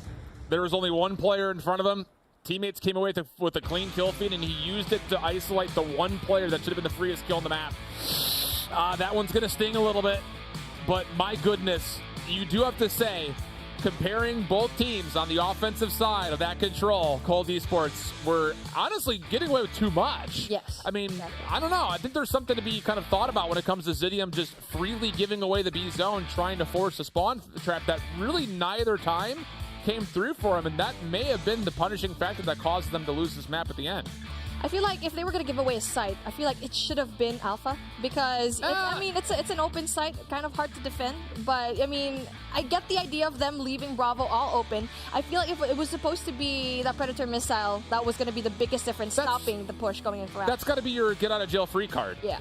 When things start to get like, oh shoot, none of us are up and none of us can contest this, that's when you call the Pred missile, not as an initiative. And especially considering that even if you were to have won that defense, you would have needed that Pred missile on your round 5 offense that they probably would have had. So, I don't know. There's a lot to be said about the Pred missile, but I don't think that's the overarching narrative. I still think it comes down to Zidium trying to overforce these spawn traps by giving away B and pushing defensively through the A zone. And you give Cold Esports 2 minutes plus to out-frag you, they're going to do it. For sure, and they were able to do it, but then with such a slim margin, and they did it so well. And Karma, with a really big 3-piece, tried to go and turn the tides, and there you go, taking a look at that. But unfortunately for them, it was just a little bit too late. And again, it was going to be a little bit risky trying to give off that B flag rather, and it just didn't work in their favor. Also, could I just mention the fact that every time we see Jim's player camera, he's just always smiling? Yeah. He's like, I'm just happy to be here. I know. Smiling. I mean, you did say that in the start of the broadcast. Cold Esports, happy to be here. Yeah. Happy to slay every single one of the teams that try to go for us. There you go, Big Jim. But a 2-1 map count as we head over to a standoff hardpoint, and this is where you have to feel Zidium need to turn up. They've played nothing but essentially big open maps. This one, you have to be able to win the rotations on. You just have to. I mean, I'm looking specifically between Hotel and Granny's first and foremost. You have to be able to get between those two cleanly. Because otherwise, I don't know. I just feel like we're in for another Cold Esports slay fest. And if that is true, it's so difficult against the full 5-man force of Cold Esports to turn situations around completely. Like, you can shift your way back in, but completely turning the tables against this Cold Esports team when they're rolling, I don't know if that's really as doable as we'd hope it would be if you're a Zidium fan. Looking back into our Summit hardpoint, where Zidium had absolutely everything for them to win, and then just misused the use of your Goliath, that's going to be essential here as well. I feel like this is probably more essential compared to Summit because it is a bigger map compared to Summit. And you also have that money hill in Bakery where you need to know if you're going to be using a Goliath over there or a P3. I think the biggest thing is the ability to assess and make good decisions is a little bit more cognizant of a map like Standoff comparatively to Summit because of how things can go so quickly on a map like Summit. This is much more readable. You're spawning out, you know the whole team's spawning out. You're not going to get really weird kind of off-mixed spawns or split spawns. You're going to be all in one location. So you have to be able to evaluate that, get good comms with your teammates, and then make the appropriate decision when it comes to either furthering your advantage or trying to mitigate your opponent's advantage. Like, try to find a way to mitigate your disadvantages. That's the easier way of saying it. Yes. I mean, just like with a lot of words, basically you need to find a way to stop whatever advancement your enemy has. Because what we saw in our first game in Hardpoint, Cold Esports just played all of their score streaks to perfection. Yeah, absolutely. Yeah, and that's something you expect. I mean, again, that's why Bobby was so excited about this team at the very beginning of the broadcast, talking about potential Cinderella story. A lot of these guys had been there at the top level of Europe last year, even flirted with the opportunity to play internationally during the Western Finals. So you know that those decisions are going to be well kept when it comes down to what you expect from Cold Esports, where the Zidium team is largely untested. And for what it's worth, by the way, this Afer's good, dude. They're really good. As a player that had no experience at all on the major event stage last year, he's really, I think, impressed me the most when you talk about, like, rookies to the full-on major stage this year. I mean, we were fully expecting Cold Esports to take S&D through the distance. Yeah, and sure, Zidium gave him such a hard time. And so now we see a different Zidium where we expected this to be an easy 3-0, but obviously we kind of wanted to have a little bit of slack cutting into Zidium. Sure. But here we go. Standoff here in Hardpoint. Like what you said here, Shift, it is the usage of your score streaks, the timing of your rotations, because like what you said a while ago, again, this is going to be a little more predictable when it comes to the spawns. For what it's worth, Zidium did open their Swiss bracket against Limitless on this map. It was their map number 1. They won it just narrowly, 250 to 218. Hopefully, they're able to kind of keep that same mojo running here in an elimination matchup. Winner goes on to tomorrow with a chance at champs. Loser goes home with their year ending. Do or die time for Zidium. And the opening set of exchanges, for the most part, doesn't really favor too much of anybody. Sure, you've got Cold Esports in the hard point for now, but good hotel control for Zidium will allow them to respond. And now we got statue control coming in from the side of Zidium, so that's going to be a really good start here. But I'm really liking what I'm seeing here from Worst Sniper going into back alley, trying to see if there's going to be going in for a gas station, but there's no information for him whatsoever. Finally gets one, gets spotted, but then the information coming in from his teammate doesn't come through. And now 2 people here left in P1, so good start here so far from Zidium. Last break attempt likely here for Cold Esports as Says will drop, the only one to fall. Last contest out of that.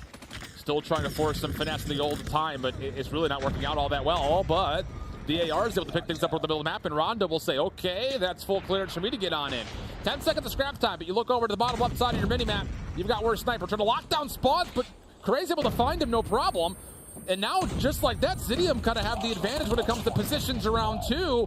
Unless Nev can keep his life and just pull off miracles up top. Oh, that was a really good read coming in from Karma. Just trying to stop the push of Cold Esports here in back alley. And speaking of, gas station is going to be occupied by Cold Esports, winning a lot of their gunfights. Now, that's going to be very troublesome. It's a good thing that Cree wins that gunfight. That is a very essential key for them to go and stop the push coming in from Cold.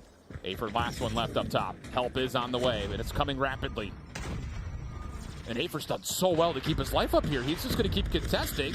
Tries to back out through the smoke while a teammate joins him on the second ground, but not really going to work out too well. So now it's down to Says. Last member for Zidium inside, and he's contesting so much time. How has no one gone to get him out of this top position? Finally, they'll get the kill, but just like that, Zidium have a couple of more members to try to finesse right back into the contest. Can they find a way to break? Afer for the double could lead to success. Cold still spawning over backside a gas station, though. We'll be able to get some numbers here, but honestly speaking, this is a huge W for Zidium. Yeah, I mean, the contest is just coming through, pouring through. Not only that, they also have a chance to go in at number 1. Says needs to go and win these gunfights, and so far, so good. But for the side of Cold Esports, and for Cold, they weren't able to get as much points as they wanted to in their P2, nothing at all. And now for the P3, it's a good thing that they go in for the early rotate. But take a look at that, the spawns are in the favor right now of Zidium. Storm trying to pick away through the cement. Not going to be able to find too much, but look at the quick contest out of Zidium once again from the high ground. Purifier out, Afer's getting to work. Rondo eventually able to get the decay effects to finish him off, kind of post-mortem, but Storm's able to pull out his Purifier, and all of a sudden, Zidium have dominated this rotation. They flipped the spawns, and they're taking firm grasp of this map. They flipped the switch, and now they're finally awake, playing every single one right, and Karma gets rid of Jim, and now has a Hunter-Killer to play with, not only that Purifier as well. Time to go and prepare for the next hill, because that's going to be our money hill. 20 seconds left, no contest whatsoever. Rotation really early coming in from Cold Esports. Jeez Louise, Vat just tried to finesse the old time and almost won a 1v4. And he'll spawn back up into place to try to confirm his own trade. But once again, that means if he's spawning up bulb, Zidium is winning a rotation.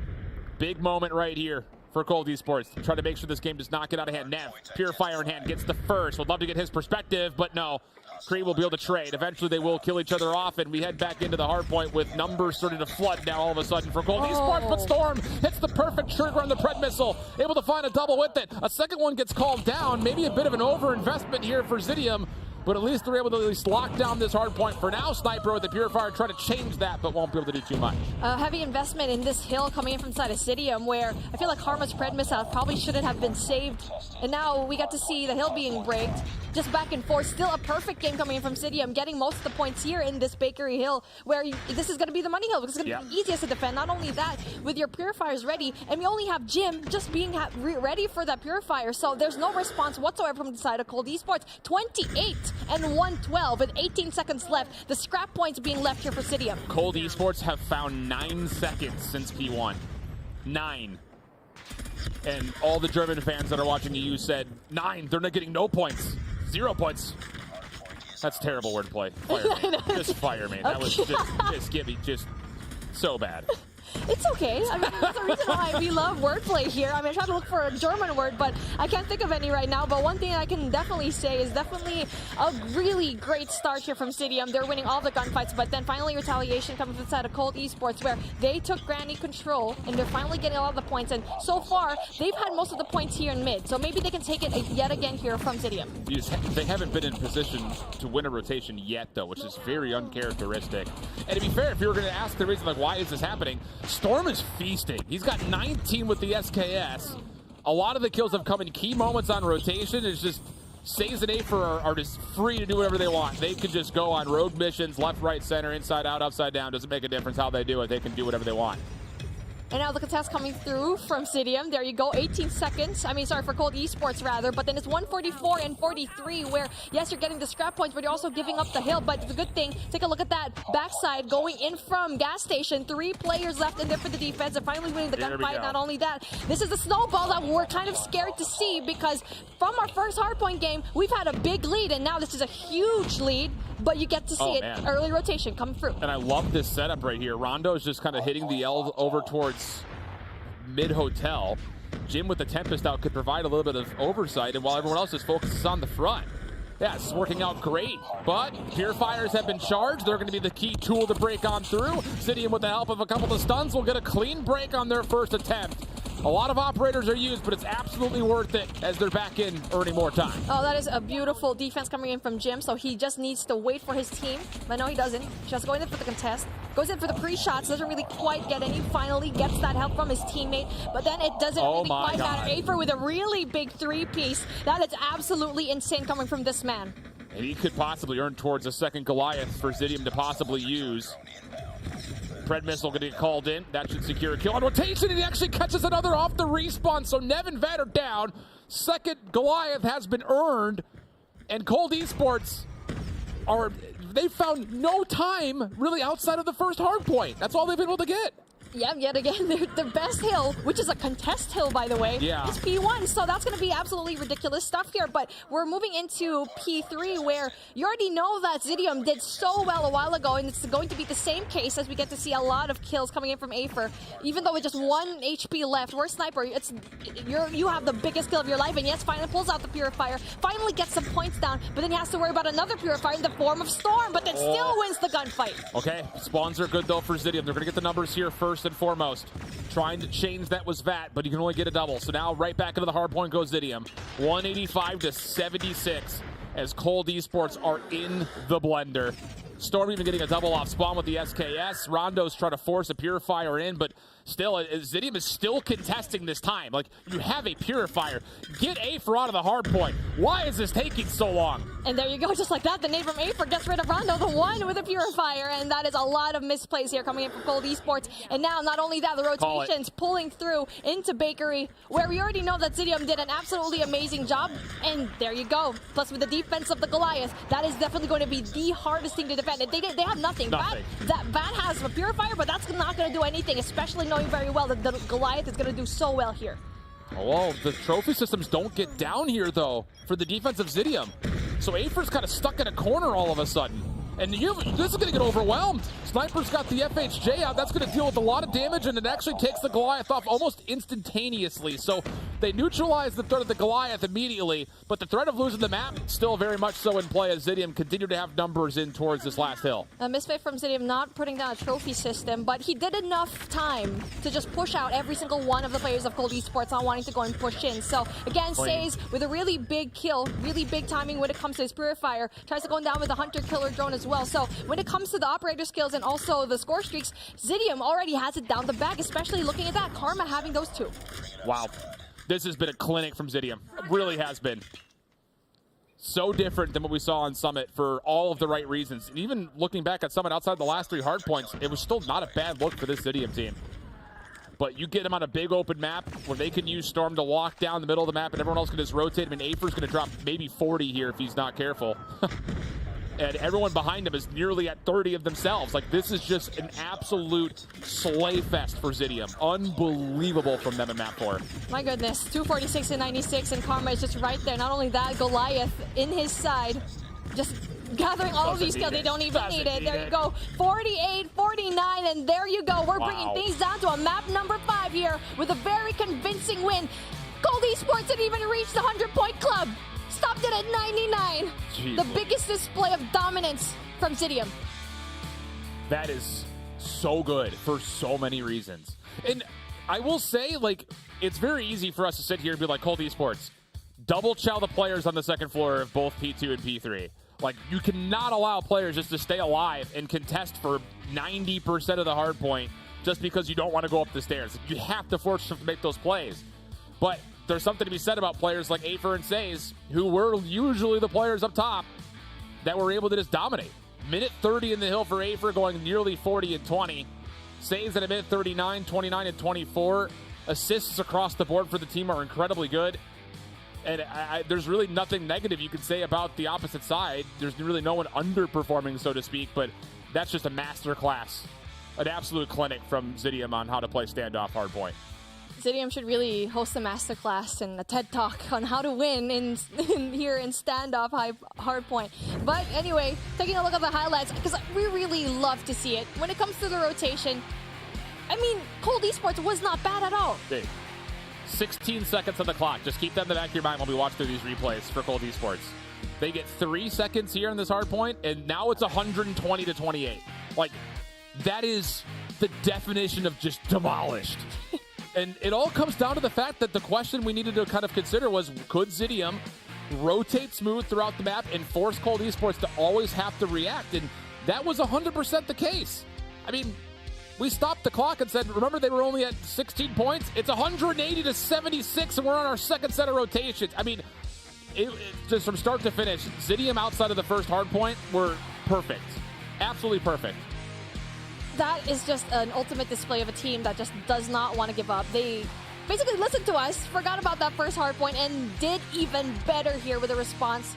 Standoff looks like it's their playground, and Karma I mean, everyone. I can't even like choose one that didn't do well, but everyone else here, especially Afer. Yeah, Afer's really good. Correct. He's really good. I mean, I would say, as far as like standout player in the tournament so far, granted we haven't seen Nova play yet, it's Afer for me. If Zidium ends up winning this series and getting tomorrow, he's my player to watch tomorrow. Flat out. Because he has been unbelievable considering the fact that he's playing up against people that have crowns, have won championships in Europe, have had top finishes at Western Finals, and he's just like, I don't care who I'm playing against. Give me all of them. I'll take the chow. Love it. It's the new bloods that we really need to go and see here in the new region. And now as we start things off in a raid, search and destroy, we already know how good Wailuko is. But then Jim, in a very precarious situation, meets 3 players off the rip, and now it's going to be very difficult as 1v5 just so fast that there's nothing you can do. Well, oh man, so he gets the second. He's got a route out, but Worst Sniper wasn't able to really assist too much over the top. Afer takes the challenge. I'm telling you, again, he does not care who's on the other side of the screen. He wants them all. That's the reason why the KSP is just so good, especially pre-nerf, where you have the distance. You have the accuracy already. If you're going to be Afer and he just takes advantage of it, gets rid of a sniper, it doesn't really matter. It can cross-map all the way through. And now it's going to be not the same case coming in from the side of Zidium, where they're taking things through here in Gallery. 5-man hit. Says careful. Jim's on the other side of this dividing wall. Cannot imagine he would try to challenge this. Sniper playing the top side of Laundry, able to find first blood. That's Storm out of the picture. So what do you do here if you're Exhibit? Not having the ability to get good value out of your scope as well. And as Karma drops, Says will get a little bit of information that Jim's playing up close and personal, but honestly speaking, there's just a lot of hoping and praying here for Zidium as they lost their first 2. Says being alone here is going to be a little bit difficult, but good thing for him, he forgets the kill, but unfortunately Says does go down, and Bomb is going to be going down there. They need to have some sort of backup when it comes to, you know, Afer going in there for the bomb. Well, this round's going to come to an end in favor of Cold Esports. There's no way Afer does this. What I'm really curious about as we continue through this search and destroy, though, is what is Jim going to do? Because first round out, he's trying to snipe through Kitchen. He gets stunned, he gets naded, he gets pushed back, and then he's dealing with a 1v4. This round, he pulls out a KSP and pushes up with a little bit of help from his teammates who are nading over the top of pillars. So which Jim are we going to get? Are we going to get the Ego Chow Sniper, or are we going to get the team-centric SMG? That's the real question as we go into round 3, rather. Really good movement coming in from Afer, but then with the Deagle, there's really not much you can do as you're going to be going in for the pinch, and there you go. I mean, they went easy on him. Tried to go in for the extension. So 1-1. And so far, they tried to go in for that mid-control yet again. I feel like it was Says dropping the bomb was the initial kill. I mean, with him having that information, having that wall bang, probably should have rotated back, and there you go. Wow. Okay, so Jim choosing to throw nades means he knows that he's not going to be here first. Still takes the free fire, nothing home. Zidium looking to go aggressively down towards poolside. The smoke doesn't fully encapsulate the cross. Jim now with the pistol, and as Afer looks to challenge him out, will finally get the kill, but the teammates defensively look good. Whoa, but Rondo gets absolutely styled on over through water stairs. Nev now by himself. Afer controlling Kitchen. Worst Sniper on the way through, and Worst Sniper with the pistol on rotation gets the kill. Leaving things just now to Storm 1v3. Tough position to be in. And now Storm trying to go in for the shots of KSP, but then the information comes through as Nev finally puts him down.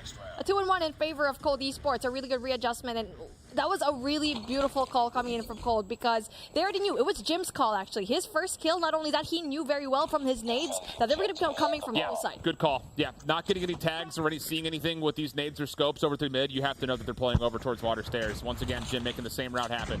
This time, different focus for Zidium. They're not going to full flood towards pool. They're going to try to send one forward in Afer, and then maybe try to over-envelop. I would have to imagine they're eventually going to come back and try to see what's going on over towards mid, especially because one of your best players in Storm is still sitting in mid. Rondo over the corner, finds first blood. Huge pick for Cold Esports defensively. That's unfortunate because for Storm, having that sniper, especially through mid, he just did not have any kind of shots whatsoever. The Afer takes out Jim, so that's a really good adjustment, a 4-4 for both of these teams. And now all they need to do is probably get that info through A, throw a stun. But then so far, yikes. Yeah, that's going to be really hard. You can't leave here. You cannot go through this money window push to Kitchen. You got 2 players looking at you. Worst Sniper is one of them. Fat's the other, watching the cross. And you also got Rondo behind you.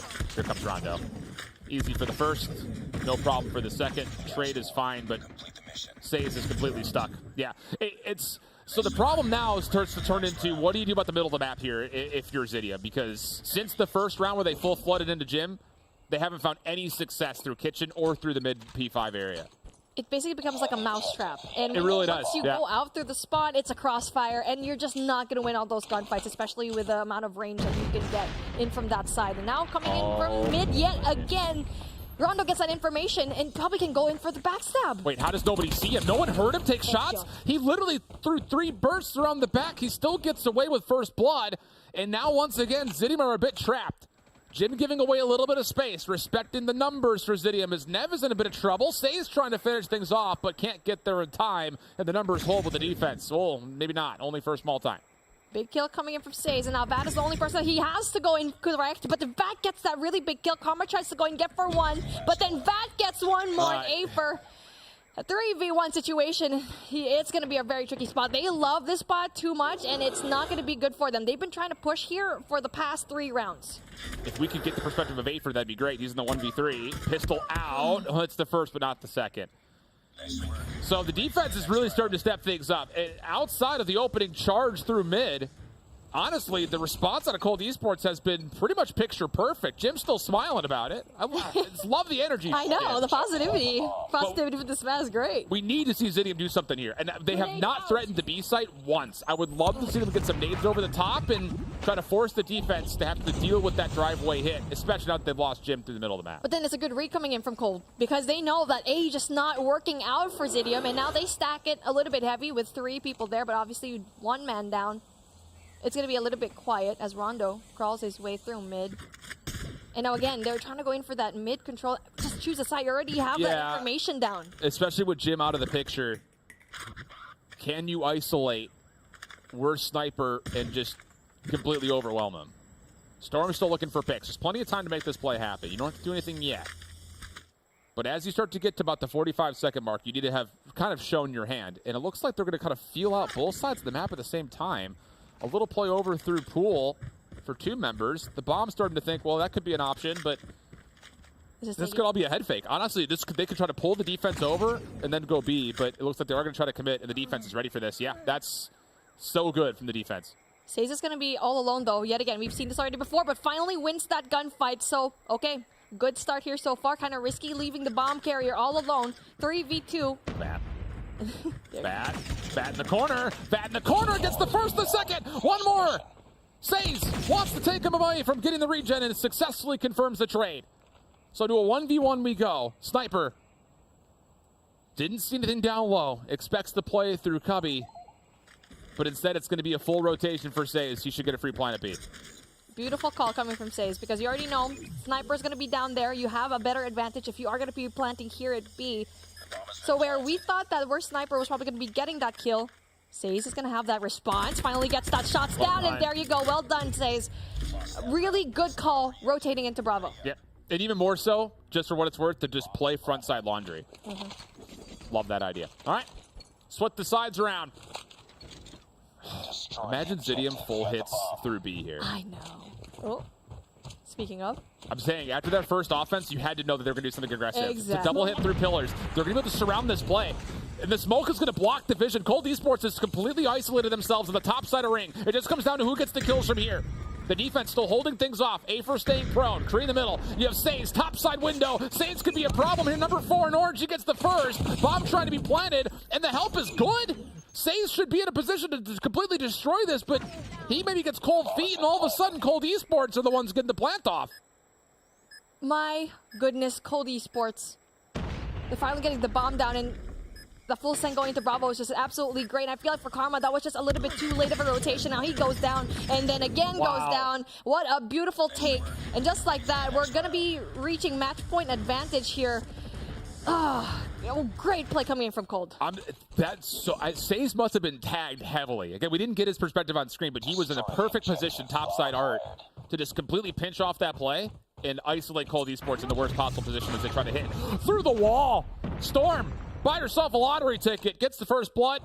Jim will drop, and all of a sudden Cold Esports have to be wary about their flank because they've got nothing watching it. Now, speaking of a flank, you're going to have to worry about Afer and Sage trying to go in there, but it's a good thing they just stay put. They don't try to go in over-aggress here because they don't have to going in for the defense. One person, though, that's going to be the bomb carrier. That's Nev. If he gets tagged up by Afer, that's going to be a very difficult situation where you get to see Cold Esports trying to get the bomb, but it's a good thing that he doesn't really overextend. Cold Esports have no information right now. Do they have any utility? Nev has just one nade. Sniper's looking to try to hit a bit of a cross. He's one underneath. That's a huge pick. Afer will drop. Defense starting to move. They still have good control pillars, though. No need to panic right here if you're Zidium. Storm in the corner, misses the opening shot, but gets the second. Says also pushed forward, has just enough help from Kree. Rondo on the flank, though, coming around the back. Says, could he find one more? No. Oh, pardon me. Yes, he does. He actually gets Sniper. My bad. Pardon me. And now all of a sudden, there's no trades in part of the picture. Here comes Says again to help out his teammate on the cross. It's just down to Vat for a 1v2. That was an amazing play from Says because he could have easily died off of Rondo going in from mid and pillars. But it's a good readjustment that we've seen so far. Now, Vat already knows where Karma's at. Maybe. So that's a really good sign here so far. I don't think he's seen him. I mean, we're looking right at him because he's outlined in orange, but I don't know if Vat has actually seen Karma. Now, surely he has. Oh, yeah, absolutely. Isolates. Oh, that's not great news. Says wasn't there to take the challenge. 15 seconds on the clock. Says still playing topside laundry. Vat down low. Reloading first, planting second. Says is going to allow this bomb to go down. Looking for the exit. How does Vat want to get out of here? Just trying to keep under cover of the van. Backs up. A little bit more space. Now the onus is on to Says. How do you make the play forward? Denied first entry through the staircase. Huge advantage to Vat. Says going to go high. Can Vat snap? First shots are in. Vat on the refocus. Gets back under cover. 25 seconds to play. Vat repositioning. But Says is down. And Vat has no idea. Vat has no idea. Says on the backside of the corner over the Lambo. Heady v Heady. Vat using the clock as his biggest ally. Says jumps on. Tries to force the challenge. Vat sees it. Backs down once more. Says this time goes prone. Tries to hold. No! The kill comes through. And we go 6-2. Match point. Beautiful play of time by Says. He could have just challenged it, but he just stayed put, played for time, like what you said, his BFF right now. And then for Vat, that was his BFF, and now for Says, the bane of his existence. And what a really good display, and now they are at match point, where Zidium could have won that, especially with two. And again, chaos ensues here in Bravo yet again. Both teams throwing smokes. They say, let's just go do this the old-fashioned way. Trades coming through, favor the defense, and Zidium meet the hit head on. Keep the map going another round. It's going to be hard to close out the search and destroy, knowing very well what Zidium is capable of. Probably could have won 2 rounds ago, but you know what? It looks like that B push doesn't really work out for them. As the rotation full send all the way through A, and now Cold has the advantage, but has to worry about 2 people. That's going to be Storm and Karma. But they don't have any kind of information whatsoever. They're just going to be staying quiet in the corner. Karma just needs one. He just needs one. That's it. If he can get one, it's fine. He gets more than one. He gets the second. Nearly has a chance for the Storm. As he's getting involved for the 3rd elimination. And all of a sudden, Cold Esports are stuck in the worst position possible. No bomb. Stuck just outside basketball. And they're going to get fully surrounded. Not just that, no util to play with whatsoever. And now Afer spots him, tags him down, and they're going to be stuck in this cubby. And there you go, the pitch finally happens. Vat versus Says and Kree, but that doesn't really matter. Another round going inside of Zidium, and then now this is where you kind of scratch your head. And Cold Esports just having a little bit of a hard time closing out this matchup. That was Karma's first 2 eliminations, and they were the most massive kills we've seen so far in this map. Unbelievably good for Karma. Stuck in a 1v multiple to walk away, get the double, help Storm get the 3rd. And now a little bit of aggression coming out from Zidium, starting to feel themselves, getting forward, trying to challenge driveway. No contest initially, as Cold Esports hit the brakes just a touch. And they still have full utility, I expect, to play with, but Storm takes an angle on Statue. First blood secured. Not only that, Bomb's going to be down. But then, I mean, the easy pickup comes through, but then Storm can definitely go and have his sights. But then Zidium doesn't know that the bomb is down. And now for them, Cold Esports, he can find a way, gets another kill where Sniper goes down, and it's in shambles. Oh, they finally have the information. They know that the bomb is going to go there and probably go in for that rotate through mid. Rondo's going to be in trouble. Oh, but he still gets Storm for free. Not free. He got taxed. It was free initially, but it showed up on his tax report. I mean, we're in high, so maybe it's a lower tax rate. Vat, the last one left. Has the bomb and a full 60 seconds to work with. Just 1 nade and a trophy, though. And a lot of clearance he has to do. Afer caught off, but oh, the shaky shots don't land. Afer fires back, and we're one round away from either sending a team to tomorrow or heading to overtime. Round 12, here we go. And finally, we really like to see it, the closest S&D that we've seen here so far. And now, again, same kind of rotation coming from Cold Esports, going in from Gallery, where we know that Storm has going to be a lot of sites here. Really heavy util coming in from the side of mid, so... Says. Very aggressive. Can we please get Says? He's making the flank happen over through Art. He's taking away that complete space. Storm is watching across just to make sure nobody hits through Cubby. And fortunately for Cold Esports, they are a still 5-man force because Saves was in a great spot to blow that play wide open. But now the focus starts to turn differently as Cold Esports start to make the move towards the softer side of this setup for Zidium. A lot of focus through mid-map, but the only player inside of A at the moment is still Karma. They're going to push through mid. That's going to be very difficult. Why would you push through mid? And there you go. Speaking of, Cry gets the first kill. Storm. Big opening pick. And now Storm, though, can definitely get one more. It's going to be very troublesome for him, knowing very well that the information comes through that they're going to be in poolside stairs. Not only that, he's going to have that information here in kitchen as well. I can't believe they're going to give up mid for this. Karma's in a great spot. Again, he only needs to find one. He's going to get the first without even being shot back at. This is perfect for Zidium. Storm now there to assist. Karma gives away his spot. The trade comes out. Ooh, the play through kitchen. Big 1v1 off screen. Says wins it. Rondo falls. So now 35 seconds. Bomb has been collected, but it's Jim and Vat essentially versus the world, and they're working from the opposite side of the world. Storm shuts down Jim, and Vat's going to find nothing on rotation. It looks like overtime, pending Vat doesn't do something miraculous. Finally, our first overtime if Vat can't pull this off, and there you go. Storm with the snipe. 6 and 6.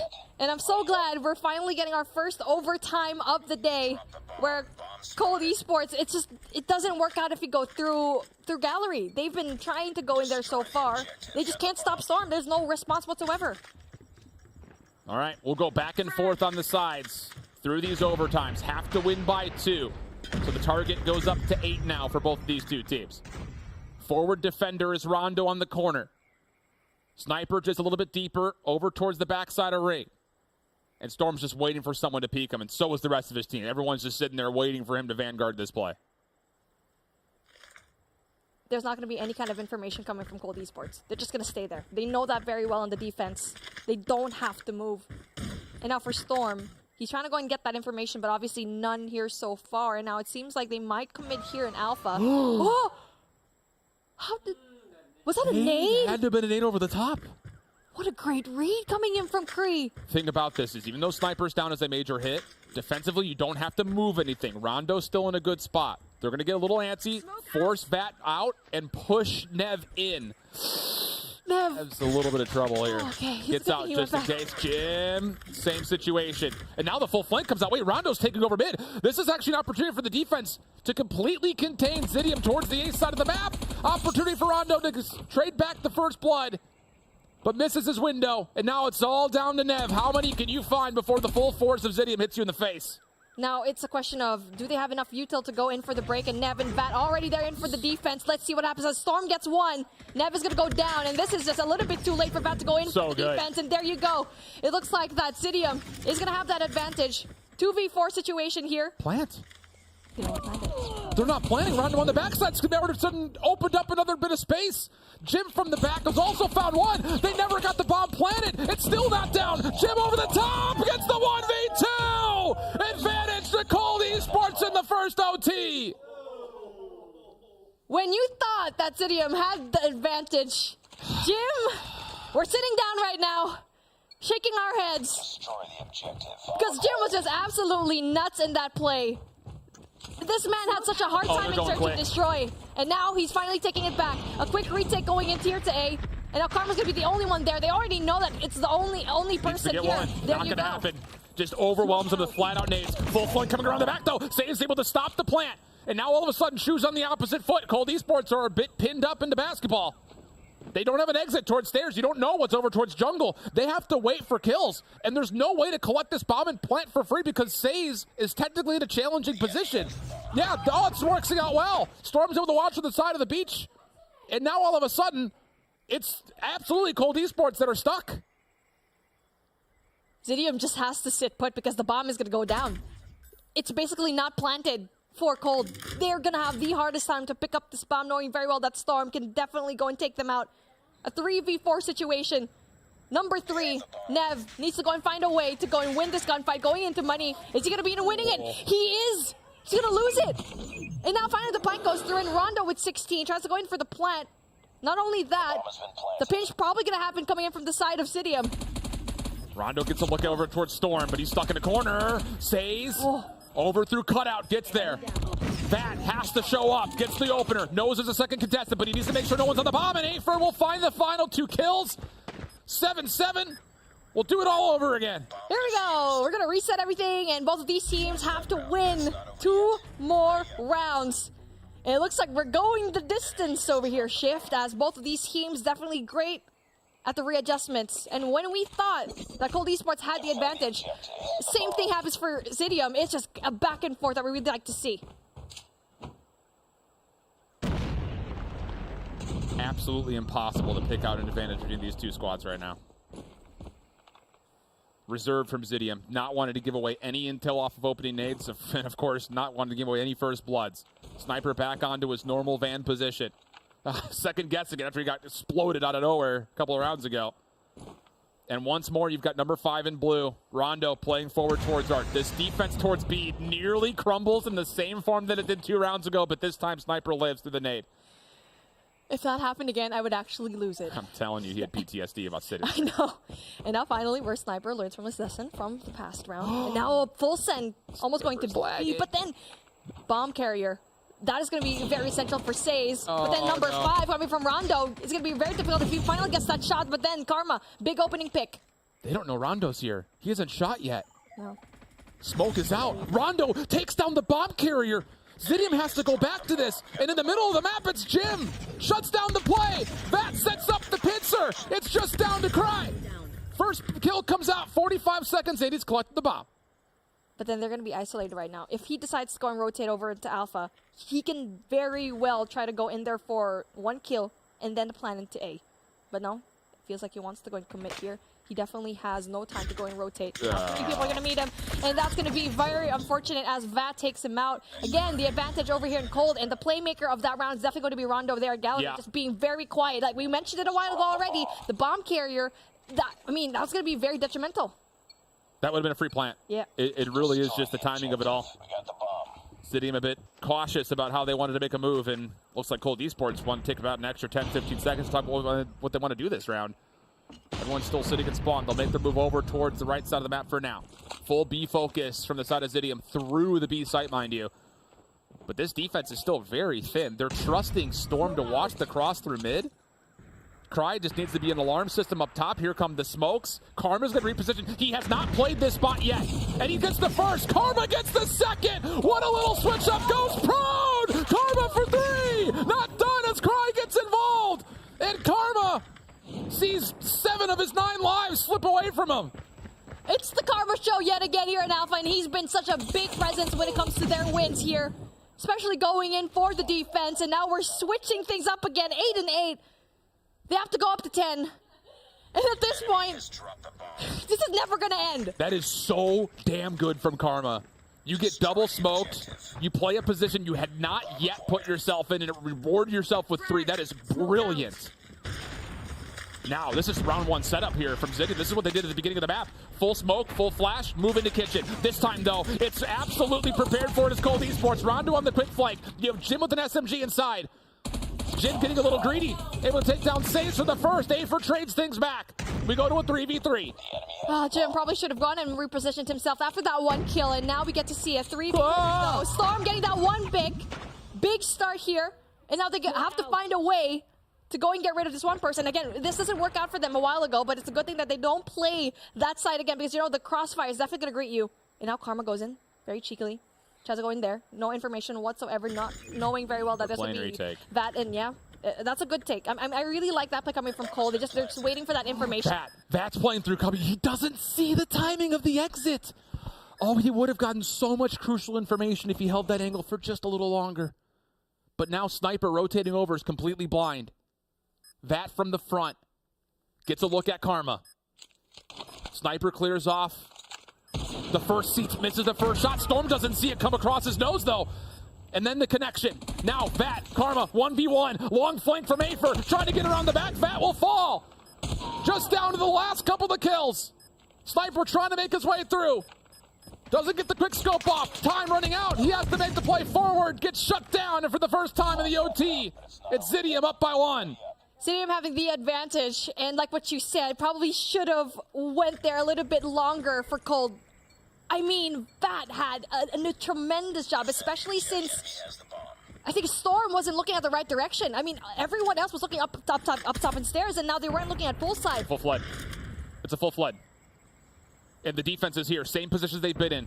Feeling each other out. Shots, I imagine, through the smoke. Can we please get over to B?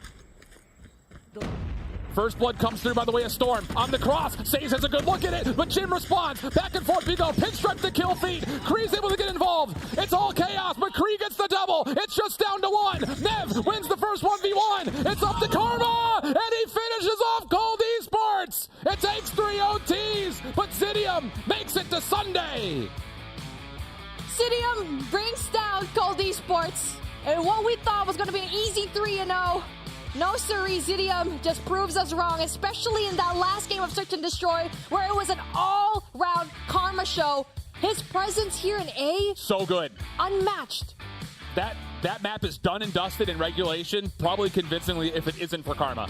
Flat out.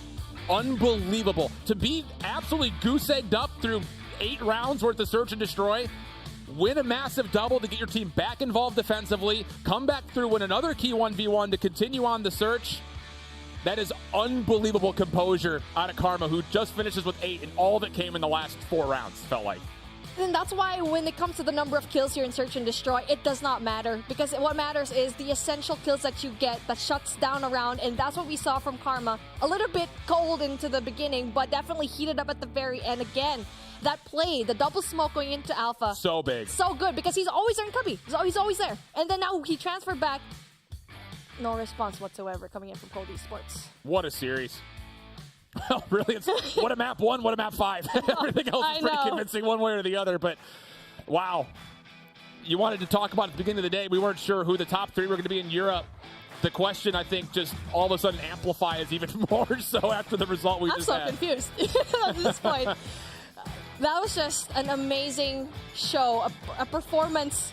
I think for me, the #1 performance of a team here for day #1. But you know who has a response to that? Our lovely desk, who has been absolutely shouting in the S&D map. We were hearing them. I hope y'all heard his chat. What a crazy series that was, and even better cast. Shout out to both of you. But my God, Bobby, Allie, that one right there is one for the books, okay? Let's break it down, starting from map 1. There's a lot to talk about. And so as we hop into these highlights, really, map 1, the superstar was Rondo. The glide bomb at the end, the comeback there for Code Esports, the X1 Goliath there in the hill. Bobby, what a wild finish that was. Yeah, it was absolute chaos, but it was calculated chaos. I think that the big streaks that Rondo was able to play for at the end paid off big time, and that was by far the biggest value we've seen anybody get out of a Goliath this weekend. Moving on to the Search and Destroy, I think Cold probably could have performed better. I think there were definitely areas where they came up short, and I think a lot of it was maybe some questionable decisions from Jim, but across the board, the team just didn't seem all that together, and then I mean, the control, it was just completely the opposite direction. Yeah, it was a lot of first bloods there that happened there on that S&D, and we saw Zidium tie it up there 1-1. And then we head on over to the control map 3 alley, and then Oxymoron himself, a.k.a. Worst Sniper, I think almost dropped the 40 bomb on this map. And so, you know, you see him really get his team momentum back in this series, but then we head on over to the hard point, and it was a slaughter. Oh, it was an absolute smoke show. I feel like in that first hard point, it really was just like a really lucky clutch moment from the side of Cold Esports. And, you know, usually when you win a map like that, you push that momentum into the map 2 when it comes down that close to the wire. But Zidium, like, instantly shut that down in a 7-4 fashion to tie it up 1-1. And I think heading into that next respawn, Zidium was just warm at at that point. Like, they were just incredibly comfortable on that map. It was an absolute smoke show, and then they took that momentum into that search and destroy, and it got halted once again. Cold Esports had the lead for a majority of this entire search and destroy. Oh, like 6-2. 6-2. Then now 6-5. You were a round away like 3 times from closing this out. Like, this is overtime to me is insane. Yeah. It's worse than getting full sale. When you're that ahead in a series like this, and then that team pushes it to an overtime and then ends up beating you, that is just insane copium out of the side of Zidium. They literally, the composure was incredible out of them. They matched the pace that Cold Esports was trying to force. They were trying to force this aggression. They were trying to force this chaos, and it was Zidium that ended up coming out on top. Yeah, they did. They truly did right there. Bobby, got to be one of the craziest S&Ds you saw. How did you feel about this one, seeing it in? And you see it right here, 8-8. And then we see, this is the play from Karma. Multiple smokes about to come in. It was actually right before this one, but a bunch came in and he made that play to the left. We heard Shiv talk about it. It was fantastic to make that decision there in that clutch moment. Yeah, it was definitely just a heartbreaker for Cold Esports. I mean, you get the Cinderella story. They didn't even make it top 8, but they still get a spot in stage 4, and it looked like, for all intents and purposes, they were going to get the win there. They're up 6-2. And they can't find the final round. Just an absolute heartbreaker. They hit a lot of different looks, too, okay? We got to give them props. They were switching up their strategy, making good calls between Russian B, Russian A, the pace of those attacks. It just looked good. And ultimately, at the end of the day, Zidium had a little bit more heart. They wanted it just a bit more. They were able to lock it in. It was some big, risky plays there. But in big moments like this, big-time players, they show up. In Zidium, they will qualify there for that champ bracket tomorrow. But as you see, we still have one more matchup left today. Limitless Esport going up against Prometheus to figure out who's going to be that final spot. Now, we got 3 teams qualified, and we got to keep going forward. With our 3 teams qualified so far, well, we got Nova Esports, we got Zidium, and Animus, okay? Out of those 3, we talked a lot about them. Any surprises there out of those 3 so far? I don't think so. I mean, surprises for you? No, I mean, like we mentioned at the start of the broadcast, all of those 3 and 4 spots for EU were kind of a toss-up. So I felt like just about any team was capable of taking those. It really just depended on who had a good day, but there's a lot of experience on that Zidium roster, and it definitely showed in that matchup. It definitely did show. Now, one more matchup to go. Limitless versus Prometheus. We're about to head right into that one. And we're going to have our fantastic analysts over here casting. It's going to be Bobby and Allie. What a fantastic day it has been so far. And only one more team can make it to tomorrow. Will it be Limitless or Prometheus? Don't go anywhere. We'll find out right after.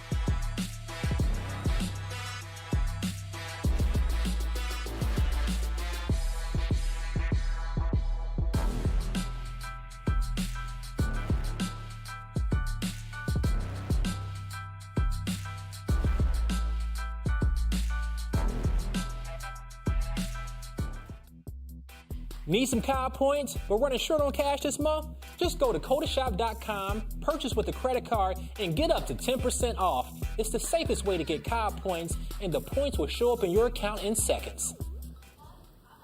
Ladies and gentlemen, welcome back to the Call of Duty Mobile Regional Playoffs as we are about to enter our last matchup of the day. It's going to be Limitless versus Prometheus. And so far, we have our 1 seed, our 3 seed, and our 6 seed qualified to go on forward. Actually, our 1 seed, 4 seed, and 6 seed qualified to go on forward. But Limitless, as they are our 3 seed, can they make it forward? Or we'll have somebody on the bottom side of the bracket moving on. We'll find out soon. On the desk, I'm going to have Beef Mommy with me as well as Shift. Now, you guys, you just casted one of the probably greatest matches that we saw here in Call of Duty Mobile. At the end, Karma was looking like Meliodas with that full counter of Karma there at the end, turning up there. And so now we have to head into this next matchup. How you guys feeling about it?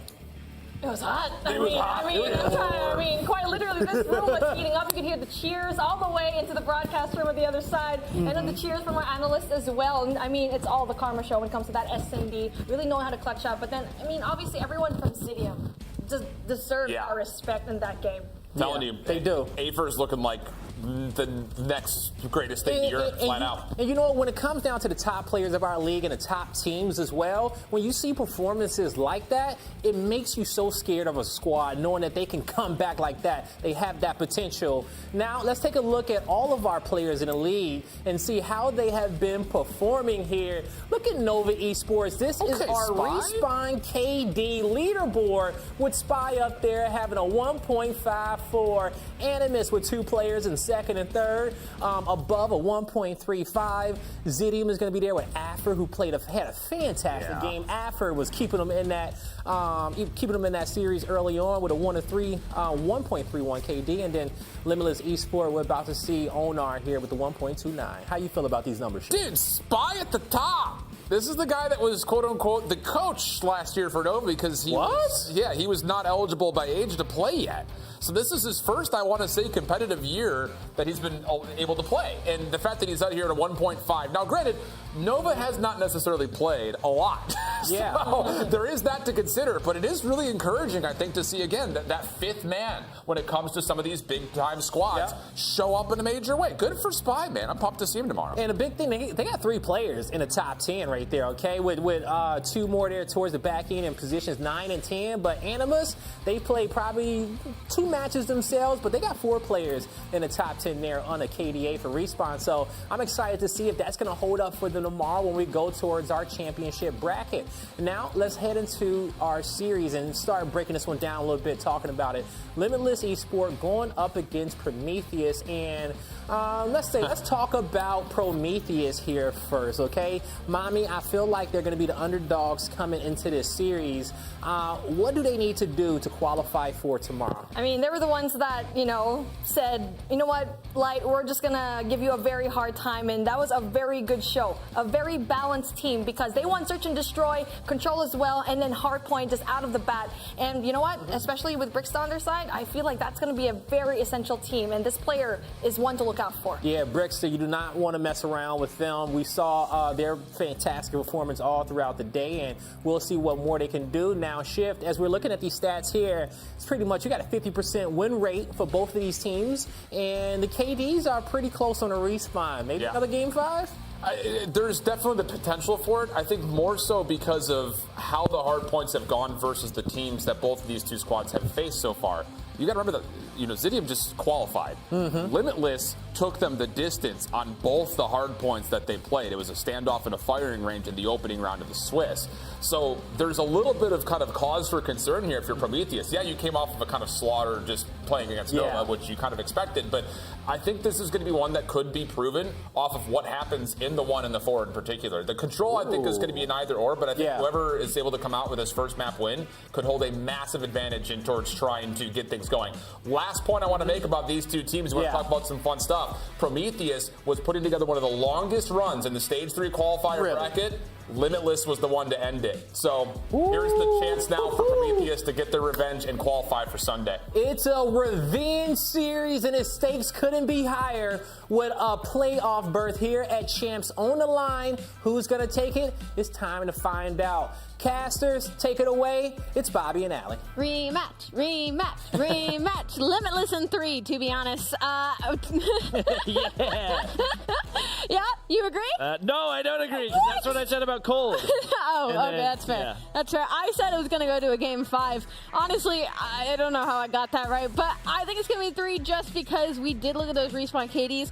A 0.97 compared to a 1.04 are fairly similar, but the biggest issue is on the side of Prometheus. In Hardpoint, they have 2 players that have around a 0.7 right now, 0.78 and a 0.77. So the slaying on that side of things not looking so good. We're on the side of Limitless. O'Neal right now has a 1.41 overall. So some terrifying stats to overlook, but again, we have to give Prometheus a little bit of a break. They did go up against Nova, but look at the series layout right now. We're going into slums, and when we think about slums, we think about the money hills. We think about that P2. We think about that P3, and honestly, we've seen Limitless. They know what they're doing on the map, Bobby.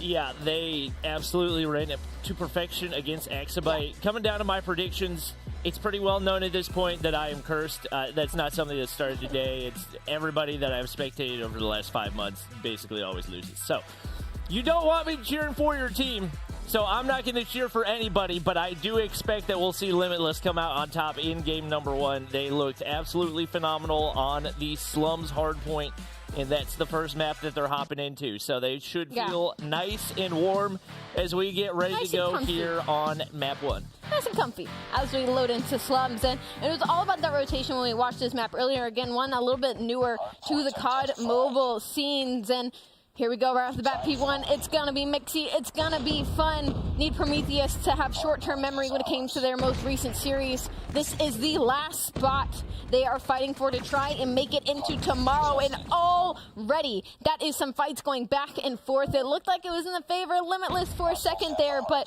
it's getting kind of mixy. Yep, right off the bat, one of the players to watch is going to be Breaksta. We saw her go 44 and 28 earlier today. You know she can slay out. But at the end of the day, it's a team game, and especially when it comes to Slums Hardpoint, it's all about working for those spawns and securing the money hills. So we'll see what they can do right here. Already, we see Limitless flipping those spawns. They've already got the setup for P2 and able to contest while they have the lead here on P1. Looks like Mojito going to go ahead and back up and try to reinforce while he waits for the SKS to get there. Typically, that is going to be Razmo for their squad. So there he is. Looking to make the rotation, but Mari looking to contest with an SKS of his own. Utility goes out, and it's going to be absolute warfare, but Razmo comes out on top for the first. Yeah, Breaksta, I believe, has a 1.26 overall so far on the day, the highest on the likes of the Prometheus squad. And the issue right now is that they have absolutely no spawn control. That's going to be Rasmus absolutely holding down the spawns for his squad. But a break through the front comes in as Zed will find 2 when they're going to try and soak some of this time. A good lead in the hands of Prometheus. If you were watching the kill feed, you wouldn't think that's the case, but it is going to be 40-21 currently. Yeah, this has been pure chaos, and it looks like spawns are finally going to flip. It is going to be Prometheus locking down things on the backside, but just like that, it's going to be Limitless on the inside of the hard point. So it seems like the spawn control maybe not quite as crucial as we had initially thought. It is going to enable Prometheus to go ahead and push in right here, and that's going to be exactly where they would like to be, picking up the rest of these 13 seconds of scrap time. Utility going across, and they're trying to push out to see if they can get some map control heading toward P3. I mean, to be honest, the situation isn't the worst for either of these teams. It's really good scrap time going in the hands of Prometheus, but the fact that Limitless were able to get out of that spawn and get that early rotation, they could do an absolute soak here on P3, but all 5 members of the likes of Prometheus are trying to force their way through the pack, and although Limitless is ready for this, this is going to be a straight head-to-head 5-on-5 fight. It's going to be all up to the trades, and that's a Vortex gun down already off the bat. Kills going in the ways of Prometheus. Trades are going out. Time still going to the hands of Limitless, 57-55. Prometheus trying to force their way in, and they finally will get the break. That's going to be 2 dead. Looking at the metas that we're seeing, a little bit of variety. So we do have 2 ARs and an SKS over on Limitless, as opposed to basically 4 SMGs across the board for Prometheus. It's working for them right now, and especially when it comes to close-range engagements. If you're taking those shells together as a team, it's going to be tough to lose, and if you're a Patron, you don't even need reinforcements. 3 for him right there, and Limitless going to be there to reinforce as they look to tie up this game. Yeah, still basically a tied-up game as we head into P4, but the issue is all of Prometheus is inside of this building. Now, what Limitless can do is kind of force this sandwich that we got going on and force this pinch because of where all these players are spawning, but the issue is they do not know Zed is behind them. He could play spoiler here. He doesn't get any kills, but he certainly makes some noise. That's going to be 4 dead for the side of Limitless. Prometheus now all in control of this hill and starting to get aggressive as well. They know where these players are spawning, but it's going to be Mojito and Boot that are winning all of the gunfights time. Still in the hands of Prometheus, mid-map control in the hands of Limitless, but you don't need mid-map when this is the hard point. And right now, Limitless just trying to bully their way through that entryway, and it is not going their way at all. So many different options as far as cross shots go, and they're just getting absolutely ripped apart on every attempt to get in. Boot gets in, but he's pretty weak. Going to be able to regen right here. Now, spawns flip. They're looking to push in from the backside, and that was an absolute gift from above for Limitless, as that'll enable them to get the rest of the scrap time right here. Looks like Bricksta look to get set up back here on P1, and she's starting to pick things up a little bit. Had a slow start, but moving from 6 up to 10 relatively quickly right here. About 20 points separating these two teams, and it is going to be Prometheus rotated early once again. They've been very solid as far as these rotations go and continue to lock things down once they get that control. It's a fairly close game, but it certainly feels like a majority of the time the map control is really in the hands of Prometheus. Even these first couple of seconds on this P1, it feels like Prometheus has had majority of the control during this game. And as soon as I say that, though, a break will come in for the likes of Limitless. Nobody's getting time right now, though, so time's just sitting white for a hot moment. Got a couple players stunned, 116 to 97. There's about 30 seconds left on this P1, and on the favorable side of spawns, that's going to be Limitless, but 2 of them actually spawn out. This could work in their favor if they win all these opening gunfights to pinch onto Old and set up for new spawns as well, but Prometheus is ready for it and win the 2 that were going to shoot them in the back, so they're going to get this final 10 seconds as well. The one thing you got to think about if you are Limitless, you can't approach this the same way you did against Axabite. They had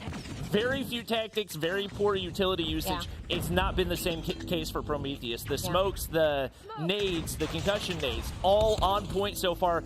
They have done a really good job of breaking these spawns, at least on the first hard point, using those smokes to close the gap once again as they try to break on through. A big gunfight on the backside, and it's going to go through for Prometheus. That should no! Dies immediately on the back spawn, and it gives spawns immediately back to Limitless. That is absolutely crucial for them. They got to take down Patron here. They pulled out that Sparrow and got a couple of kills, and now Bricksta's actually staying alive in the point, and Zed pulls out a Sparrow of his own, but it's going to be Mojito that cleans up the hard point. That's going to be 2 under his belt. 25 seconds left on this clock. All this time should go the way of Limitless to tie this game up once again. There was a lot of specialist usage there in the final seconds of that hard point. Now it's about who has anything left, who has any utility left, because it's Prometheus once again on that rotation. And right now, Limitless is perfectly content to give those spawns away, because that means Limitless is content to give it away because Prometheus now spawning all the way across the map right now. Boot looking to put some pressure right here. Hisaka with 1 HP on the backside, able to win the gunfight, and just like that, Instabreak goes through, and they're going to go ahead and camp out on the inside. Sparrow's coming on out.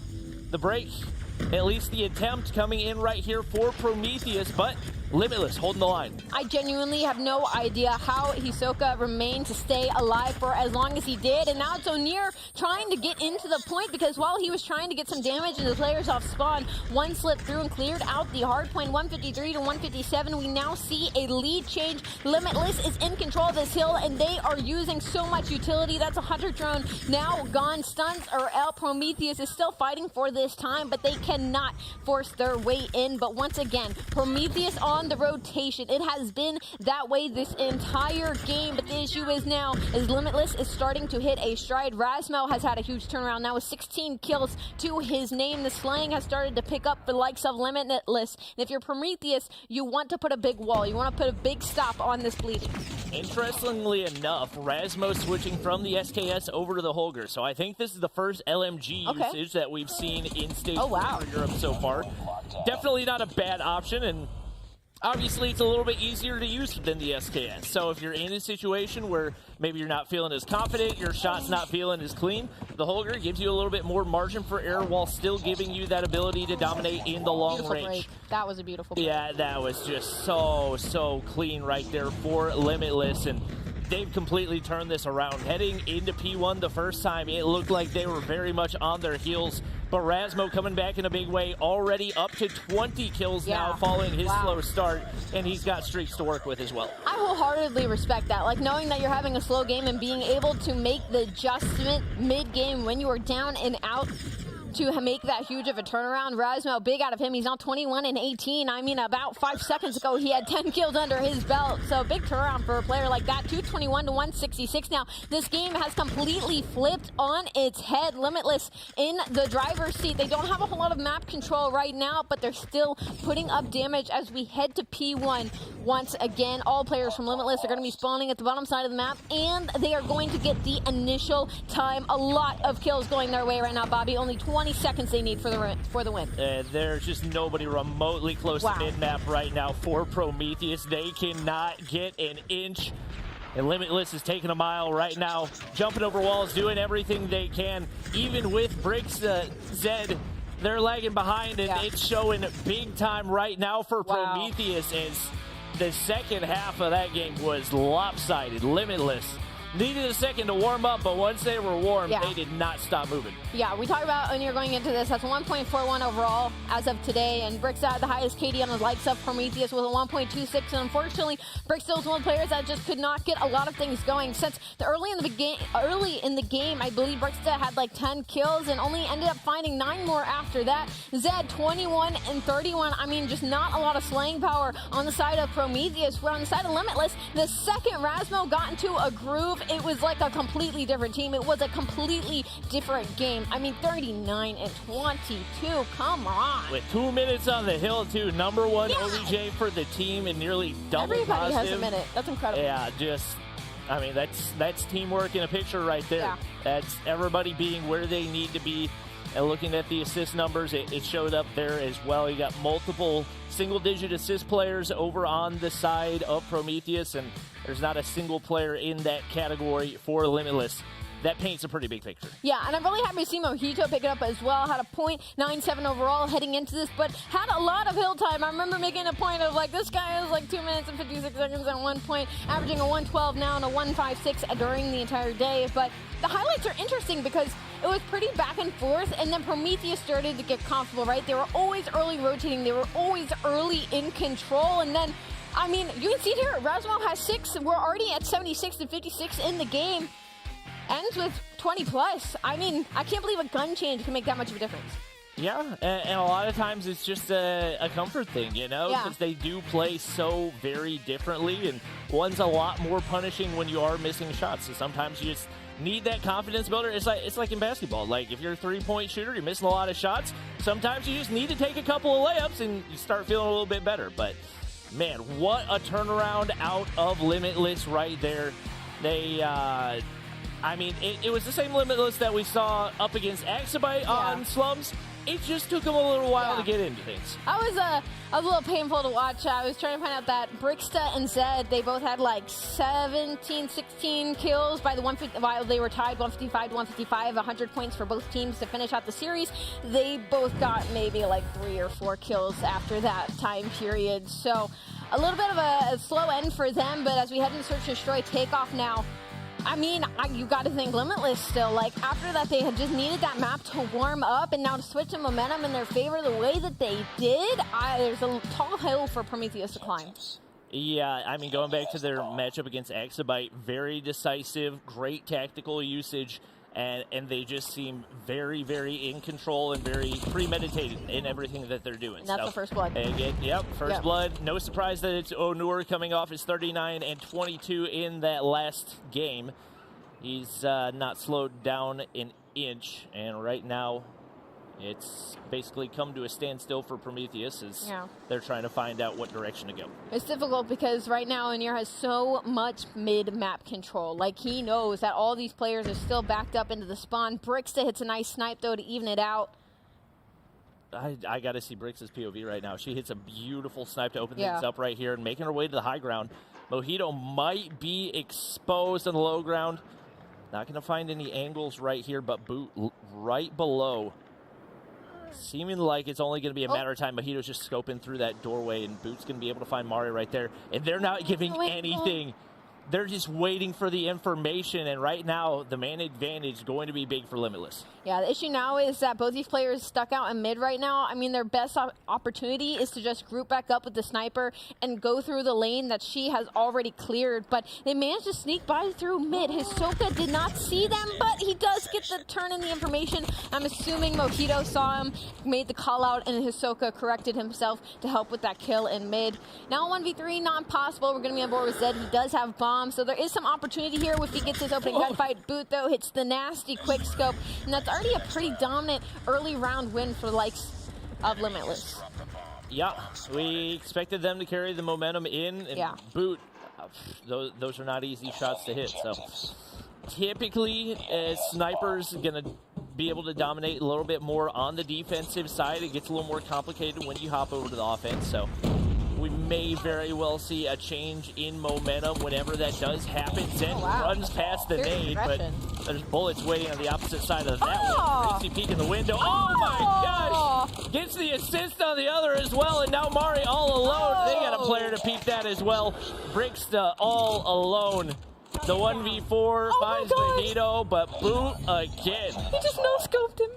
Good night. He's in the zone.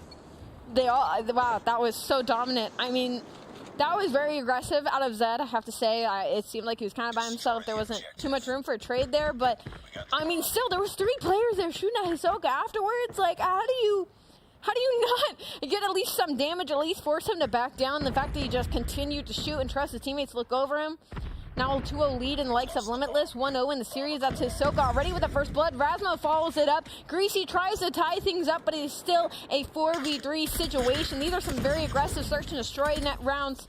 Greasy's going to find a second one. A lot of opportunity here over on the A site if he doesn't over-peak that. I mean, this is a breakdown. This is a breakdown. I mean, that's kind of an unnecessary ego chow out of Rasmo. He could be alive right now. He had a teammate right next to him that could have slid the corner with KSP. But you know what? Sometimes you got to go for the ego chow. Give yourself a little bit of extra confidence. Right now, it's all down to Mari with the Koshka in hand.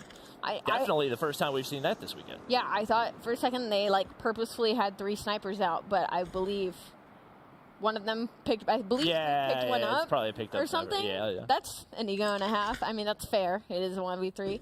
Bomb is in the hands of Mar, though, and Mar doesn't know, or Mare doesn't know that B's completely free. They could totally lay the bomb down right now, maybe take a high angle over here onto this site, but moving very, very slowly. 40 seconds to work with. 3 players from Limitless are all just kind of spread out around the A site. There's one out mid, but not really looking towards the B site, so this bomb is going to go down. And the thing is, to hold off a 1v3 retake from the B site, you're going to need to pull off an absolute miracle. If I had to guess, move forward, wrap right, through the building, go to the top side. Different route.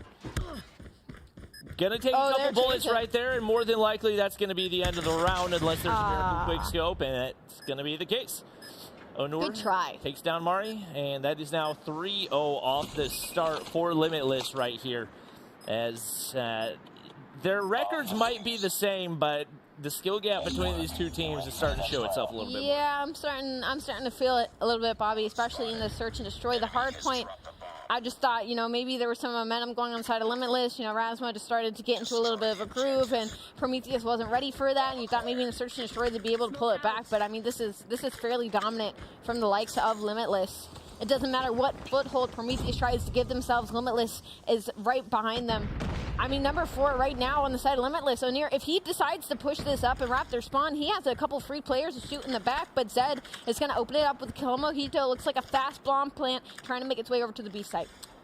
Yeah, it's not typically the route that we see a lot of these teams take, and they might actually hit the full wrap through Stadium all the way over to A. Looks like they're kind of thinking about that. Patron's going to drop to Hisoka right there, and now we're down to a 4v4. Onur patrolling the bomb site. Should be able to spot out Mari. Going to be able to pick up another kill right there. Zed and Greasy changed in a bad way in the top side, and Greasy, you gotta capitalize there. Those are shots you cannot afford to miss, and now players above, players below. He's trying to pick which one, and he can't decide. Now it's all down to Brickster right here as she gets put into a 1v4. Whoa. Beautiful quick scope right there.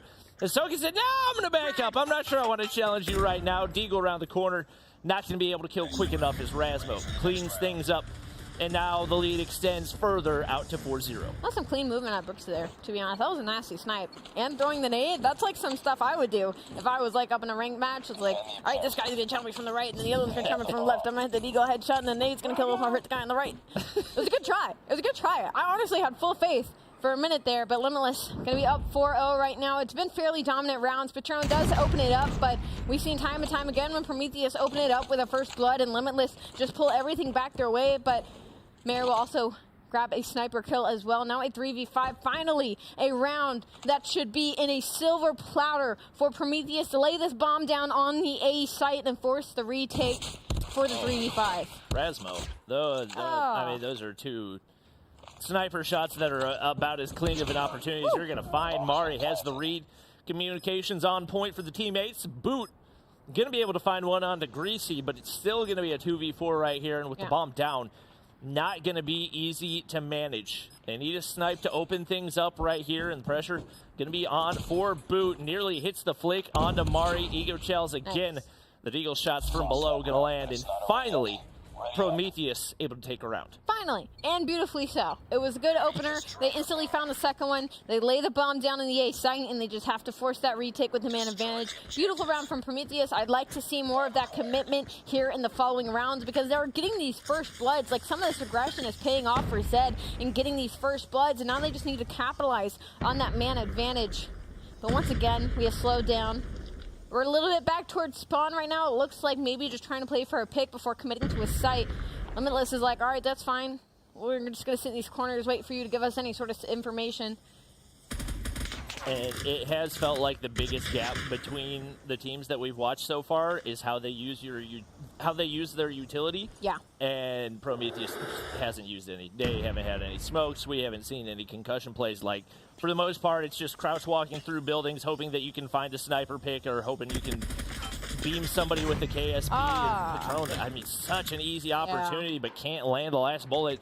Once again, one of those shots that you got to have, and that the predictability is just making life so easy for Limitless. And that's one of those moments, like, you almost wish you get Hisoka weak there. You have your teammates with you, you throw out a smoke, you use your man advantage and kind of overwhelm him out of that situation, plant the bomb, but they're just taking too long. Prometheus is just wasting way too much time. Patron finds 2, but Limitless answer with 2 again, and then Boot finds the 3rd. It is now a 3v1. Once again, Patron left all alone. Will get shut down by Rasmo. Now 5-1 lead in the hands of Limitless. I mean, we've seen crazier today, Bobby. It's not like it's impossible, but I mean, I am feeling absolutely no life out of Prometheus in these rounds. And the one, I think, spot of hope for them in this game is the fact that they do now move to the defensive side, where it becomes a lot less imperative for them to have that calculated usage of their utility, of the smokes and everything else. So a lot of it's going to come down to whether or not we see that come out of Limitless. Patron ends up getting pushed up for free. He gets a kill. Mari gets one onto Rasmo as well. And now things starting to look a little bit brighter for Prometheus. Yeah, beautiful aggression here out of Patron. I mean, just freely pushes into the stadium and gets 2 kills, and he's still alive. Like, they haven't sniffed this player out. And they're so spread out on the likes of Limitless as well. It's a 3v5. The bomb is down and out of the situation. O'Near's going to try and maybe go for this kill up top, but there's so many players overlooking this positioning for Patron on the side of Prometheus. This should be a good round. Yep. Boots got the angle toward top stadium right here. Should be able to find Patron. I think they're playing peekaboo right now. And Nobody wants to take the final peek. Oh. Dude, rounding the corner. Oh, Onur. No. Actually hits the flank right there, and that's exactly what Limitless needs. Mari with a nice quick scope. Koshka in hand, now in 2v2 with the COD timing to the T. Onur versus Zed right here. The timing's going to be everything, but Zed doesn't see him on the cross. He's going to be able to put in bullets. Zed should be able to get away alive. But with only 30 seconds remaining, he's read it. The bomb is so far away, and Onur plays it perfectly. One more round for Limitless to take the game. Oh no, that was painful to watch. Once I saw Onur making that route through mid to try to pinch the guy inside of their stadium to try and free up the map, I was like, there's no way. There's got to be players looking over this entrance for Patron. He does get one kill, but the information is still there, but Onur then helps the trade out. The guy in the back, I mean, Prometheus, you cannot let that happen. And now First Blood is going to go on the likes of Limitless here in this attacking round. It does get traded out, but it's Onur once again. 10 kills to his name. Bomb looking to make his way over towards the A site, but little do they know, all of B is free. Hisoka finds another. This might be the end. This might be the 2-0 lead for Limitless for a spot for tomorrow. Yeah, and right now you don't have Exabyte that you've got to go up against on control either. So, I mean, right now, man, it's a tough spot for Prometheus. We knew Limitless was good coming into this. They're very talented, despite the fact that a lot of these players are relatively new to the competitive scene, especially as far as Major, Stage 4, and Stage 5 go. The fact that they've been able to be this level of dominance is absolutely insane. So they are one game away from moving on to the playoffs, where they'll have an opportunity to qualify for Stage 5, the COD Mobile World Championships. Taking a look at the stats, no surprise, Onur, top frag in the hard point, keeps it coming here in the Search and Destroy as well. I have to speak to my disappointment with the likes of Prometheus. I mean, there were so many situations where they had the man advantage, they had the map control, and just somehow, some way managed to fumble the bag, managed to be picked apart time and time again, not only here in the Search and Destroy, but in the hard point as well from the likes of Limitless. I mean, it's just looking like a very large skill gap here now, Bobby. I mean, you want to see a better matchup between these two teams, but Prometheus, it just feels like there's no energy there. It feels like there's no drive behind some of these plays that they are making. And, you know, heading into this, I was looking at those KDs and I was like, they're 0.97 overall, 1 point versus a 1.04 team. Like, maybe their Search and Destroy is what has been edging them out in the rest of this competition. But after that, like, I don't know how they got here. Yeah, I mean, sometimes you just get lucky in your matchups, and that may very well have been the case. But they took down... Did they take down Light? Is that who they took down? Oh, God. Oh, God. I'll be able to tell you in just a second. Let's see. Prometheus and Limitless. Limitless lost to Cidium. Oh, so Prometheus played Limitless already. Yeah. Gotcha. But Prometheus won. Wait, no. Prometheus played Limitless Stage 3. This is a rematch. Limitless already beat Prometheus before. So this was supposed to be like a redemption match for Prometheus. Yeah. And, it's not looking like a redemption match. Not terribly redeeming in that one, but... it's not looking very redeeming, to be honest. We're getting ready to hop into the standoff control. This is, I would say, more of a traditional control map in that it doesn't necessarily always turn into a TDM, so... Yeah. I'm curious to see what these teams bring out. I don't think that we've seen a control on broadcast, or a standoff control on broadcast today either, so... Should be exciting to watch right now.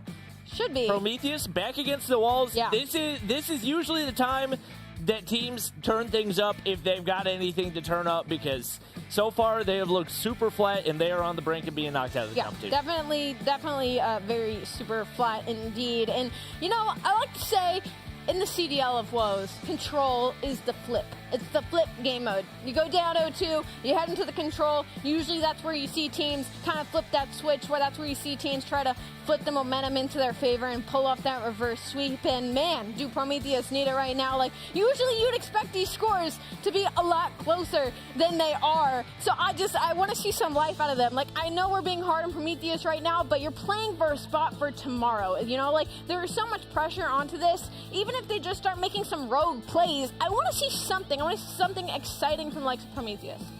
Yeah, and you know, like, based on what they've done so far today, they're perfectly capable of that. They took down either a 2 or a 3 seed to be able to move up to that top side of the bracket. So they've 100% got it in their pockets. I think right now it just seems like a motivation thing. Maybe it's a communication thing, but they've really got to focus up in this one if they want to have a chance of keeping their hopes alive. Yeah, I'm certainly right there with you. And I guess you can kind of say light at the end of the tunnel is like we're heading into a respawn or search and destroy. And like the respawn was kind of close in the beginning. Like they had the fundamentals down. They just didn't know how to deal with the slaying power from the side of Limitless. So there's still hope.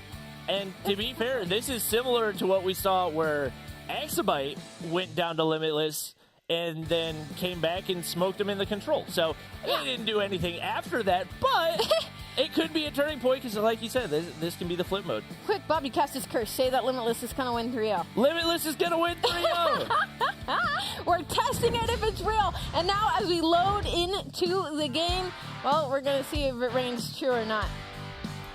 Yep, we got everybody ready to go. Obviously, a lot of this going to come down to who is on the defensive side to start us out. So typically, it is much more defensive-sided whenever it does come to control, and looks like blue team's going to be on defense, which is good for Prometheus because they're blue team. Blue team. Let's go, blue team. We're Prometheus fans right now. And currently, they are absolutely world-starring Limitless. Let's go. Your kill feed's going to light up blue for just a moment there. That's all 4 players dead. That is a 3-4 now. Life lead in the likes of Prometheus. This is what we wanted to see. This is the aggression that we needed and the slaying that we needed. Let's just hope they can keep it up as all of the map control put into an absolute spawn trap blender is going to be Prometheus right now. I mean, wow, they are pushed up astronomically deep into the spawn of Limitless right now. Kills all going their way. Finally, a couple trades. Finally, a couple trades going to the likes of Limitless. They are still down 3 lives here, but there's only 40 seconds on the clock, so their biggest objective right now is to get on the objective and is to stop that clock from ticking.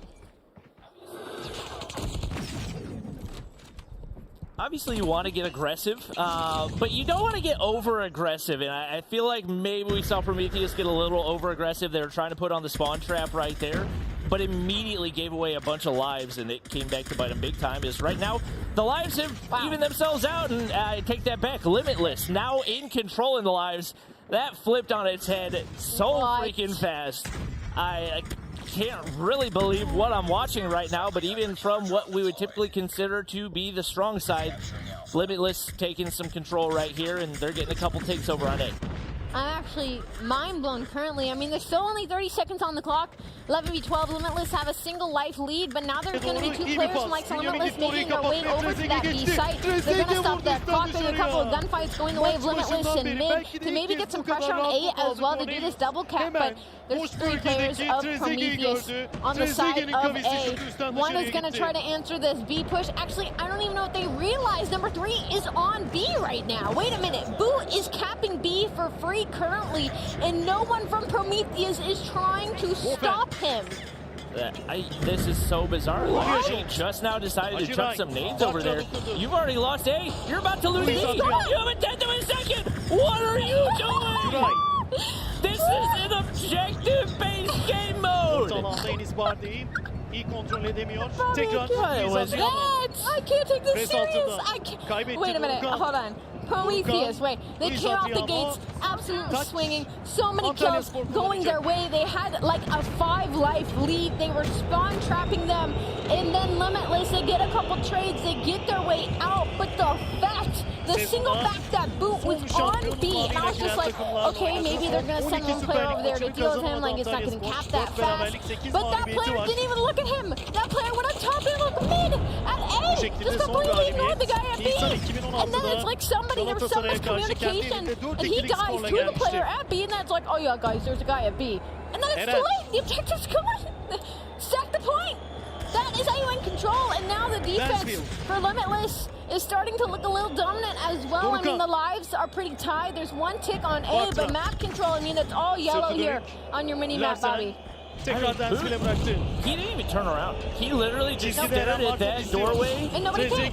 and nobody went through the doorway. Nobody tried to flank. Nobody did anything. That was one of the more bizarre rounds of control that I have ever seen. All right, now, once again, over-aggression. You can see Prometheus trying to put him in the spawn trap. It comes back to bite him as they die more times than they get kills, and just like that, they're at -4 lives. They might be able to get A control right here, but you're going to lose so many more lives trying to capture B, because if I had to guess, if they hop on B, Limitless will probably try to shoot them. Guys, there's objectives. You can't just spawn trap and win the game. It's not TDM. It is control. You do need to stack the point. Objectively, that's what you should be prioritizing over playing TDM. It's now 9v14. Limitless in the driver's seat. They have the lead life as well. Finally, the clock is stopped for just a moment, but there's 16 seconds. There's 5 lives in the side of Prometheus. I mean, if you had told me this is how this game was going to be, maybe like 10 seconds into that first round, I would have been like, you're crazy. Do you see what show Prometheus is putting on right now? Well, now they're down 0-2. And they just invested like 2 or 3 operators there as well.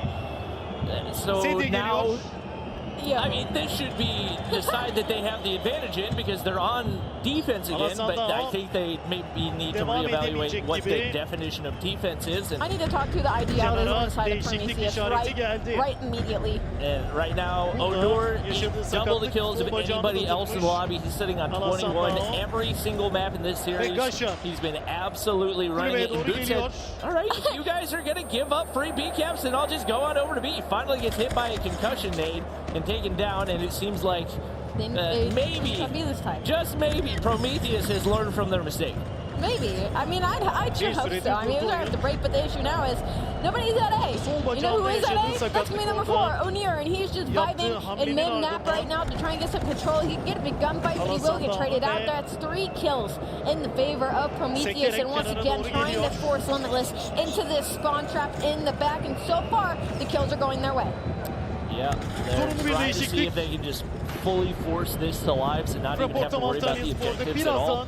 Limitless has not been able to get anywhere close to either of the objectives so far. They break out the spawn trap, but they're down 3 lives right now when you're trying to capture 2 points. Usually, if you're down 3 lives, it's not going to be easy. Up against Prometheus might be a different story, but they seem to have solidified their defense a little bit more right here, and looks like they might be able to avoid the 3-0 here in control. Razmo in that situation needed to go on A. Razmo was in mid for free by himself. He needed to stop the clock and go into that A point. Luckily for him, his teammates are disgusting and winning a lot of gunfights in mid. So if I know anything about Limitless versus Prometheus, this round is not over. Even if Limitless is on the back foot, that is now 2 players in the objective trying to stop that clock. The issue is there is only 8 seconds left. A lot being invested here on the side of Prometheus, though. This is a Sparrow now being called. Zed finds 2, takes himself down as well, but there's still 8 seconds on the clock. This A point is still being stopped. There's still somebody on A. They're still capping it. It is a 5v5 Limitless could still pull this out. A 4v4. The A is going to get capped. Nobody's going to be close to it. 3v4. Prometheus are choking once again. I mean, I'm all right with Prometheus giving that up, because you can sit back and play TDM, and realistically, they should all be backed up. There should be nobody pushed up, not on a head glitch. What the mid-Sparrow shot was that? Prometheus on the board! Let's go, Prometheus! Let's go! All right, they've got a very tall task ahead. They have to win an offensive round. It's not impossible, boys. Stack the point. Stack the point. I mean, it's all going to be about the start right here. And look, they have 1 operator, but compared to the other side, they have 0 operators. But they lose 4 players off the start. Bricks that finally gets a kill, but another player drops right there. And as expected, Limitless retaking the lead and looking pretty dominant in doing so. It's not the worst. It's not in the worst spawn trap right now. Map control still in the hands of Limitless, but there's some wiggle room for Prometheus to work with. And as soon as I say that, 3 players go down. Number 5, Bricks says she's probably in the best position to try and make a move, try to maybe make their way down the left side of the map. She does get taken down, and unfortunately, her teammate does not get the trade either. So 12 to 27. Limitless with about over a 10+ life lead. 17. 25 to 6. Yeah, this one's not very close. I think I have a pretty good idea of who's going to get the win. SKS on a head glitch is not fun to try to counter. And for all intents and purposes, it just kind of seems like Prometheus has given it all. Yeah, we know hard. Congratulations, Limitless. You make it to tomorrow. In convincing fashion, I would be terrified to face you. You are not fun to go up against. I think I would be shaking in my boots if I had to load up against Anir, to be honest. That's terrifying. I mean, the whole team. Yeah. But that guy specifically. And I feel like part of that was probably Prometheus just not really being there for the control, not really bringing their A game, but yeah, Limitless definitely shaped up since that round 1 loss. They do make their way to the playoffs, and they will have an opportunity to make it to stage 5 depending on how things go tomorrow. Take a look at the stat line. Don't look on the left side. We don't. Look on the right side. Oh, 34-18. Love that for you. 25-18 on Mojito. Looking fantastic. Heading into tomorrow, we will bid adieu to Prometheus. It was an incredible showing. I think maybe their communication just went a little sideways at some point. Maybe their confidence went a little sideways since the beginning of the series and they go down 0-2. But congratulations, Limitless. We'll see you tomorrow. Onur is definitely the MVP of the series. Oh, yeah. There is no question about that one. Definitely gassed his respawn KD up a little bit. If he wasn't on the leaderboards already, I would guess he's probably on there now. Hey, Bobby. We broke your caster's curse. Yeah! No longer nice. Let's go. You love to see it. Everybody type W in the stream chat. W, Bobby. And yeah, that's going to wrap things up for today. Man, oh man, what a series, what a day. EU Stage 4 did not disappoint. It didn't. I thought last series disappointing me at least a little bit. I'm just going to be honest with the people.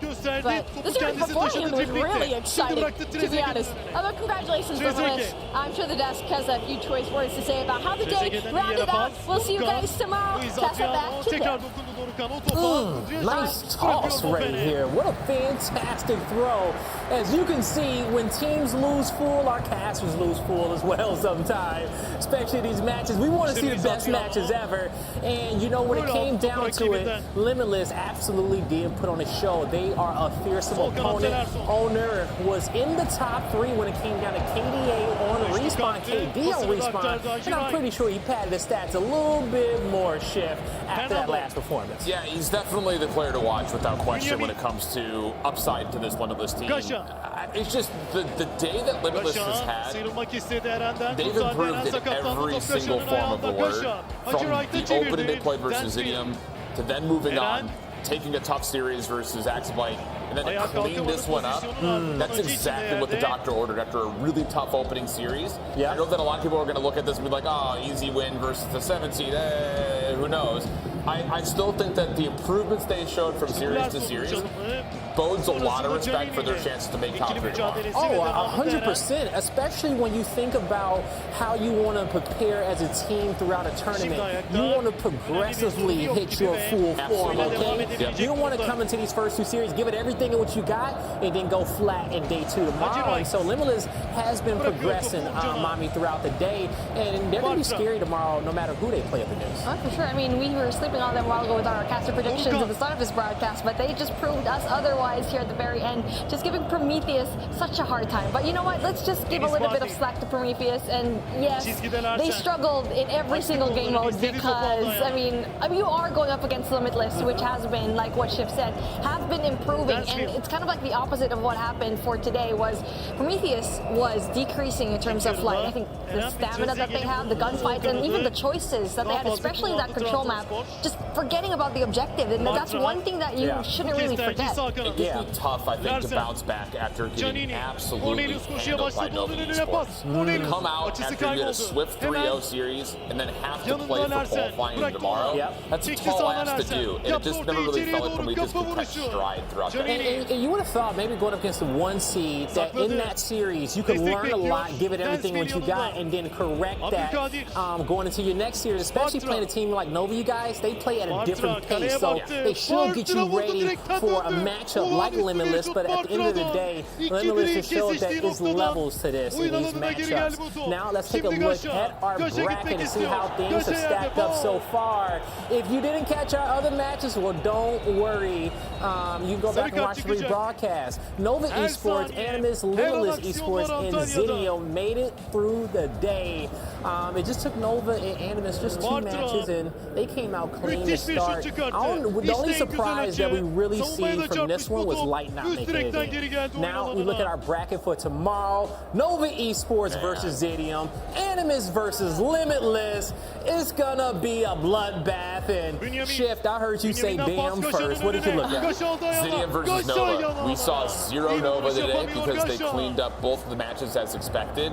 But Zidium came to play against Cold Esports, which I really still hold in high regard.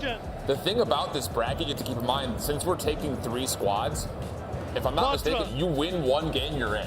That's it. So these opening matchups are so key. I'm just really curious to see if Zidium's going to have what it takes to square off versus Nova. Like you said, you win 1 game, you're in. You are in. Now, we still going to have to play for who gets first place because we got a lot of prize money in this tournament. But, yo, it's going to be a wild one. I'm curious because one of the wildest things I saw today, we saw a lot of crazy plays, but is Creed going to be playing tomorrow with that leg kicked up on the couch, relaxing on his phone? Because I ain't never seen such a comfortable gaming position when you are battling for your life here in Stage 4. Can y'all agree? Yeah, I mean, definitely. We've seen it already before in other regions. There's such a thing as a gaming bed, a gaming couch, and now for him, I mean, it's a very comfortable position. And now going into our grand finals, they need to pull up all of the spots here, all the stops to try and stop at least that one top team, right? I mean, tomorrow it's going to be absolutely lit. I'm old, I don't have the flexibility to put my leg right, so it's already out of the question for me. Yeah, I want you there. Even regardless of all the yoga that I may do, I don't know if I got the flexibility to get around these teams, but I'll tell you one thing. Tomorrow, make sure that you tune in at 1400 BST. We'll be starting around the same time. Don't miss out on the action, because I'm telling you one thing. It will not be comfortable, okay? That's going to do it from us here today in day 1 of the Call of Duty Mobile Regional Playoffs, and we hope to see you all tomorrow to see who's going to make it to Stage 5 and battle for that title of World Champion.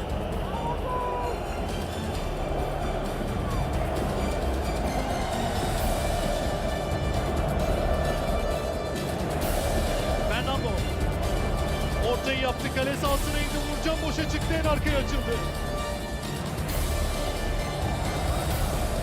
Bir korner daha.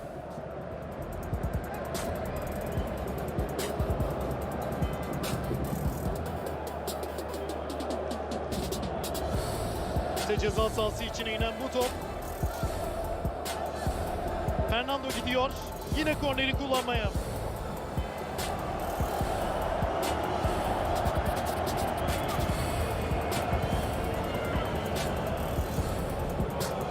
Fernando.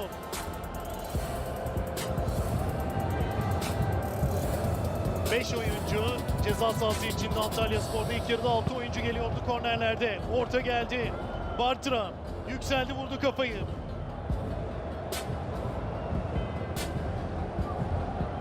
Bofen. Bofen'den yüksek top.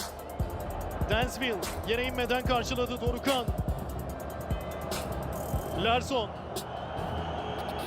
Kaybetti topu, sağ kanattan çıkıyor Trabzonspor. Canini. Aldı önüne Canini. Sıyrıldı Fernando'dan.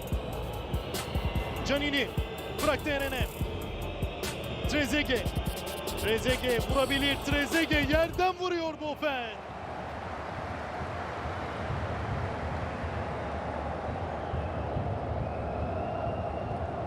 Siopis. Birazdan oyunda olacak Trabzonspor'da. Son talimatları alıyor hocasından. Güray. Dorukhan. Taç.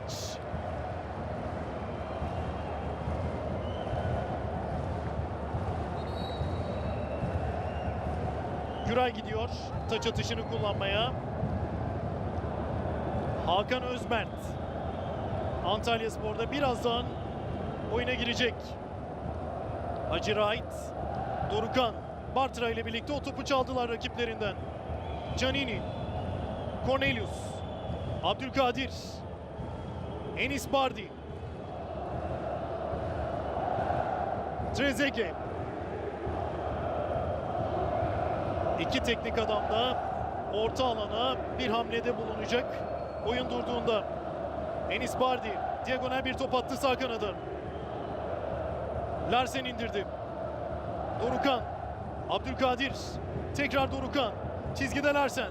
Dorukhan kendi gitti. Dorukhan bir çalım daha denedi. Araya giren Güray. Hacı Wright. Larsson. Freddy. Boşta arkadaşını aradı. Kısa pas. Fernando küçük bir üçgen kurdu o bölgede Antalya Sporlu oyuncular. Freddy. Hacı Wright. Sağda boşluk var. Bıraktı oraya. Gaşa. İçeride 3 arkadaşı. Gaşa ortayı yaptı. Luis Adriano vuramadı. Güray yetişti. Takip etti. Aldı topu ayağına. Son çizgide. Sert çevirdi. Larsen karşılıyor ön direkte. Baskı devam edecek. Larsson. Kaleye baktı. Larsson. Larsson Uğurcan iki hamlede. Topun sahibi oluyor. Bartra'nın da yardımıyla.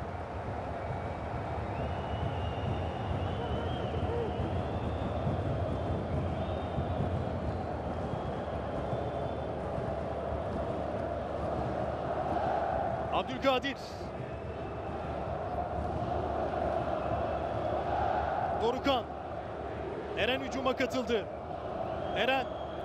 Eren'den Cornelius'a. Çabuk davranan Kudryashov. Aldırmadı topu Cornelius'a. Larsen. Yetişti, oyunda tuttu. Abdülkadir. Beraberlik golü arıyor Trabzonspor. Abdülkadir. Dorukhan. Dansville topla gelmesini istedi kenardan. Abdullah Avcı. Eren. Eren'in pası sağ ayağıyla Trezeguet'e. Trezeguet. İki Antalya Sporlu karşısındaydı. Canini. O da pas trafiğinin içinde. Abdülkadir. Savunmada kalabalık. Boş alan vermek istemiyor Antalya Spor. Bartra. Enis Bardi. Bardi birebir denedi. Sıyrıldı. Bıraktı Dansville. Çizgide Eren. Eren sıyrılmak istedi. Eren döndü. Eren çizgiye inmek istiyor. Bünyamin koşu yolunu kapattı. Top da dışarıya gitti, kale vuruşu.